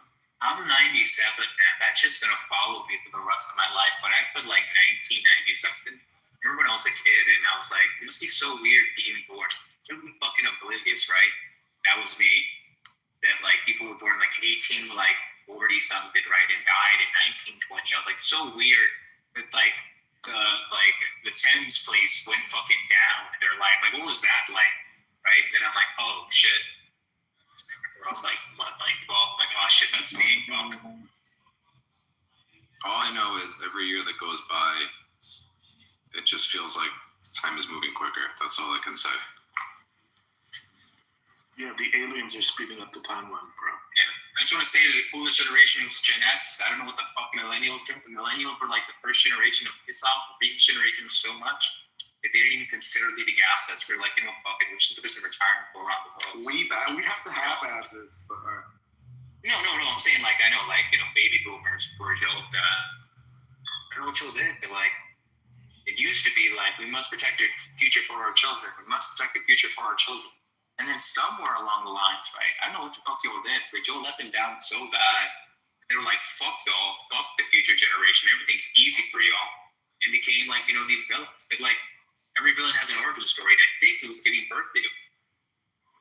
Ever since then, the connection between the next generation has been like, yeah, fuck you, you're shit, you're trash. I think that's his trauma that y'all are passing on. No, listen, brother. Their parents said, fuck you. Their parents said, fuck you. That's what I'm saying. I don't think that happened to the baby boomers. They had it, everything was set up for them. Everything was nice. They got everything handed to them, man. You're trying to look back like you think you understand. Their parents didn't say fuck you. They set them up with great education. They set them up with everything. You know what that is? That's like making policy that cares about the next generation. No, there was love for the baby boomers. That's all the when baby the boomers country was expecting. the time. It had nothing to do with the generation. The baby boomers were as ostracized by their parents as your parents did to you, as my parents did to me, and as I've done to my child. It just keeps going down and down and down. Nah, I think we started it, honestly. I blame millennials, bro. Up and up and up. I blame millennials, man. It's definitely your all's fault. But no, I've never seen. Not millennials. It's definitely millennials, man. Come on, like, you know what? You could totally see this, right? Because like Gen X parents are like not that way with their like their kids, right? Because like Gen X wasn't brought up by baby boomers. So yeah, you can totally see that there's like a big difference, right? Because Gen X were like Gen X, like, well, not all of Gen X, right? Like obviously there's some overlap, but Gen X still got love from their parents. Like really fucking chill. Like they make like decent human beings. But like later stable. I'm talking about. Why are millennials so fucked up? Isn't it? No, fucked up because Gen X parents were fucked up. No, listen. Like we're talking about like basically like my parents were Gen X. You get it? Like my parents were Gen X. And so like if you're like lucky enough to have a Gen X parent, right? And not like, mad cow disease millennials as a parent. Like your odds in life increase like much better. Baby boomers? Who were the parents of millennials? Baby boomers or Gen X? No, it would be obviously there's gonna be an overlap, right? Just like there's an overlap for me, right? Like you're gonna be parents of my generation, but you're not like my parents, right? It's gonna be like Gen X, right? It's gonna be like an overlap, right? That's pretty obvious. Do you know what Gen X is? Yeah, well, I'm saying that both of you sound like you got raised by baby, not by Gen X, right? Like you all are like. When is Gen X again? We're probably closer to Gen Y. So 1960 to 1980. Generations, and you don't even know what Gen X are. Yeah, we're probably closer to Gen Y. Millennials are. I mean, there might be too. Gen Y is like Jim Jones. It's kind of in the middle. Well, the thing is, every generation after the boomers, right? They built their life based on what was marketed. So, like, a lot of our lives after Gen X was like, what is this shit that you see on TV? And then you go kind of aspire to that. I think every generation before that didn't live life like that. Like, you kind of wanted to be like something more organic, right? Like you're inspired to be something in reality. But if you kind of look at this kind of Western Gen X and after, right? It's like everyone's life was not based on reality. It's based on some like, I want to be this marketed shit. Everybody in the world is laughing at us. They're like, what the fuck? Yeah, man. Gen X was like the last generation to get like a real experience, right? Like a genuine, like with the ideal human experience, right? They could wear leather jackets, have long hair, like ride around in a fucking like muscle car, right? Like blast, like actual good rock music, not the fucking depressing fucking My Chemical Romance shit that came afterwards. It's just like induce people to cut their wrists, right? Like actual like shit that people would drop acid to, right? That was dope, right? Like music that made you drop acid, not a band that was there just to like just congregate people to sell acid, right? Like there's a difference, right? And yeah, that's why, like, if you're lucky enough, like me, to get raised by Gen X parents, man, like, shit's nice, man. But if, like, I see people who are getting raised by millennials, and I feel bad for them. Low T from The Jump, or, like, a vision of the future. They're already fighting some, like, social political battle before they understand what it is.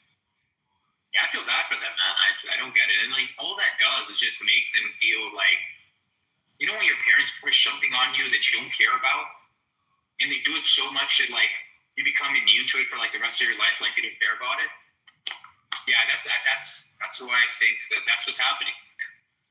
Gen Z is just like, okay, that's why we have Hitler memes again. Yeah, my parents were millennial parents were cooked. I don't know how to. I think they're gonna go through like a whole. That's why I think like civil war in America is really. It's millennials' fault. Go ahead. Yeah, that's why I think like civil war is possible because it's like if Gen Z is this fried, like they're gonna overreact in some form. Like it may not be now, but you're gonna see like in their 30s and 40s, like they're gonna explode because it's not a regular upbringing. Yeah, look, man, it could be, but also like this generation like really cares about like physical life, the way they chill up, not cool with like the millennial guts, just growing a small beard to pretend you have a chin line. You know, like there's a lot of like body shaming that's back in style now. That's pretty cool. Like I think you're overgeneralizing and you're missing the fact that every generation grows up. We're speaking about generation. Every generation, they grow up, they self-correct. It's happened before. It will happen again. Gen Z will be fine. Millennials will be fine. We have teens taking steroids, sir. It's an epidemic. What are you talking about? We have teens taking steroids. It's an epidemic. You know, this generation definitely cares more about it than millennials, right? I'm not saying that y'all didn't have some Arnold Schwarzenegger days, right? It'd be fine. Who said that? I said it, and I'll stand by it. Okay. Gen Z will find their way. It's giving that you have no understanding of how ruined the English dialect is from that generation. All the millennials pretended like, oh, we're Jim Carrey, right? Like, let me just break it to the millennials like really nicely. None of y'all make good impressions of Jim Carrey, bro. That you guys now deem extremely offensive. That's all we used. Okay, cool. Good words. Very often that you guys now deem extremely offensive. Listen, our plethora of like one starts with R and one starts with F. And there is the R word is bad, man. The R word is bad, man. I don't know what retard made like ban that shit, but it's bad, right? Like we broke through all that millennial bullshit of like be sensitive, right? When they got like money, they're like, no, we want a cafe that puts like, I don't know, lion's mane mushroom. We grew up watching shows that if you guys saw them, they would immediately be canceled. Dave Chappelle's show would not be on. The Tom Green show, some of the other things that we saw. Who's responsible? Who's responsible for being like, oh no, we don't want that to go on air? Who's responsible for that? You look at the shows. You look at the rumors. It just shows how quick things can change in literally 20 years. That what we grew up on in the mid 90s, early 2000s would literally be banned on TV now. Yeah, but like, look, like millennials are more of a monolith than Gen Z, man. It's kind of like there's no variety really with millennials, because like the things you'll derive your humor out of are like very limited, right? It depends on movies or like major like bands, right? That's the way that you'll be communicating humor, because humor depends on there being a like understanding of a subject to make light of it, right? Or to make a reference. And so you're really subjected to like the low-hanging fruit of what was like really popular at the time. So a lot of the movie references you'll make, right? You're not even choosing like good like movies that are like niche, right? But like movies that everybody saw, because otherwise the joke would You'll never understand scary movie. Yeah. And here's the best part. We get a daily download of a shit ton of heavily edited memes, right? That go and evolve and change, and yeah, that's what we both from, right? We have an availability of making jokes that are much more like on point. They're a lot more humor. They expand across way more political spectrum. Do you think millennials and Gen Z and baby boomers aren't seeing memes? Do you think somehow they're just frozen time? No. I completely agree. Gen Z, certainly, both of y'all see memes, but only one of those three generations picks it up as their vocabulary, right? Only one of them picks it up as their daily vocabulary. The other one has like a backlog of like cartoons and like moments that happened that the nation stood together, right? That's it. Like that's cool and everything, but that's just like the limit of the media. It's not even your own fault. I feel bad for y'all, right? Like you didn't have access to that media. Town or something? I think you're very very heavily influenced by a small percentage of put some population. further context into this. No, look, this is why millennials act like they're Jim Carrey. Come on, like, why would the humor of millennials, right? So many of them be around the way Jim Carrey talks. Do you know how specific that is? Do you feel like a Jim? Do you see a? You're talking. Oh, millennials okay, so Louis C.K. That's what they call bro, it. the last 4 or 5 years of the millennials pretend like they're Jim Carrey. Who? Just go look up millennial cringe. It's like a very, very clear and demorphed thing that millennials do, where they pretend to. Yes, they pretend to be. Instagram algorithm is just feeding you some weird shit because I don't think. Dude, you know why? You can see it in the movies, right? The movies that millennials watch, like they think that like infantilization. Okay, right? Like somebody acting like infantilizing themselves is like, oh, I'm gonna get my starfish. That's funny, right? And like people think that's cool. It's just cringe to us. We're like, what the fuck? That's an adult, bro. And that type of humor started off fine, right? Which was great for a short format. But like, thank you, buddy. We'll take it from here. We're not gonna like pretend to be babies, right? They're like, like I'm going today. And it's like, why are you acting like a retard? Like, why? You're like an adult. You're filming yourself. He's not. Can you get off the fucking internet, please? Like, the memes are here. Let me just back. And then, like the height of your memes is like some penguin whose half the body's walking backwards, and the other one's looking this other way, and a baby with a fist. That's nice, but that meme dominated for like 2 years. This meme wouldn't make it, right? At that level, for more than like 4 days on the gram, my dude. This is how fast and evolving. Generations. This is how fast and evolving our memes are. Look, can I get a millennial confirmation here? Does anybody else see these memes he's talking about? I have no idea what you're talking about with this. Yes. Okay. I'll remind you of the memes that like millennials had, right? So when millennials had control of the gram, there were a couple of memes, and they're so copy and paste, right? And they lack such variety that you'll remember them. There's a velociraptor with a claw up to his mouth. There's a penguin, right? That's space is facing one way and body is facing the other way. There's a baby that's making a fist like, yeah, right? But it was like, I hate that one. Like a straight line instead of a frown or a smile, right? And that's it. What's another one? Oh yeah, SpongeBob meme with a rainbow. Right? Yeah. No. The best meme I had was like. Sir, you have a point. Yes. Okay. Yes. Let me give you your roses. Those are terrible. Look. No, I know what he's saying. Like, how could a generation that grew up with the screen in front of us deny the fact that we're utterly affected by the shit that we watched growing up? Like, yeah, he's right. They're probably as corny as the 8 hours of this bullshit that they watched growing up. Like, and they don't even fucking know it. I'm confused. Okay, listen. I'm saying that you find us cringe because of the media and jokes that the jokes that we make. They depend on the media, right? That we consume, right? That's going to be our memes and whatever, right? And our memes evolve way faster than y'all, right? No, it didn't evolve way faster than us because we're wearing the same clothes we wore from the 90s again. I'm saying our memes. You're back right? to where we were. Okay, so that's slowly. I'm saying our memes are way more. Just wait. Memes are going to be back full circle. You're going to be listening to Nirvana. You're going to be listening to. Yeah, but you're right. That's fine. Like millennial. You're going to be listening to lots more set. Just wait. You're going to be looking at old MTV, real MTV, what peak MTV actually was. You mean when they play music videos? When they actually played music. No, we're not. All that's gonna happen. All that's going to happen, right? Yeah, you're already watching our UFO pants and Jenko jeans. Listen, nobody was wearing those for 30 years. This is just looting what y'all did. This is not experiencing it or like caring about it. No one's gonna watch a full programming of MTV. We're just gonna watch the highlights, right? Like, have you ever watched a full episode of Soul Train?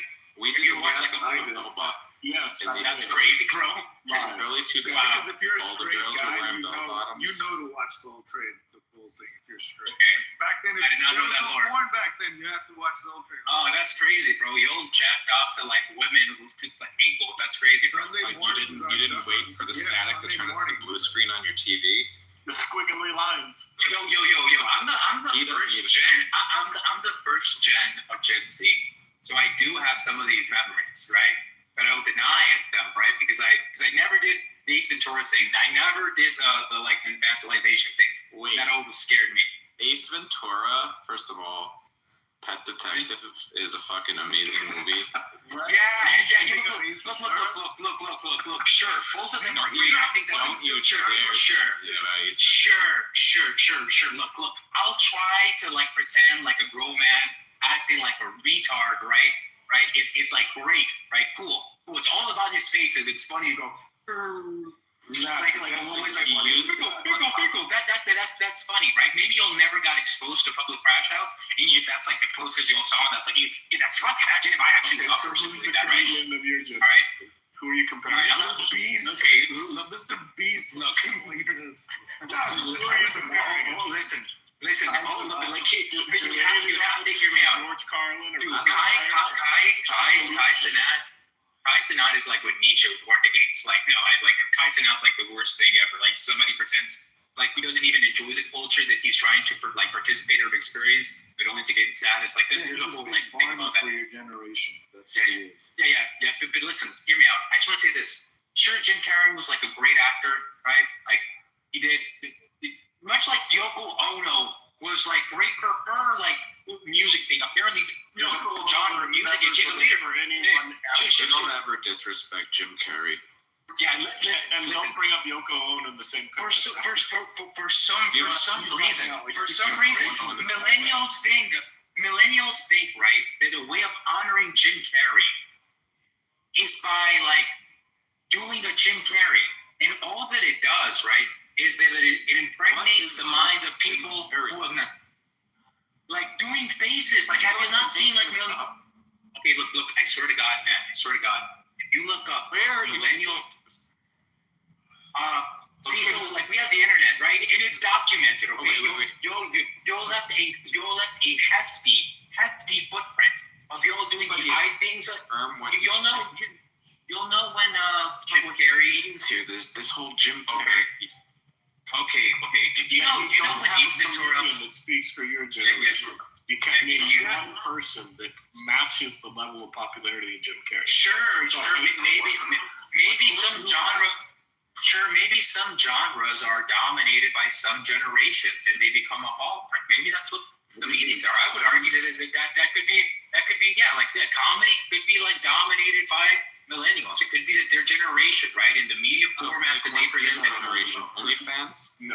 Dude, it just started, man. Number one, it just fucking started, right? Like the arrogance of their generation is better than the rest. We only have like 3 years of Gen Z reaching full like brain like maturity. See, Gen Z is not funny enough though. So why are you getting mad? What are you talking? Gen Z is hilarious, bro. It's stacked against Gen Z right now. Like, listen.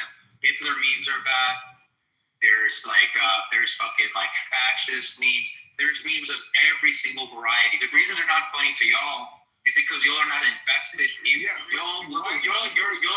Can I say something? Y'all are a late buyer. Dude, you presented memes to me like you opened up a briefcase of golden chandeliers or something. Like yes. That is what you're offering. I thought you'd offer like research. Oh no. There's a couple of good things. I just want like people like brush off me. Like data or something. What the hell is this? Like, what is this Jim Carrey thing? Okay, listen. If you don't know the Jim Carrey, usually like data. Okay, look. If you don't know the Jim Carrey thing, then you're blessed. But for some reason, something that millennials think it's funny to do to this day on TikTok and on Instagram, right? Pull their forehead, duck down a little bit, like point their eyes towards their eyebrows and go, and it's fucking weird, bro. And it's a millennial thing, bro. My millennial. You're making me love my generation. Wait, can anybody confirm I didn't know we were just. He's confirming it for you, dude. Like, I'm dead ass, man. And so, like, what the comedy you'll make on social media is like fringe, right?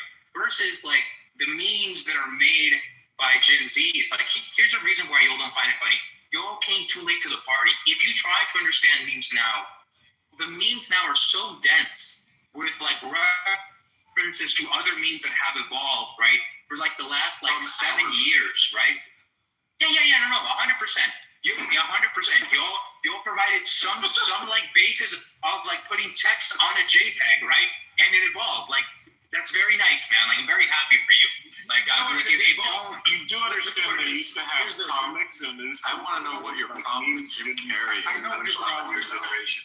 The problem right My now. problem is not with Jim Carrey. My problem is like the way that Joe represented. Let me say something. Look. Here's the problem. It's not your fault, dude. It's that our generation, we were so delinquent that all we left you are memes to like make more sophisticated. Like you really don't have shit else. Like yeah, we found you, and I. What do you mean? What do you mean shit else? We don't even get anything. Okay. So look. Thank you for giving you guys shitty memes. Okay, yeah, I mean, like, you gave us shit and we made it into, like, lemonade, man. Like that's an achievement, right? Music, we gave you so much cool shit. You guys turn around and complain to us. How to use the internet. Like, yeah. Listen, y'all took rock, which was fucking beautiful, and y'all made it to a fucking weird, I'll cut my wrist to this possibly shit, okay? The best thing that y'all ever did was, like, fucking depress your generation enough to, like, black eyeliner and lipstick, which you know what? Props to you. That's an achievement, right? I think that's like the best thing. And Bill Gates, maybe. Okay, that's about it, bro. That's about it.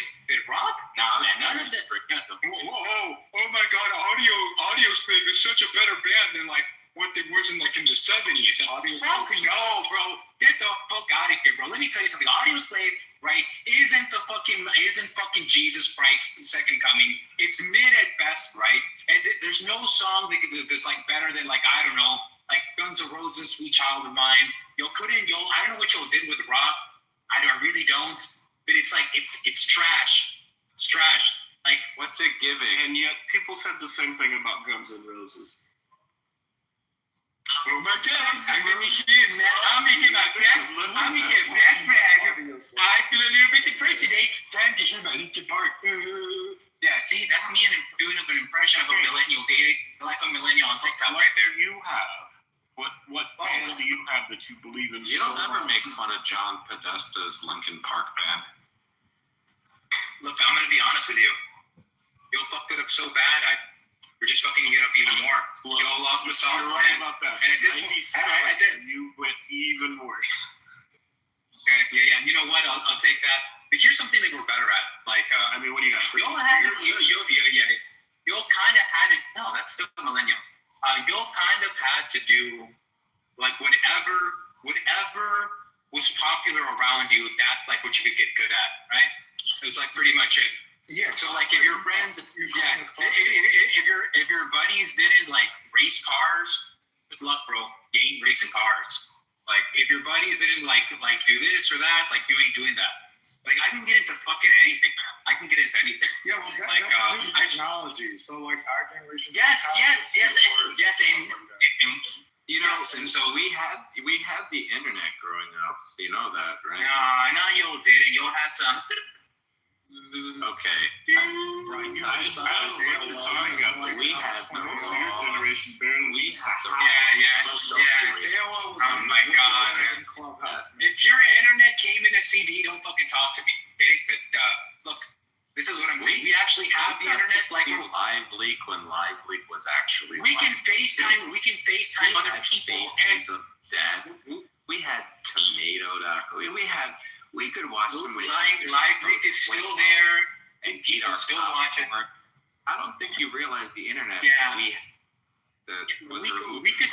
You didn't even get to enjoy the real YouTube algorithm when you were actually looking at conspiracies. Because if it was like, if you like this one, then you're gonna like this experience. But they got rid of all of that. Are you trying to promote to me YouTube beta algorithm? No. I'm trying to promote the fact that it always gave you panda videos. Come on, bro. It always gave you panda videos. We had the raw, unadulterated experience of it, and you guys are getting a pretty little packaged version of it. Yeah, that's something that's like decent, right? Like I don't want fucking cow shit when I eat when I eat cowtail, right? I don't want fucking like fur on my fucking steak, right? That's completely fine. But if we want to do something, right? If we find interest, because I don't know, like we like that shit as a kid, that shit's still on our mind, and we want to get good at it, right? We can find a community for fucking anything. I got into fucking racing in Louisiana, a place that's completely flat, right? And I like racing down mountains. I got into autocross. Like, I got into that shit. You know, they did that shit as a millennial? No. Dude, everything. Yeah. How the fuck? No. Also, another thing. had internet. Oh my, no. Okay. Yes, still had the internet. It didn't look as nice, but people Yes. internet. Why do you hate millennials so much? Like, did a millennial rape you as a child or something? Okay, so let me explain to you. Okay, having the internet Like, doesn't there was mean that you have. they just didn't look nice. It just looked like literally like a Microsoft Word page. You're just like, all right. Okay, so let's say that I'm looking up something for my car, right? I'm going to go and have a plethora of resources open to me, including the shit that y'all got available to you, right? Yeah, and you don't understand going down to your own car shop and learning from a guy who knew about cars. Yeah, we had that. The real deal, straight from a human. Yeah, chill out. You're fuck you're talking about. Oh my god. You're not putting in a turbo, buddy. You're not taking it to a dyno, and you're not doing the fucking Paul Walker shit in your GSX, right? That's not how it works, right? That's completely fine. Look, I'm saying, yes, you'll have the internet, but that doesn't immediately spawn out communities that wait for people to get on the internet and do those, right? Sure, there's early pioneers, but we have the refined version of it. And you around for a while. That they don't still have that. It's the real life experience that you don't have. We're talking over real life experiences. I still have all the shit millennials have. I still have all the shit you have. I'll still have all the shit when I die that I'll. Yeah, but you're sitting after they're cooked, bro. Like, you know what I have that you don't? Wisdom and experience before. Slower reaction speed. Be able to discern between arrogant pricks who think because they grew up with everything at their fingertips but can't make shit sense out of it. Oh, look at the baby boomer. I told you, just passed on trauma. See, that's like a direct line for baby boomers. You see that? No, I said that's a direct line for baby boomers. My original claim was y'all are just passing along trauma for baby boomers. Who were like, hey, y'all can't do shit because everything was given to y'all. I just explained to you that the generations that came before you know stuff you don't know. We still have access to everything. Hopefully, you'll have been around for longer. And sure you'll do. Right. And we have the experience. Yeah, but you'll have the brain to pick it up. But you'll have the brain to pick it up. Like, okay, let's say that a new tool presents itself, right? Yeah, in fact. Let's say like AI, right? You don't have, which is wisdom. You might have the knowledge and data at your fingertips. Wisdom doesn't really help baby boomers not get scammed, right? Yeah, but wisdom doesn't really help baby boomers not get scammed by fucking Terry, who ran into their AT&T phone, right? They're like two completely different. Yeah, and I'm guessing the claim is going to be both of them have wisdom, right? Because on time and experiences, and the baby boomers are going to have more. Here's my question: How many years do you think it's going to take for you to be out of the loop? In other words, how many years, right? Let's say AI keeps on advancing.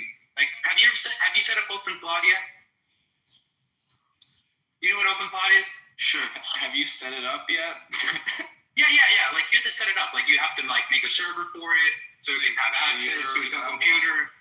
Yes. Like, what do you mean by one? Like, I already have like a Mac Mini with its Libby kit, right? So it can do things. Okay, well, it has like way more availability. What do you do? Congratulations. Sure. So what I do with it is that I have run through all my finances. So at any point, I can make a request to know down to the penny what all my stuff is. But why would you?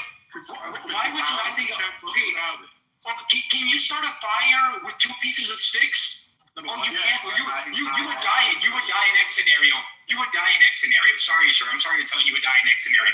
Is this what we're doing? So tell me what. And just ask the AI on the browser. Why little books. We write little notes. Do that. Yeah, well, I'm just giving you an example, right? Can you tell when AI I is know, lying but I'm to you asking a because fair you knew question. life before there was AI Because and computers? you were asking before about they don't know how to, baby boomers get scammed. So I was just wondering just now, it sounds like if you're just using Claude for the finance thing, I'm just asking, well, why wouldn't you just use AI in a browser? Because now it kind of sounds like you're getting scammed. Why? I'm just curious. Why would I use AI in a browser? Okay, I'll give you Yeah, a for reason the same why. exact thing that you were just Because I can't talk to it, right? In the same way where I can't pull up a bunch of stuff up. Because ChatGPT is not. Because ChatGPT is not. They don't know how to shut up and not keep talking on and on and on. Personal experience.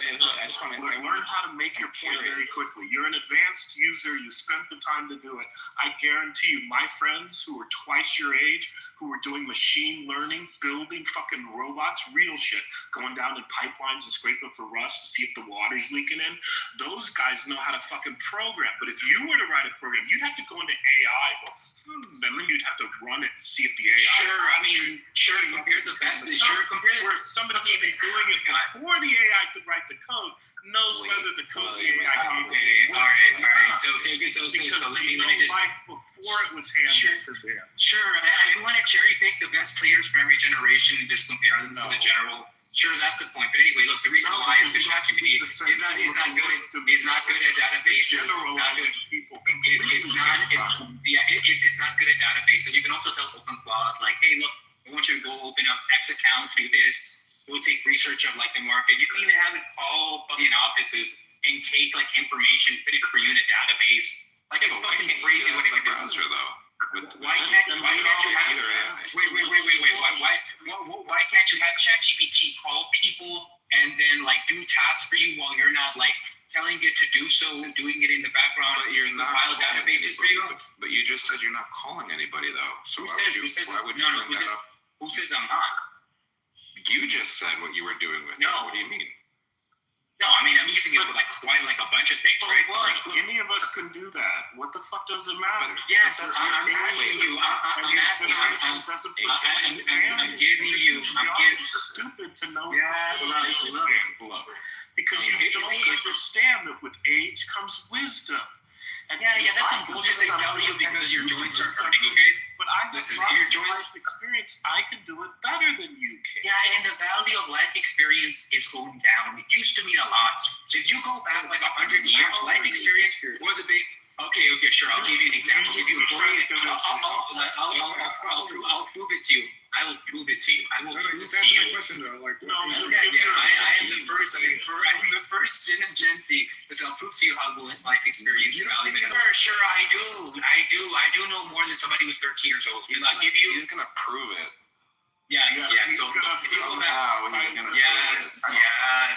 To see a study. What was the sample size? Yes. So listen, calm down. Okay, listen. If you go back 100 years, right? Take somebody 45. You think about what they can transmit to somebody who's calm down, bro. Calm down, man. Somebody who's like 17, right?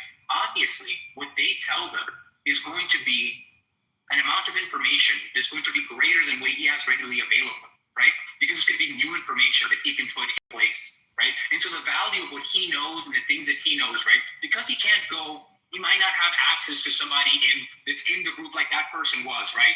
He can't just go Google it, or he just doesn't know like a friend of a friend, right? Because he's like limited by transportation, so his community is smaller. That's going to have greater value, right? Then as transportation gets better and circles get like more ample, there's more people to talk to, right? And so there's more information that is received. So the individual experience of a person's value goes down, right? Just like for y'all, right? Baby boomers couldn't lie to you about shit, right? Because you could look it up, right? So the value of that experience went down, right? And so for us, right? And so for the amount of wisdom, okay, so like let's say that I wanted to learn about finances in like say the 80s. Okay?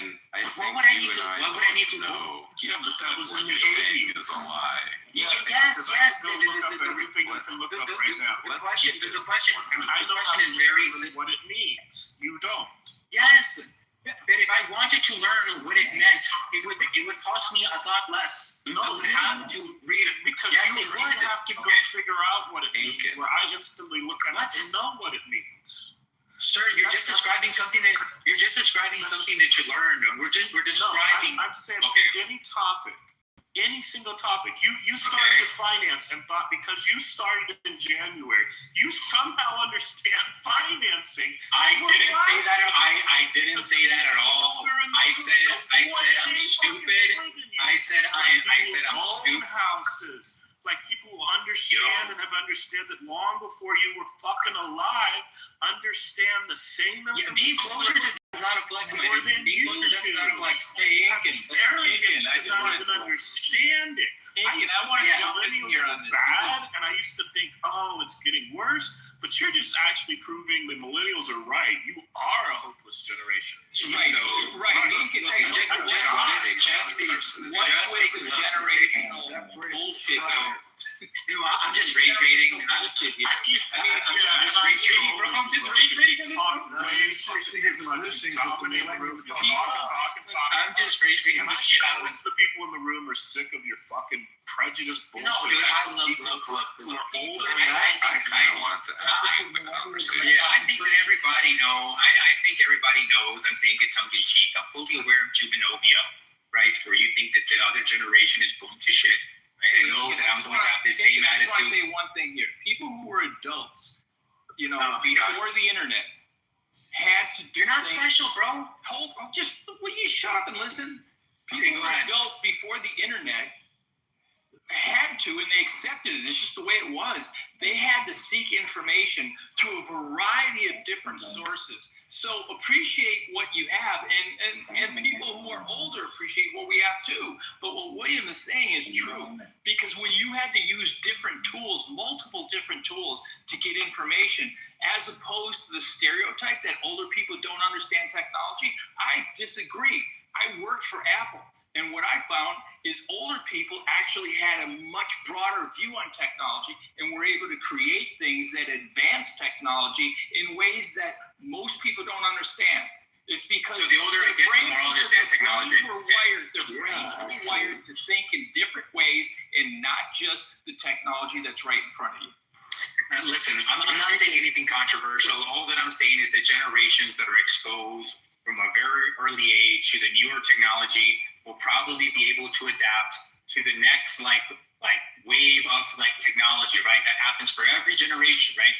The reason why baby boomers are stuck, right, and getting scammed, they don't understand the concept of how to identify a message that looks suspicious, right? It's not that easy for them. Choice. It's not.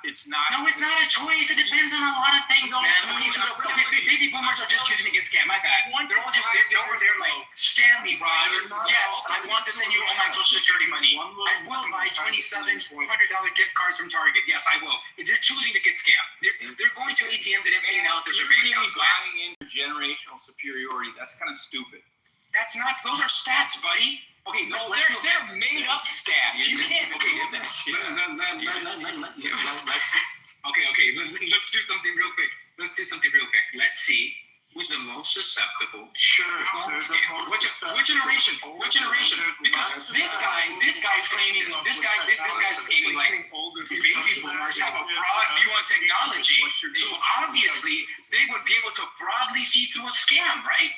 So it would be really weird if they're the ones getting scammed. Just breathe for a second. Dude, it's 1 against 5, man. It's 1v5 right now. Slow down. That's all. Because all of you are millennials. Don't y'all have 50 plus to take right now? Its place. So, Incan, I'm just going to give you one little anecdote here. And this is my own personal anecdote. I've been it's 9:30. Just take your aspirin and then I'll listen to you. Go ahead. Okay, whatever. I've been a career technologist, and I have 36 years of intense work in it, and work before that as well. And when I say career technologist, I wasn't just working on a computer. I was in development before most people were in development. And so I'm talking about it, year one of the internet, developing digital data analysis systems and all that stuff. So you can figure out that I'm a baby boomer. But my point in all this is I worked with many other baby boomers, and I've worked for Apple. I worked for Apple when the iPhone, iPad, all that stuff was introduced. And my own personal anecdotal experience is the baby boomers were far more adept at creating new innovative technologies than the younger people who had limited exposure to how they resourced information. And I think that absolutely there is a correlation to that, because if you had to use your brain to find information from a lot of different sources back then, you were more open-minded to, you know, what might be, what could be, based on what you've experienced. So the stereotype that baby boomers and older generations are just doomed to be obsolete as new technologies come around is not the truth. That's why I say it's an actual choice. As long as you keep your mind active, you are just as able to keep up with everything at 60, 70 years old as if you were 20. Just because somebody played Game Boy or Nintendo does not mean that is a lifelong trait that's going to follow them to their 50s and 60s. And Incan, I gotta get this in. But basically, from what I hear from you is what I hear from my younger self, and that is I had a lot of authority issues, and like I didn't get along with my parents, and this dynamic like really followed me throughout my career, and really kind of affected how I saw like maybe an older person or somebody telling me what to do. You know, I immediately went to the like, well, fuck you guys, do this shit by myself. I got here on my own, like that chip on my shoulder shit, and so that dynamic could really limit you. You know, I agree with what you're saying, and I understand where you're coming from, and I have no problem with that. You know, the vast majority of my time, I've actually trained, mentored, been, you know, had staff that was younger people, and it was my mission to bring people along. But where I draw the line is when people start criticizing people of my generation, like I'm hearing here on stage, because then it's like, okay, now you're just living off of a stereotype. So the point is, I'm all in favor of stereotypes. You will never hear me try to take somebody's confidence away. That is not how I'm wired. That's not what I do. I actually try to bring people up, lift them up, teach them skills, whatever. But what I'm saying is this stereotyping of older generation that they can't learn, so why bother? And we're seeing it in the workforce right now. Wait. Let me ask you a question. Let me just ask you a quick question. Maybe you just gave it at the wrong time. Did you not hear like the back and forth of like your generation sucks? No, your generation sucks. It was done like they were doing. Like, did you not hear that? Or do you think that like I'm doing that? I just want Michael to understand. There was a phrase and you just ranted viciously against. You said we were cooked. Sir, you said we were fried. I said that. Okay, well, he was the first one. He was the first one to say that. I didn't take it like super personal. I don't know what's wrong with me saying like, nah, you're like even more cooked and expired, right? I don't know what's like all of a sudden like, oh, let me try and explain to you. Michael just. I'm just saying some neural connections over there aren't working as good as they used to. Okay, I got it. Like, I've been waiting to go ahead, bro. Let me speak for a minute, bro. Michael just gave you some truth, and I'm going to share some more truth with you. People like me in my generation would sit next to somebody like Michael and have appreciation for the elder who knew more than I did, and would say, Michael, what is this? Hey, Michael, what is that? And we learned from them. And then we took whatever we were doing in the moment and put our own spin on it, which is the same thing that you could do. And here's the thing, is you have the benefit of the boomers, Gen Jones, Gen X, and millennials, who all have a slightly different way of looking at the same thing. It doesn't mean because you look at it from a different angle, your way is better than Michael's. It's very different, because Michael had to do it organically and with his hands and by scratch. He didn't have little cheat codes that I got that then I passed down to millennials. You didn't get cheat codes. What are you talking about? Down to you.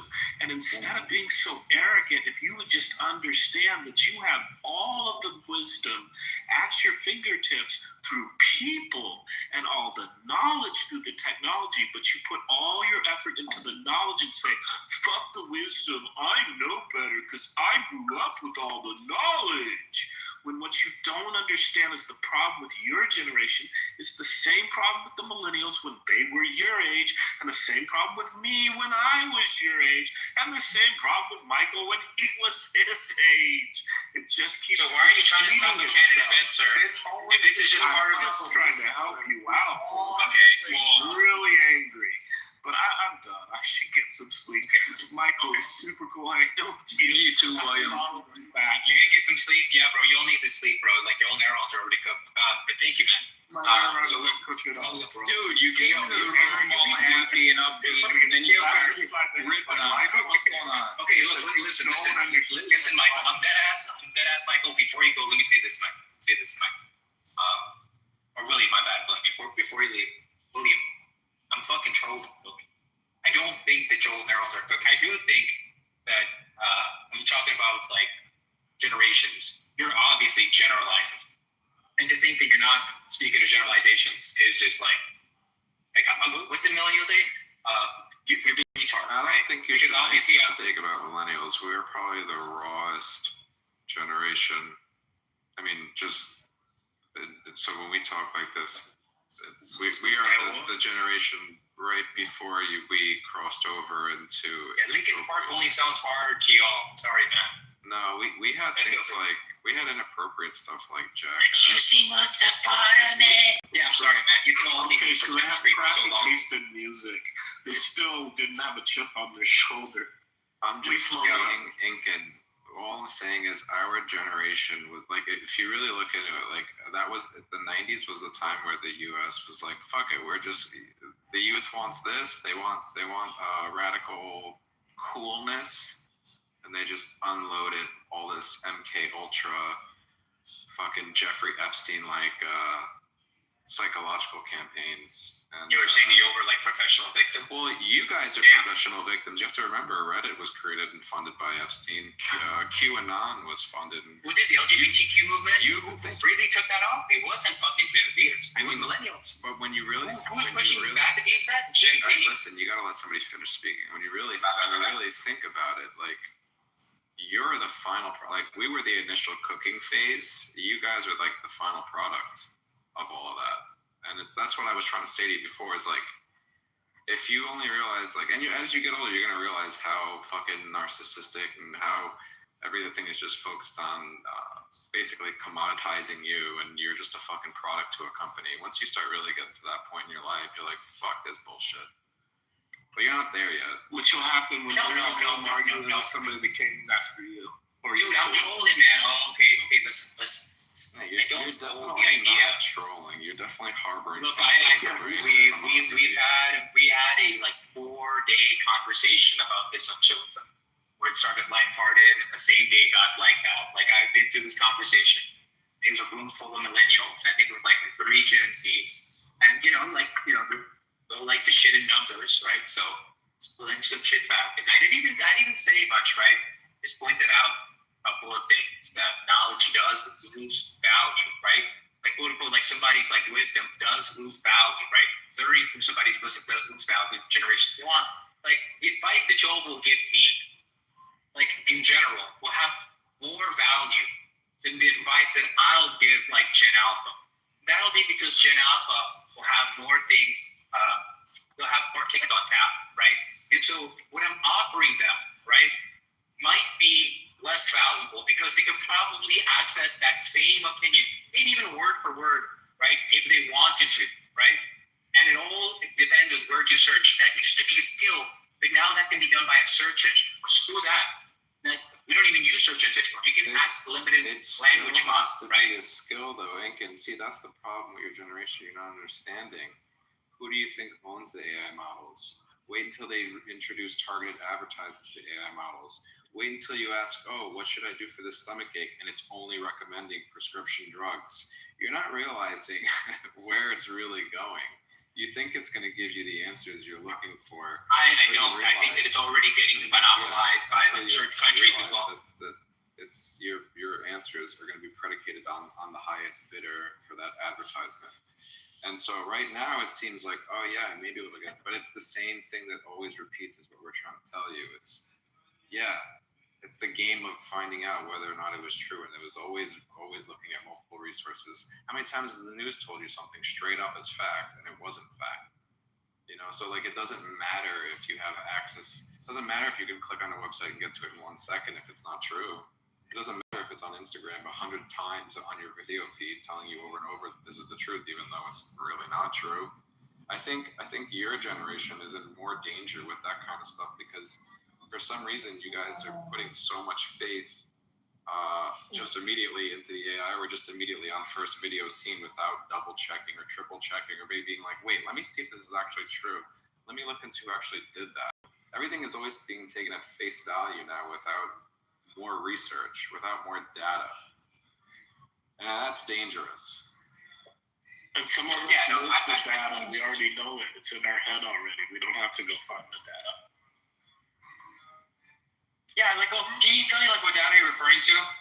For what? I think, like, you really have a grudge on what I said. Like, no, what he said. He said some of us don't need the data. Some of us already have it in our head. Can you tell me, give me an example of this? Like, what do you mean? You could bring up pretty much any event, and if I don't know it, someone else of my age or older will. And it doesn't matter from what's going on today in Iran to the economy to anything. If you lived it, and then you watched and lived it a second time, and then a third time, and then a fourth time, you don't have to look at something and go, that doesn't ring true to me. I wonder if that's accurate or not. You just look at it and go, that's not true. Are you telling me that I needed to know that, like, the reason why we're doing Iran, they're doing something in Iran or do something in the Middle East, isn't because of what they say it is, but it's probably because of some, like, economical reason? Do I need to ask you, or can I go consume content about how the government works? Or, like, things that are a few more people that will corroborate, like, the general gist, because nobody here is ever going to get the facts. So what you want to do... What do they bring sources? Let me just finish it. Don't filibuster. But, like, there is a line from the Bible that says, stones sharpen stones. So I know everyone here is not going to figure out the world, but often what you hope for is that a couple of people are kind of there, and then you can see if what you're thinking is totally off base or not. So, like, I know you can just go Google this shit, but, like, you're not getting a sense of it. It's like, if the person nods, if the person knows what they're talking about, if the person is, like, adding insight, like... I have a perfect example. Wait. I see the disconnect. I see the disconnect that's happening. Y'all think that I'm saying that your wisdom is not worth anything because the knowledge in which you derived it from is available to me, and the search that you had to do for that knowledge eventually for it to become wisdom, right? The search that I have to do for that same knowledge is less. What we're saying is there are cyclical trauma events that are exposed to humans, whether it's through organized events, organized societies, or organized corporate events. They happen. They happen every so often, 5 to 12 years. Policy change, shocking the public, lying to them, it happens all the fucking time. You just haven't experienced it enough yet. And that's what we're trying to say. And Tango might search for one thing, and I'm going to search for another. Let me give you an example. Everybody's trying to predict the economy. How many people in the room know what the flip is between the 30-year bond and the 10-year bond, and why the flip is important? Right? Now, if you don't know to go to your AI or to Google and say, what's the greatest indicator, and you don't know what other words to put in, like the flip, that could cause us to wonder if the economy is about to crash, but you don't put in the word the flip because you don't know what the fuck the flip is. It's you don't even know what to search for. So you can't aggregate the data the same way I can. Wait, how did you learn that? How did you learn that? Like, what magical experience? Let me ask you, what magical experience exposed you? Wait, let me finish my question. Let me finish my question. Who made millions on Wall Street and told it to me from his mouth to my ear. Okay, cool. So you're saying that you talked to somebody, right? You obviously went and you exposed yourself to that server, right? So let's say that I want to figure out, like, so look, there's a lot of things that I've learned about, right?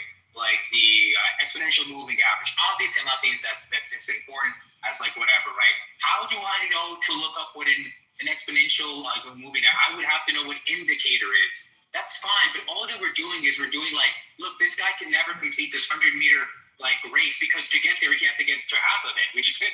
But you have to get half of that. That goes an infinite amount of times. Obviously, I'm going to stumble across some information, right? We can go back all the way back to be like, yeah, but if you didn't know English, how would you know? Yes, it's always going to depend on you knowing some information before, right? Not saying that I could just. No, Incan, it always depends on asking the right questions. It doesn't matter how much information there is. What's important is the questions you ask. The more information, the worse. You can get the right questions by learning about the subject. So let's say I'm like brain dumb, right? I'm not claiming I'm not, right? And I'm like, how does the economy work, right? Is that like a basic enough question for me to ask for you all to accept it, or is there some other stages that it would be like you have to do some of that, sure. But you're missing the point of what we're saying, which is, I'll give you another one that people don't think about. You do realize that what AI is doing when you go and search for it is it's looking for the amount of information that's out there. I can assure you for a fact, if you were to ask AI, who is the greatest guitarist who ever fucking lived, you know what you won't find? A guy named Ricky Martino, who Jimi Hendrix stole his entire fucking act from, and he's nowhere on the fucking internet, and you'll never, ever hear about him unless you happen to know somebody who saw him play live before all of his band members died in a VW bus crash on the Brooklyn Bridge, and the dude lost his fucking mind, kind of like Sid Barrett did, right? But you will never find it because it's not on the internet. Now, what you will find if you ask AI that is the vast amount of volume of people's opinions of who they think the greatest guitarist is that ever lived. Because that's what it's doing. It's going through the information and saying, 12 billion people say this, 12 people said that. I'm going to go with the 12 billion people because that must be the truth. That's a great point. Yeah, a great point. Can I ask William a question real quick? Understand that. Can I ask William a question? William, where did Santana get his guitar vibe from? Where did he get it from? Like, where did he get his whole style of like guitar, right? Where did he get it from? I don't know his personal history. Okay, so he actually got it from Los Destellos, right? Which is actually a movement of like a South American psychedelic movement, right? Which is a psychedelic movement also in South America.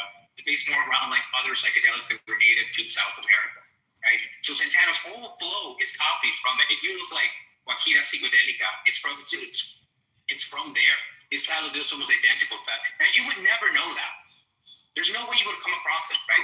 The only reason that you did is because I presented it to you. Yes. Because I was exposed to it by an algorithm, right? And I was like, oh, this is really cool. Why does it sound like this? And then I looked at it. But otherwise, you wouldn't know. You had so much time with it. You heard an artist, right? It was iconic for your time, right? That you like, and you would have never known, right? I would have never.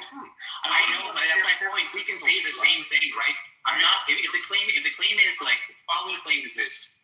I'm not saying that like your wisdom is not worth it. No, you just said, Incan, was you listen to certain music and the algorithm was like, oh, if you like this sound, you might like this sound. That's what happened to you, Incan. That is not the same thing as what he was just conveying to you. He was saying information was withheld, and what you're saying is information was shared with you because it was based on what you're currently listening to and what you like, which are two completely different scenarios. This is was not withheld from you? And the reason, did any of y'all know that? Incan, yes, it's 100% true. Tribal knowledge is a real thing. My brother is one of the rare people who got a job straight out of like 2-year trade school with Sperry Univac, which became Unisys, which was acquired by Honeywell, and he's still there. And it's been 47 years. And he told me years ago that his value now is based on tribal knowledge because he does not have a 4-year, 6-year, 8-year degree in engineering, but because he's been there so long and he's been through all the paces as they develop, all sorts of new technologies, he's got the equivalent of that kind of a mindset in an education. In fact, he could probably teach a university level course right now.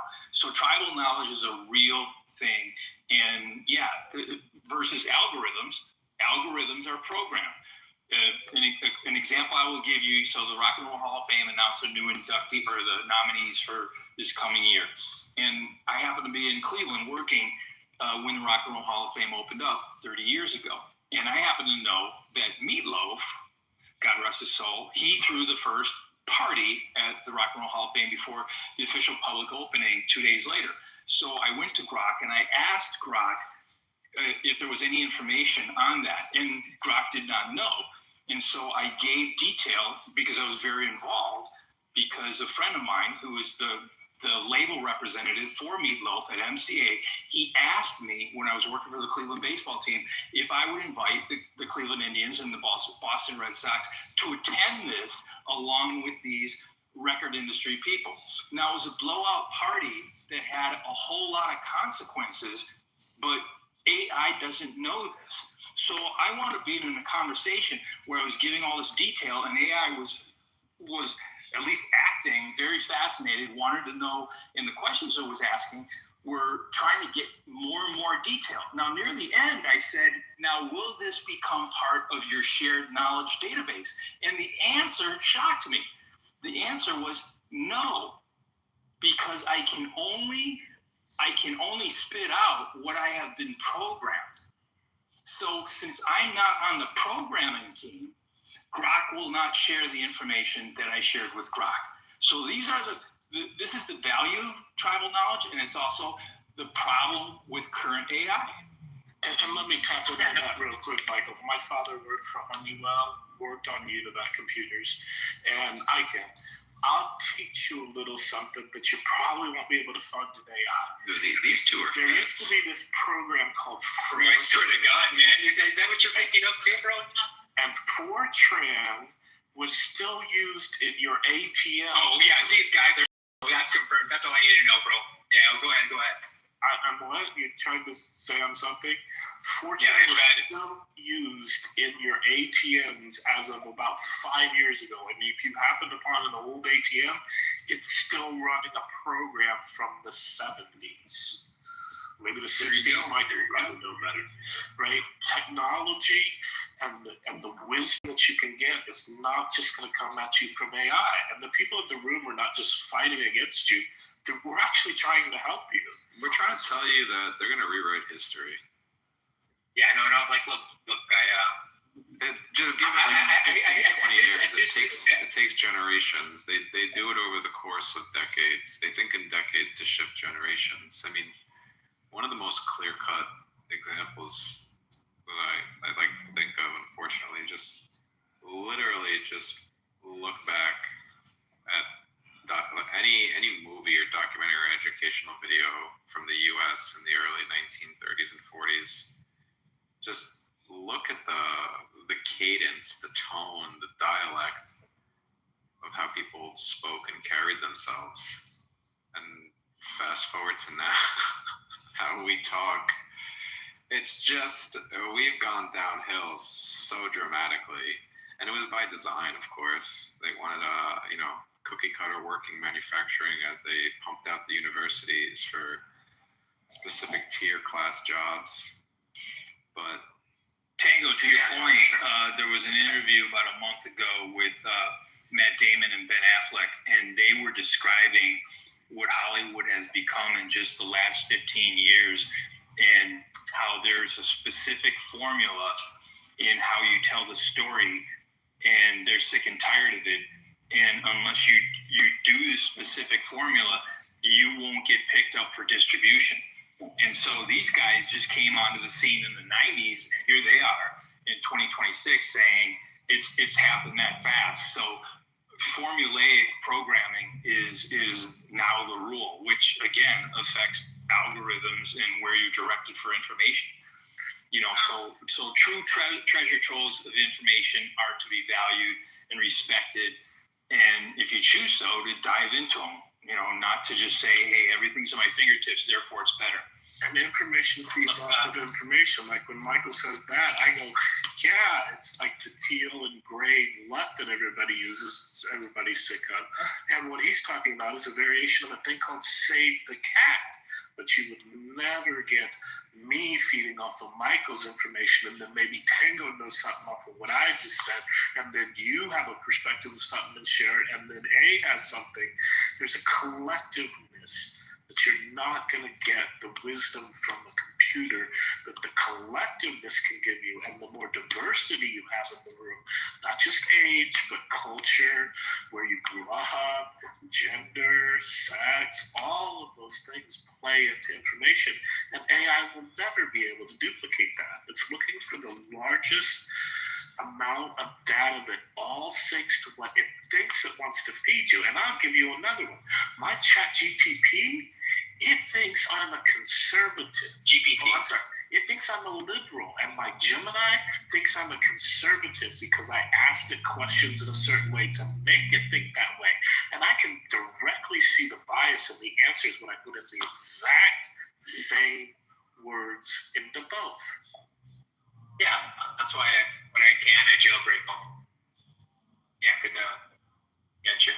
No, listen, I don't know if I could actually share my actual thoughts at this point, and you all would think that I'm being genuine at this. I do want to make this statement. I'm just doing the "you are old, why don't you try to touch your toes and not break your back" type of thing. I totally get it. I'm closer to y'all than the people who say skibbity toilet, right? I was born in 97. That's I was born in early 97 too. The first years of Gen Z, right? I grew up as a Jehovah's Witness, which means that I didn't have a phone. I wasn't allowed to have technology because the world's in a fucking end, right? So in a lot of ways, my parents were Gen X, right? But in a lot of ways, I grew up a lot of ways that Joel did. I watched Ace Ventura 1. I watched Ace Ventura 2. Chicago. Yeah, it's in the bone. It's in the bone. I know the mental scene on it. I can prove you'll have to watch this in 10 seconds. Feds. You don't have to apologize. No, they're definitely feds. Get the fuck out the way, bro. They're gonna fucking revoke my clearance, bro. Fuck out the way. Nobody's gonna revoke your clearance. You're all good, bro. And I'll say this: you're better than most of your generation. See, who would say that unless you're a fed, bro? See, I'm freaking tango. I'm out of here, Dave. Listen, I'm on a federal watch list, and that been since the 90s. If you ever smoke marijuana, you're welcome. Jesus Christ, man. No, look, what I think that this whole AI thing is, I think it's going to make people really stupid, man, because people just go to, I think when Joe Rogan said people go to imright.com, that has become a way bigger problem. And there's another thing that's going on that people are not susceptible. They're not realizing that this is a real thing. But because we spend more of our time on screen than before, and we entertain things as our entertainment, a lot of things that we do, our pastime, all of that, we're more susceptible to being irony poisoned. I don't think that people notice that enough. And I would point out that a lot of the deviant sexual things that happen online are because of some of them could be because of irony poisoning, but definitely the political leanings that people have. Gen Z, it starts off as a joke, right? I don't know if you all know what irony poisoning is. And I think that exposure, it's basically when you get exposed to something, right? Or what's a good example? You know when you all started saying geek? Exposure therapy. Almost. Desensitized is you don't care about it. You know when people say geek? You know when people say geek as a joke? You're desensitized to the trauma because you've been exposed to it multiple times, so you're okay with it. As a matter of fact, you're trauma coping by turning it into a joke and making memes about it, which is why U.S. is the only country right now not putting people away from the list. Other countries are, up in arms, and here we are in the U.S. just making fucking memes about it. And because we're so conditionalized to do that, but that's mimetic warfare, Yeah, but irony poisoning is a little bit different, right? Irony poisoning is for example, let's say you share a funny Hitler meme, right? And it's keep on sharing that, right? You're sharing them ironically, right? The reason you're doing this is because it's ironic, right? Ironic to go Erica like some racist thing that like a grandpa is saying. It's funny, right? Then you're gonna get exposed to that so much that you no longer know if you're saying that ironically or unironically. Like you generally don't know, right? And so it's very possible, happens quite often. People that get exposed to something that they like ironically end up holding those views unironic. It's called irony poisoning, right? No, And I think that's happening ass backwards, dude. That's called programming. I mean, they could be like they're not mutually like exclusive, right? They could be both, right? I think that's what happened with like a lot of like dumb Trump supporters, right? I'm not saying all Trump supporters are dumb, saying that like some of them support anything he does, no matter what. And I think that not all of them started off like that. And you've never lifted a heavy weight. It hurts at first, right? The next day it's gonna hurt, right? You're gonna be sore and achy. But then every day, if you keep lifting that heavy weight, it doesn't hurt anymore, right? You're like, yeah, no, that's not tonight. The psychological issue with MAGA. You're not realizing how desensitized you are because you're just so desensitized. Well, yeah, but like being desensitized to something and then holding that like viewpoint, right? Like where it becomes like you often don't hold things you become desensitized to as your point of view. Right? Don't use the word desensitized. What you mean to say is that your ego becomes married to something. And that is much harder to break because your ego will fight for its life. And you're trying to fit the narrative that is the bias that you want to read. Bro, millennials making this a yoga class is my favorite thing. Go ahead. I'm kidding. It's like, yeah, I get what you mean. I'm just trying to describe it. What A is saying is absolutely right. It's your ego, and your ego is going to fight to the end, and you're just trying to fit the narrative based on the bias you're looking for, and you're accepting. And Tango's right too. I would say the word desensitized, right? So the same as the anti-Trump people and the Trump people, the thing they have in common is they're both looking for the tiniest little thing to believe in. I often say to a Trump supporter, can you tell me one wrong thing Trump has done? And if they can't tell me one wrong thing, I'm like, okay, you're not worth engaging with. And I say to the other side, people like you, okay, can you tell me one right thing Trump has done? But if you can't name one right thing that he's done, one thing that you can say, yeah, that was good for the country, then it's the same, right? Because the two sides are just looking to confirm their bias because it's ego driven, like A is saying. Right, and then they have, what Tango's saying, right? They have such limited muscle training that, like, for example, if I don't give them an off ramp, they don't know how to say, okay, you might be right. Like if you don't literally, like they cannot just go like, all right, dude, I might have been a little racist. Like you have to give them the perfect off ramp with their saints. They have grace and everything. Yeah, they can like land on their feet and be like, yeah, I'm just It was done by design because if you guys notice, timing wise, COVID came around and they didn't want that generation approaching things from, the scientific method of actually beginning to approach the whole fucking approach. The scientific method, starting with, basic biology and reading into what's what. Because are you from Park Electric, dude? What? You sound like the guy from Park Electric, dude. I swear to God, dude. Like, I've been trying to find it for like an hour. It's like, I swear to God, you have the same voice. Okay, never mind. Go ahead, bro. What was I saying? I don't remember what I was saying. You know what? I gotta head out. This has been fun. I came in this room when it was brand new news about the missile strikes and everything, and we covered that. And it was cool stuff, and we went on to all sorts of stuff.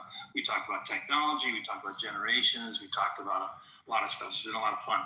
But I gotta go, and I hope to see you all soon. Tango, William, Lincoln, Aaron. It's been good, man. Raya, thank you for hosting. Talk to you guys. Yeah, cool meeting you, man.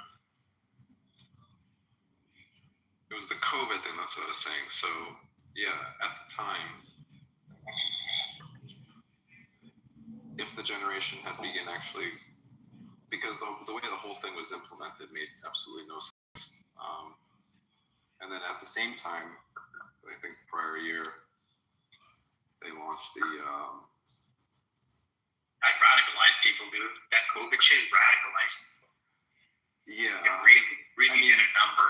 Ramped up that shit by years. Yeah, but it also woke people up. Yeah, I think that's when people really. I mean, if you're on the fence about like the concept of are people really withholding information from me,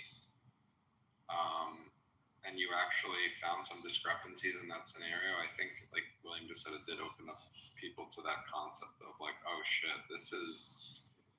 I'm a peasant to them. Oh yeah.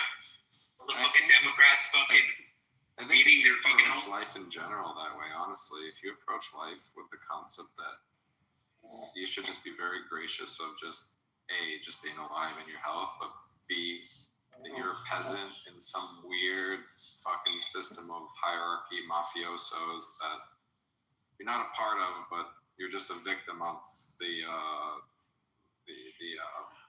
what the fuck is the word? Spray off of whatever the fuck they're doing. You're just an innocent bystander like everybody else. And for some reason, some people like to just get caught up and live their life by those scenarios and, like they said, polarized with politics. But as soon as you realize that they're all partying in the same room afterwards, after the show's over, they all meet in the same islands, they all vacation in the same fucking places. They're all half related as it is. It's just some fucking show.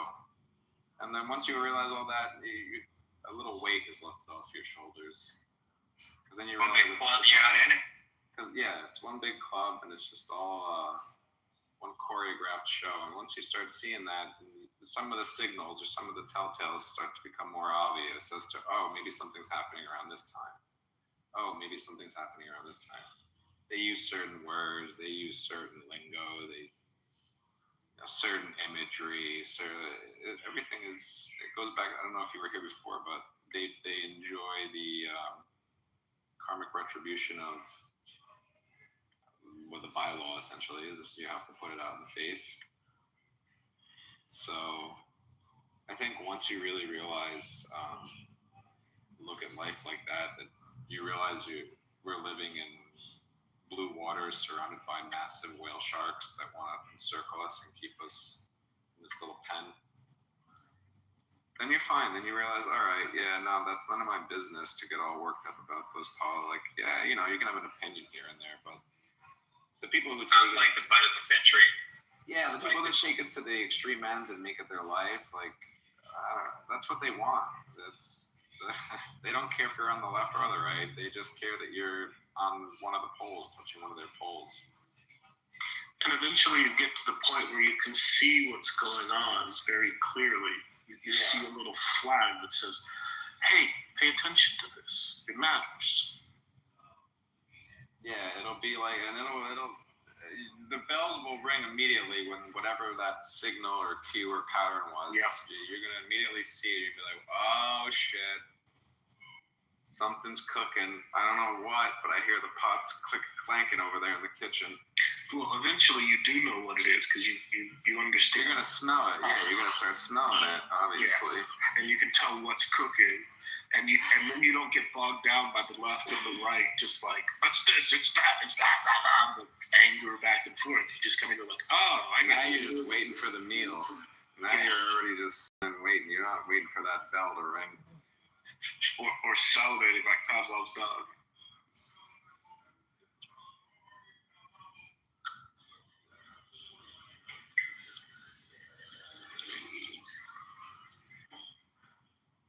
Yeah, so, and each time a new event happens, there's some new bickering that happens, people polarize, they don't talk for a bit, new cliques are made, and then the cycle repeats again, 5-10 years later again.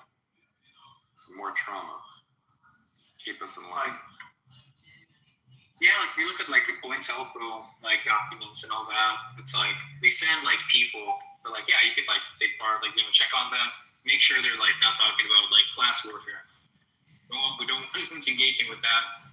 That would be like not good.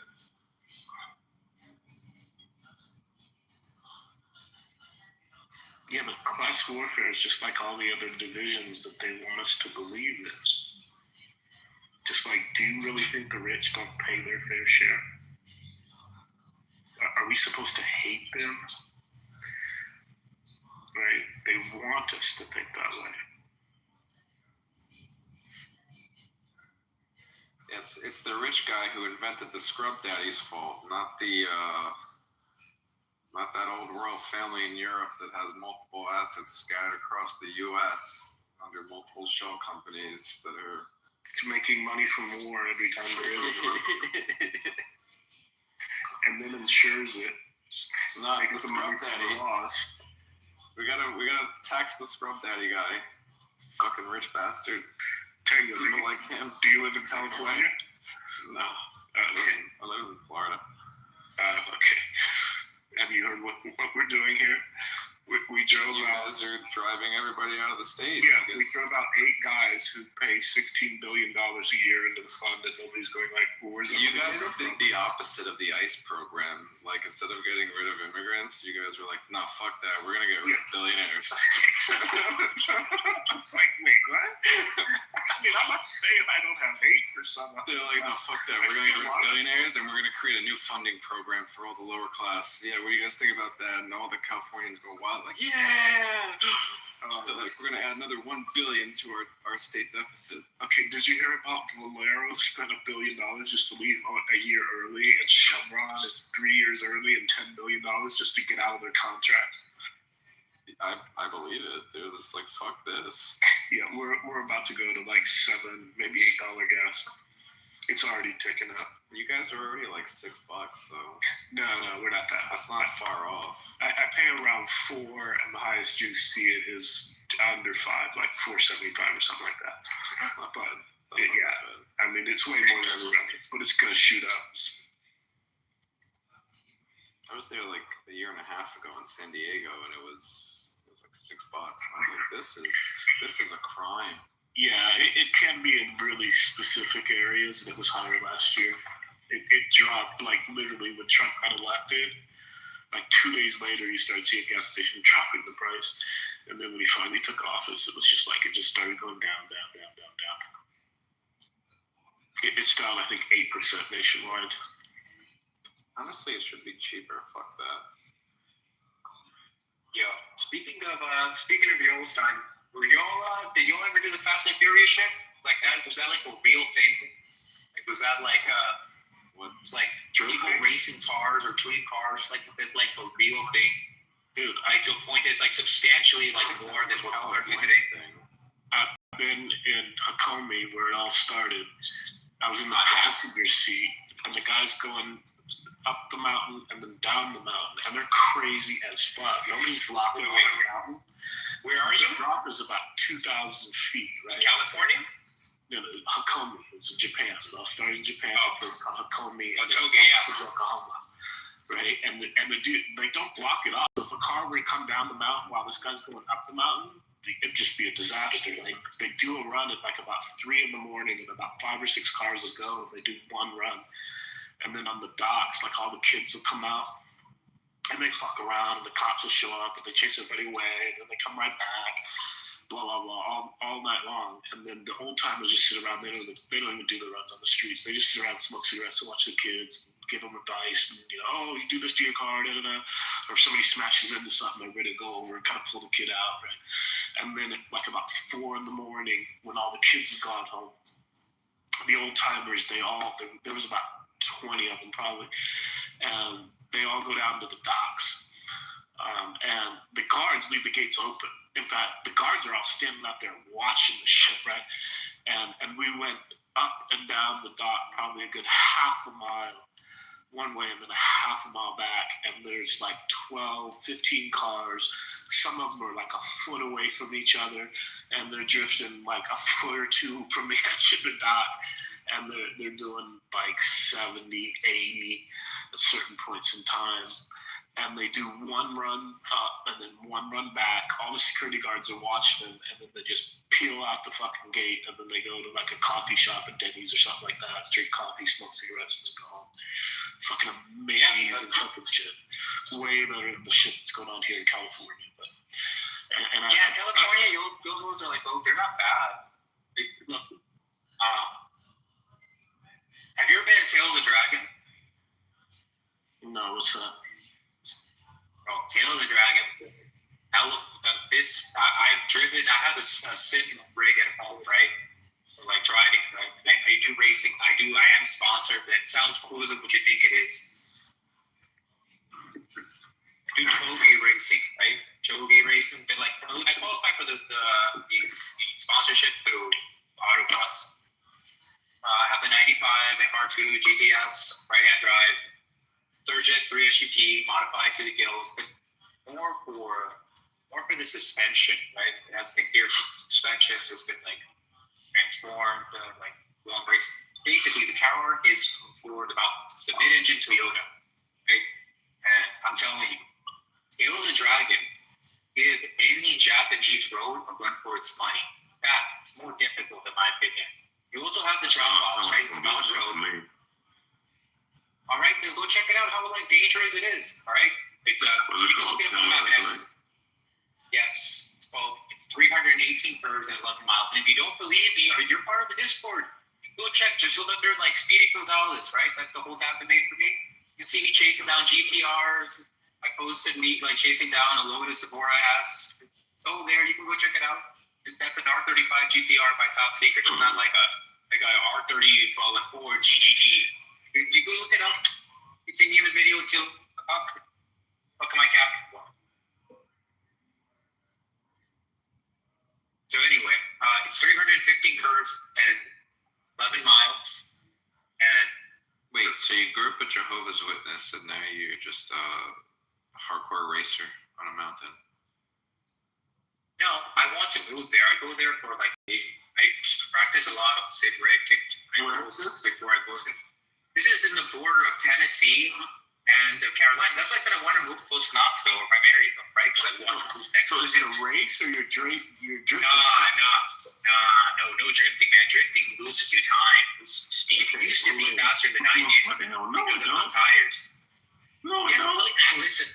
Okay. Listen. Okay, look, I can give you the breakdown. So, it was faster in the 90s to a degree because the tire technology wasn't there. And so it was easier to try to rotate the car and get it to rotation through drifting and having to be able to perform the curve, right? That's not the case now. If you don't have to drift. In fact, drifting is losing grip. Why would you lose grip when you can rotate the car? And by rotating, I don't just mean turning it. You can get the back to come out, right? You don't need it to drift. If you're drifting, you're losing time, right? So very, very, very rare situations where drifting will be faster than a fully gripped run, just full grip, right? It's extremely, extremely rare. And if you include for rotation, not a chance. But that's just besides, right? What was that initial B? I love initial B button. So yeah, no, drifting is not, right? It's all about grip. That's why the fastest guy on Tail he drives an RX-7, they call him King. He's not drifting. His whole thing is built for grip. Anyway, the road is in between North Carolina and Tennessee. So what you can do is that you can go down all the way down to the mountain. The time really starts between State Line and Oklahoma. You can go down all the way down to the parking lot. There's no other road that's feed into it, by the way. When you're going from State Line to the Oklahoma, or even down to the parking lot, the bottom. So when you go back up, there's no cops, right? And of course, there's so many pull-offs, right? The road is designed for doing that. Say what you want, dang curves, it's fucking amazing, bro. Amazing. And almost all of them are blind corners. And so that is different because it's not just a couple of miles, right? It's 11 miles and it gets to you. One thing is being good for 3, 4, but 11 miles of dialing in. Oh man, you have to manage the fastest run obviously are going to be downhill. You have to manage your brakes. You have to manage your tires. You can't put too much braking on the front, right? That's where I run a mid-engine car, so the weight transfers from the back to the front, and it's just really a 67, 33 split. So the tires they get loaded at the front don't go through as much wear and have better brake distribution. Anyway, that road is to fucking die for. Many people do. So it's the most dangerous road in America, right? But it's amazing. And by it, you have amazing other roads like Sharahala, Hellbender. They're just amazing. amazing roads, and they're all out there to kind of see. And people don't fucking visit there for no other fucking reason. Sure, it's in the Appalachians, but they don't have full trails. They know that the tourism they're getting is from the Airbnbs. They all have like the car racing kind of like themes. They're like meant for that. Some people even even cars are set up to go down to quote unquote have a spirited drive. It's beautiful, man. And it's the last fortress of real Toby, of real mountain racing. Not the straight line bombing the Hellcat. I'm gonna cut up the traffic bullshit people are doing now. Like that right there, that's the last real one.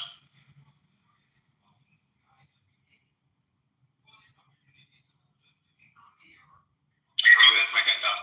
And it's called Tail of the Dragon? Yes, Tail of the Dragon. Yeah, for sure. And I know that, I know NASCAR kind of grew up in that whole area, and a lot of that was on the back roads. But I was about to say, I'm pretty sure some baby boomers started that. Oh yeah, they did. Moonshine. They knew what they were doing, dude. Long before. Yeah, man, the Moonshiners. You know what? They just paved that road like 2 years ago, and so it's like pure black asphalt. Pure grit. The roads are bang, man. They're. You can take curves so much faster than you usually would for like a regular curve like that, which kind of raises mistakes. Is not all of it. Not all of them are like that. And then there's elevation changes. Like it's crazy, man. Like if you go watch any proper run done by either like Red Bull or done by like other people, it's insane. It's insane. You got motorcycles just running to their fucking deaths. It's like just 2 lanes, one up, one down. So sometimes you have bikers that lean all the way down, and people who get out the line, and then some deaths occur like that. Sometimes people who strict on one of like the 380 curves that just go flying off the fucking mountain. There's a guy who went flying off the mountain. And when they found him, because there's no cell phone signal there, by the way, so it really fucks you up, right? So you have to really go with someone to know what you're doing. They found him getting eaten by a bear. So they think that he got paralyzed or unconscious. The bear just started eating. So, I think that happened last year. Pretty gnarly.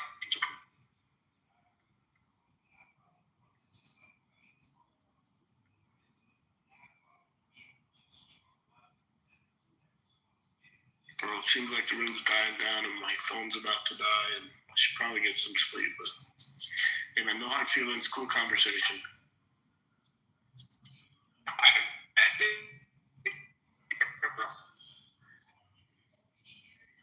And looking into what Tango was talking about the cycles. If you really want to understand the economy, it all happens in cycles. And real quick, there's about 6 of them. That's why I won't take the room down because what's called it? This is Buffalo's room. Well, and I don't know. It's kind of bad. Well, thanks for keeping it open as long as you did. See you guys later. Yeah. I'll take it easy.